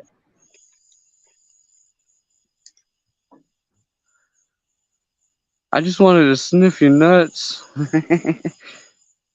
Point of view of the dog, not me. I don't want to sniff your nuts. That's weird. Hey, there was this cartoon that my dad had on the top of his toolbox, and he said, "Hey, Mr. Wilson." He said, "Hey." He's like, "Junior, go over there and say hi. Sniff, the Robinson's nuts." And it was a bunch of dogs talking, communicating somehow, telepathically, I guess. But back in the day, man, these motherfuckers used to cut their favorite comics out and put it on their toolbox. It was a way to express themselves. They didn't have fucking memes and all this other, bullshit. Yeah. And let me just cut the comic out of the screen here. Yeah, exactly. Charlie Brown kicking a football loose. I mean, I would love to have the meme of they got the NPC in the Chad, and the NPC says, "No, you can't teach them about anything but our version of history. Otherwise, they won't trust the government." And the Chad walks up and goes, "I know." I want that shit as a bumper sticker. Bro, print that shit out. Dude, you can print that shit out, make your own print t-shirts. There's ways, dude, fucking do it, man. That would be dope as shit. You got to spread the word some way or another. That shit was fucking great, man. I literally wish that I had the ability and the knowledge to be able to make these kinds of memes and stuff. I didn't get into computers that much. The most that I did for computers was to be able to operate a cell phone and to be able to write an essay. That's it. Part of the reason I started a YouTube channel. Part of the reason I started a YouTube channel is I wanted to meet people smarter than me. I'm tired of dumb motherfuckers, man. Been tired of them for about 20 fucking years, bro. I'm only 33. Here's the crazy shit. Like, I'm not stupid. Not by any stretch of the imagination. Like, it depends who you ask. If they think I'm stupid, I'll prove them right. No, if you look at the stuff that I have that have accrued, my equipment, all right. The very fact that it is, it's in the condition that it's in, versus being utter garbage in a scrap heap or something, is because I'm smart enough to be able to do stuff like that. I mean, for instance, I know how to make nitroglycerin. How many people do you know of that have never gone to a freaking a chemistry class in their life can do that, and safely so? I had a couple chemistry classes. I can do it. I could do it without raising any red flags. Crazy enough. I had a couple chemistry classes back in the day, but they never taught anything like that. I had to figure it out on my own, and I still got all my fingers. Surprise. See, I didn't even have chemistry classes. The most that we got as far as chemistry class was the surface tension of water. You know, the soap and pepper. Right. They want to on a dumb bucket of people. water. Yeah. Yeah. Yeah. That's the most that I got ever in chemistry class. Can anybody touch this and make the pepper sink and whatever? Yeah. No, as soon as you hit it with that soapy water on the tip of your finger, it drops all over the place. Yeah. Yeah. No, man, they want dumb people who can, fill a job position. They don't want much else from you. They don't want you to, succeed on your own. That yeah, no, Dude, they want I they can want make paper. I can make ink. I know how to. There are things that I can do that if you asked some of these Gen Zers low. or even some millennials nowadays, they'd I'm a look at you like millennial. you was growing an extra head or some shit. Hey, I'm a millennial. Well, I know. I'm just saying, I'm a 1990 millennial. dabbing. I am a millennial. That's what's crazy about this. You ask me, I could do this shit. But if you ask some of these Dude, other motherfuckers, it's like, huh? dude, we're right in the middle of a generational split, dude. Being millennials, we don't. Most of our peers definitely are not our peers. Especially if you would look at it in a peer sense as a court of law. See, Kind I of like think Whitey Bulger said, "You'll never judge me by a court of peers because you'll."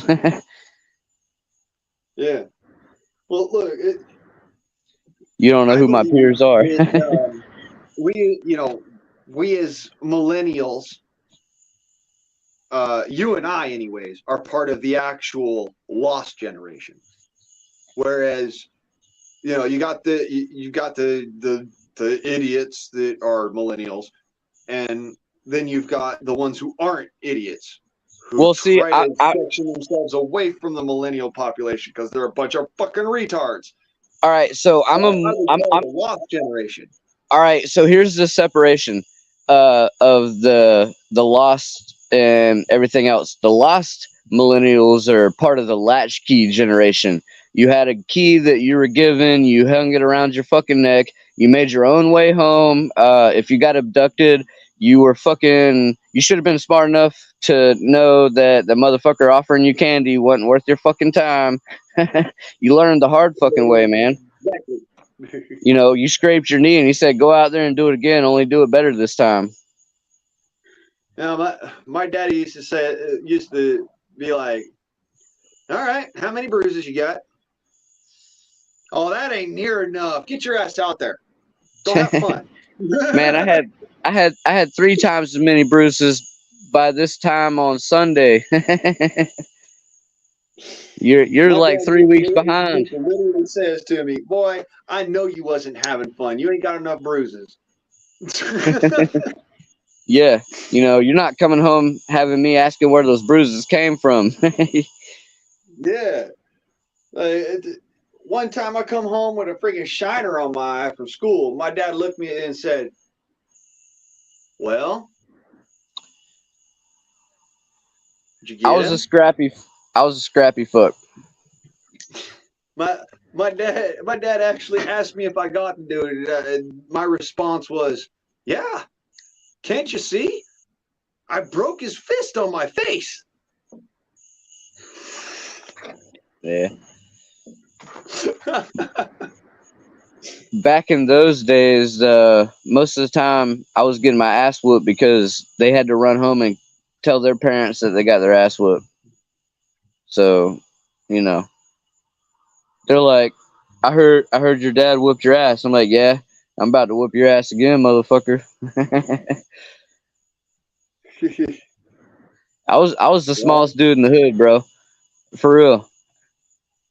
How tall are you? Or how height and weight, Blaine? All right. Little bit of context. until the time I was 13 years old. I had never grown over 3 foot tall and never weighed more than 80 pounds. Until I was 13. Yeah. I was in middle school when I actually started experiencing growth spurts. Me too. And I was the shortest kid in the school. Literally. I mean, I went to J.H. Hall Middle School in Torrance, California. The tallest kid in the school was 7'3". The shortest kid in the school was 3'5". Me.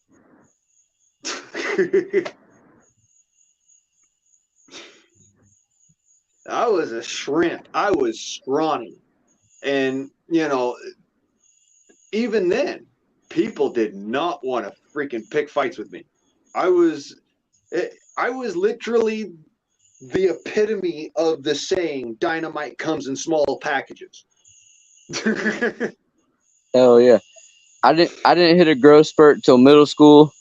I was always like the smallest dude around. There might have been maybe 1 or 2 other people smaller than me, but I always small. But always ran faster, always hit harder. And 7th I grade, ended up I having went from 3'5" to 3'8". And then when I got into high school, I was already 5 foot tall. Okay, that sounds about the same. I was about 5'5", and I maybe hit 5 foot in middle school. 5'5", like 8th grade or something before high school. Dude, I was so short that when I would walk into the classroom, and this is no fucking bullshit either. When I would walk into the classroom on the first day of schools, you know, for the first 2 years that I went to middle school, the teachers would do a double take because they thought for a second that I was too young to be in the school. Damn. Like, literally, this dude that walks in doesn't even come up to the hip of the fucking teacher. All right. I get you, bro. And he's got a book bag on that's so fucking big it weighs more than him. I carried a 95-pound book bag and was 80 pounds, dude.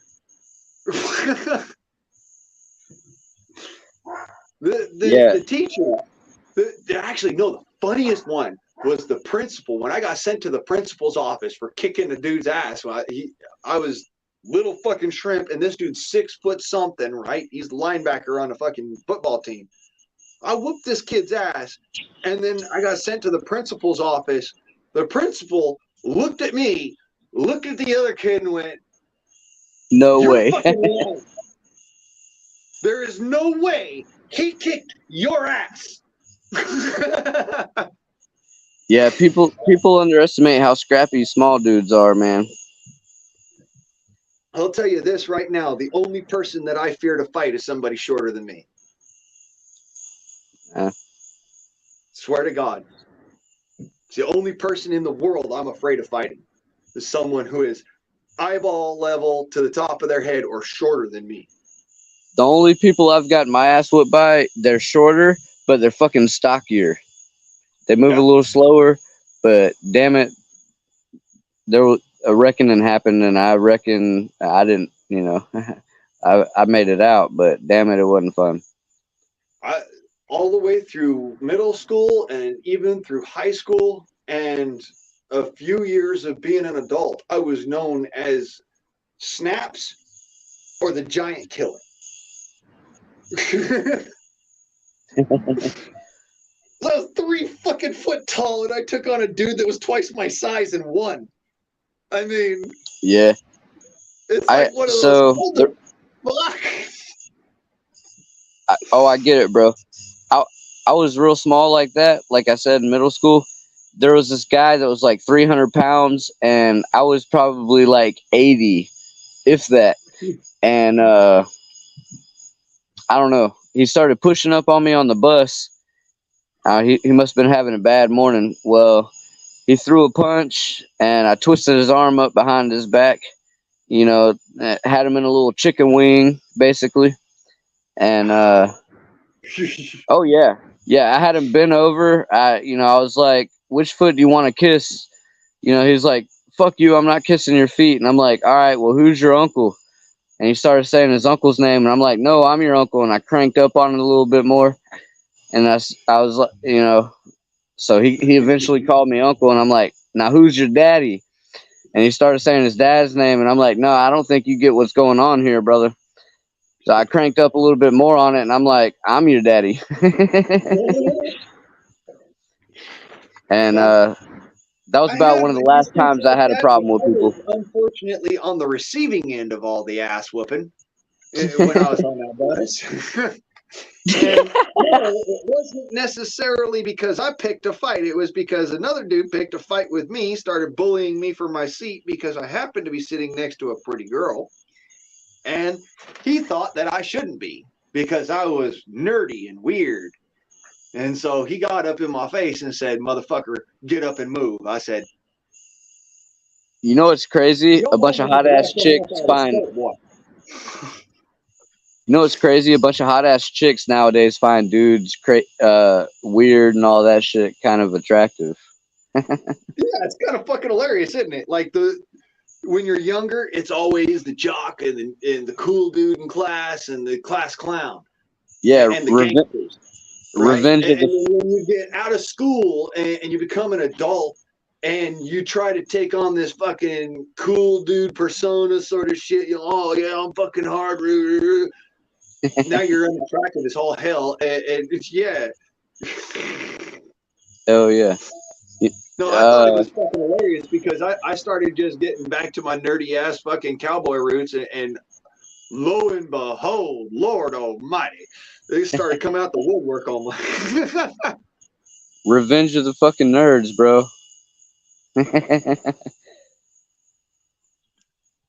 All kinds of Trekkies and Star Wars fans and everything else, man. That's just Hey, I wore a fucking red Star Trek shirt to school on my first day. Yeah, I was a nerd. Bro, my favorite costume was my Spider-Man t-shirt and a pair of fucking, nice Levi jeans. And I thought I was the shit, bro. So when I got into high school, I went from wearing just stovepipe pants and leather jacket with the freaking steel toe boots and looking like a fucking ghetto banger to I get to high school and all of that stuff I couldn't wear. None of it. Not a single bit of it. You couldn't have the steel toe boots where I was at. You could not wear anything outside of uniform. And on top of that, going to the school I went to, if you decided that you were going to wear a hat or you carried a brush or something, you could not have that motherfucker out. You couldn't have a pick stuck in your hair. And that goes for the black folks too. It's funny. It's crazy. I could have a rifle locked in my truck, but I couldn't have supposedly I couldn't have a pocket knife, which everybody fucking carried. Yep. You couldn't have one of the chains connected to the wallet. Yeah, it was a bunch of stupid shit. You had to have your fucking t-shirt tucked in. I'm like, bro. They confiscated my 11-inch long total folding buck knife that I got specifically for being one of the best Boy Scouts in my troop. It was engraved. It had everything on there. It said Boy Scouts of America. It had my name engraved on it. It had the time I graduated as a freaking 3-feather Star Scout. It had my dad's name on the other side of the blade.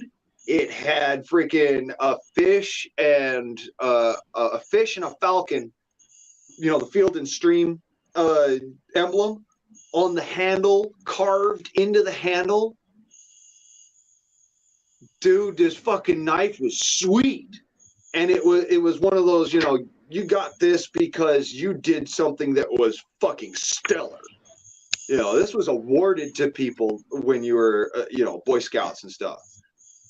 Those motherfuckers confiscated it, and I watched the fucking the principal shove the knife into a door jamb and snap it.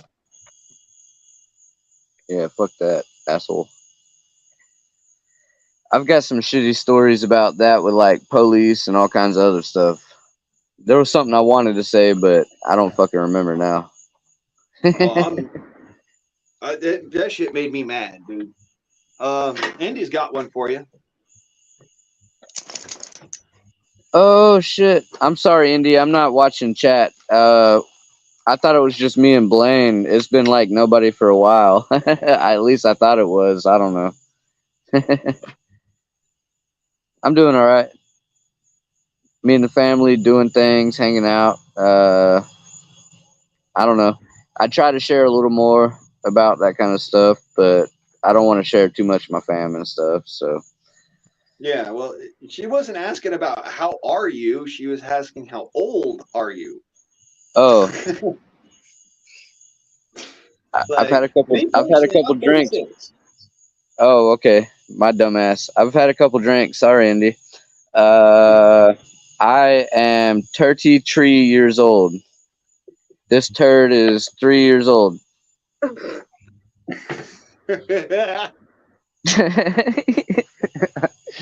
I'm 33. I don't know. None of it's serious.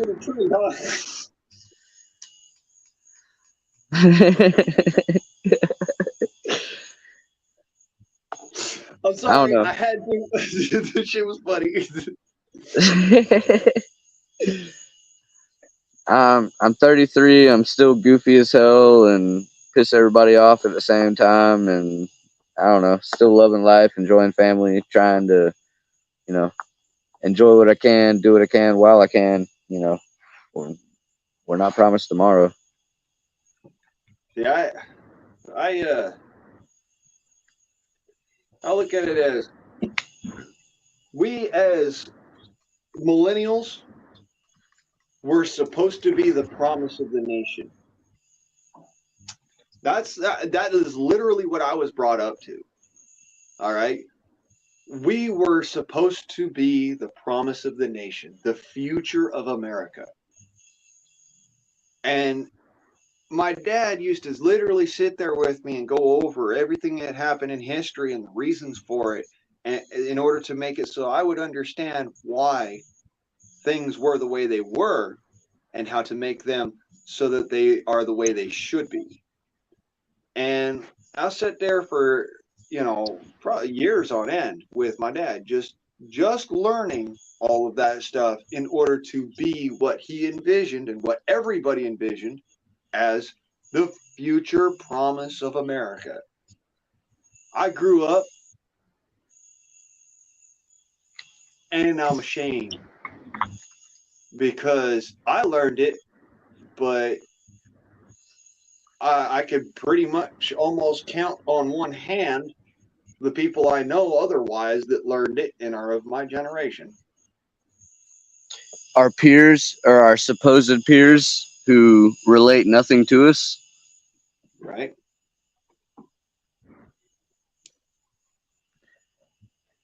Yeah. It's kind of a crazy, sad situation sometimes, man. We're so disconnected from the people we should be the most connected to. Yeah. I mean, let me put it this way. All of the people that I know from Los Angeles and whatnot, from school and all that, a lot of them are dead. That's what happened to a lot of my friends, man. And they're not dead because, they were they were out to go and kill themselves or anything. They're dead because they chose to make bad decisions and then not protect themselves while they were doing so. Yeah. Most of them. A couple Drugs, of them were from ODs, you know, but the drugs, rest drinking, of them were from driving, drugs, drinking, driving, gang violence. Yeah, same, bro.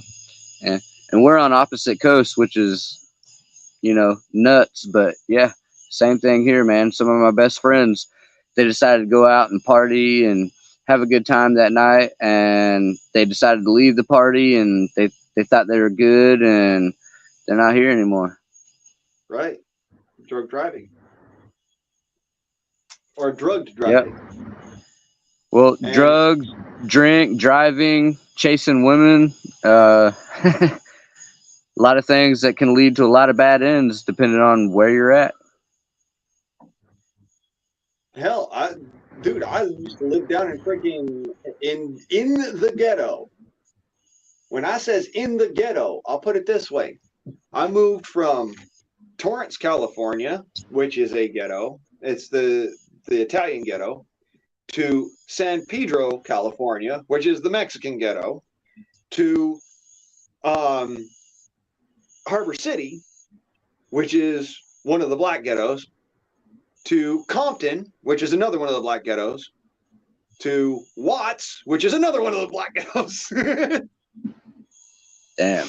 I mean, dude, I spent most of my time in the ghetto. And bro, I'm actually still alive. And it's not for lack of people trying to kill me. Or my lack of not giving a fuck whether I get killed or not. I agree 100%, man. Most of the places I've lived out here, we're the only white family in the area. And it's only because I wanted my own little place that I could protect and I knew would be for me and my family. And we didn't let a lot of people in. And everybody, my family is armed. They've been taught since they could walk and talk how to, do the things. How to safely operate. Yeah. Yeah. I know it. That's how I was raised from the time I was a nipple squeezing squealer till the time I was old enough to be an adult myself. I was taught you stand up for yourself, you protect those that are around you, and if you find a gun or if you have a gun, you utilize it safely, or do things with it appropriately and safely. Because if you don't, somebody's going to do something with it unsafely. Yeah. The first point you made about never backing down. It's not about not backing down. It's about not starting anything, but being willing to finish whatever comes your way. Because that's kind of how I was taught too, man. That's what my dad and my mom meant by never backing down. They were always very adamant on don't start no shit and there won't be no shit. But if somebody starts some shit with you, you better finish that shit. Hell that's what that was about. 100%, for real. You better not start it, but you better finish it. Whether you did start it or not, it better get finished then and there. Right. Yeah, don't bring it home.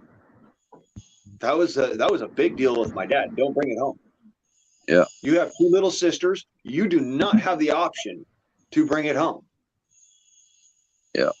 Like, wow. Okay. Yeah. No, you're right. I don't have the option to bring it home. I got to handle it right there. Either I'm getting my ass whooped or I'm gonna whoop some ass. One of the two, but it's gonna happen. Yeah, it'll be done. Drink. Whatever age you are, drink a Capri Sun or a beer together, but squash it. Right. Oh yeah, no. My dad actually taught me about the Igoka, which is it's an old tradition, really, really old tradition. But they actually, one of the beautiful things about the Native American history is that it has been portrayed pretty closely to the facts by Hollywood. Whereas not so much with other things, but with Native American history, they're very close. If you've ever watched the movie The Last of the Mohicans. Oh yeah. Okay. Good movie. You remember where Magua, the Indian tracker guide feller, one of the Huron, he talks about burying the hatchet, and only when the hatchet is slick and red with blood may I be able to bury it. That is the Agoka. That's actually comes from the Agoka. The Agoka is ritual single combat to the death. Yeah. For an actual for a slight that it's unreprehensible. You cannot fix it. No matter what you do, it can't be fixed. That or you're challenging to be the leader of the tribe, because of blood right or whatever, like you said, disrespect, whatnot. But yeah, the strongest led back then, man.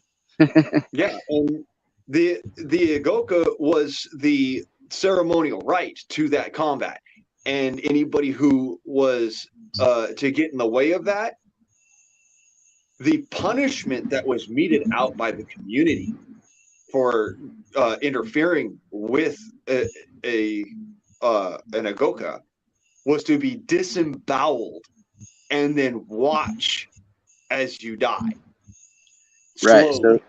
So even like at that time, even if you put a hand in to push the competitor, whether you liked him or not, they would put you on a stake and gut you. Yeah, they'd gut you and then let you watch what the coyotes were having for supper. That's not bullshit. Yep. That is a real thing.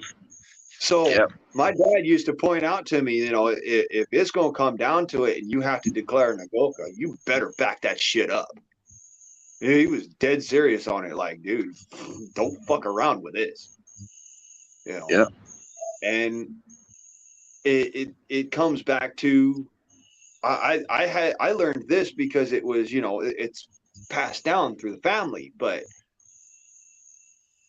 when my dad actually sat me down and made me watch that part of the movie and paused it right there and said, now, do you understand why I keep on pointing out to you that this is part of who you are?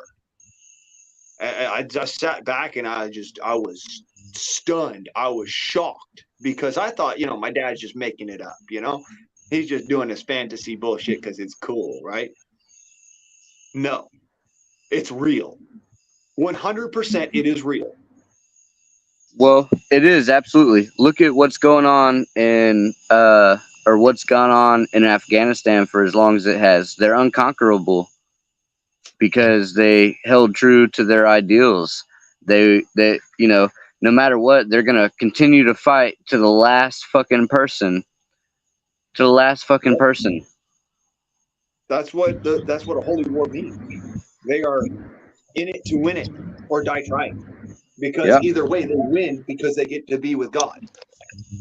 That's what the whole concept of a holy war is. It's dog out now. Yep, and there's many different ways to call it, and it depends on region, territory, beliefs, the whole nine. What you're raised in. I mean, I'm gonna put it more squarely then. It's not just a Cherokee thing. It's across the many nations. The Agoka is. But the methods differ a lot. With the Apache, the Agoka was a matter of both parties were given the knowledge that they were to fight, but you had to provide your own weapon for the fight. Whereas for the Cherokee people, if an Agoka was declared, each person was given a tomahawk or a tomahawk. That's what it was called at the time, was tomahawk. They were each given one. And whoever was breathing at the end of it was declared the winner, whether or not they died later. That's how that worked. So it was a matter of, it was really brutal, and it was, you didn't have the option to back out on it. And when you died, if both of y'all died, you had your predecessor ready to go. You were ready, you know, there was a whole construct for, you know, power and ideology, the whole nine. Yep, yes, sir. People forget that, you know, what we came from and what established where we are. These are, you know, the what we've got now is a breeding ground for those that just want to take. Whether at the top or the bottom, it's all about taking. Back then, it was, you know, take and give. Everybody contributed to the whole. And even if your side lost, you took it with dignity and pride. You're like, okay, you know, I'm proud that my leader fought for what we believed in. We lost. Maybe we were wrong. That's, you know, what God or the Spirit. Tradition had been adhered to, and because tradition had been adhered to and done so with dignity and pride, the outcome of whatever happened was justified. Okay, if both parties died, then that was justified by the ancestors, and that was the way it was supposed to be, because both were in the wrong. But if one party died, that person was in the wrong, and that's just how it went. It wasn't whether or not, the argument or whatever. The argument was fucking bygones at that point. They carried the weight and responsibility on their shoulder because they, you know, morals, honor, you know, they were gonna tote the responsibility so their children did not have to. Right. And that's what gave a lot of people clean slates, and, you know, it also, those kicking people out of tribes and everything started a lot of wars, you know, the holy wars, what people believed, and it split. It's no different than today, you know, only it's magnetized because they realize what will divide and, you know, keep us conquered. Right. And this is where, you know, I come back to, you know, regardless of what our differences may be, because yes, it is those differences that make us more powerful and makes us individuals. Yeah, unique for sure. By coming together over a united cause, that in itself creates an entity of even greater power. Yes, you are great as an individual on your own, in your own right, but now because everybody else is backing you up and you're backing everybody else up, now you are even more powerful because you have all of this numbers along with an appropriate ideal that everyone can agree on. And you see that right there? You see that right there? I'm gonna have to go soon, but that right there can start a blaze that cannot be quenched. Just a little ember. It's not even on fire. It's just a little cigarette on fire. That right there. That right there can spark a wildfire that can't be quenched. It's up to us. You know, people call that little light right there a punk, but you know what that punk does? That punk lights off a firework and shoots it all over the place. The smallest little flame there. Yep. I'll do even better. I'll make out a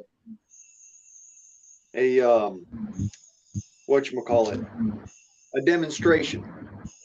This is a match. On its own, it's completely harmless, innocuous.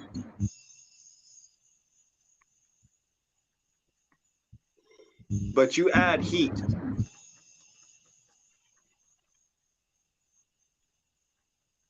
becomes a flame. Now do that to a pack of matches. Exactly. It's easy to blow one out. It's not easy to blow many out. Amen. Hey brother, I'm down to 3%, so I gotta hit the road, dude. You have a wonderful night, brother. Love you, dude. God bless you. God bless, brother. So, yeah. Well, as it were, it's getting late in the night, late in the eve. I got to get back to the old doing things. It's been grand. I appreciate y'all. Thanks for coming by. And thanks for enjoying the Freedom Forum with me. Here we are at 5 hours. I know it's been a long ass time. If you skip through the video, there are certain parts that are really important. There's other parts that you could just forget about. That's up to you. But whatever you do, if you find something useful in this video, let it be something that helps you in life going forwards. You know, all of whatever we talk about, whatever we get out there and whatnot in the Freedom Forum, it's literally just our view on and our take on things. It has nothing to do with what anyone else has to adhere to. All right. But at the same time, I hope it helps. Because otherwise, why do anything? As per usual, this is EO Guardsman on. And motherfuckers, I'm out.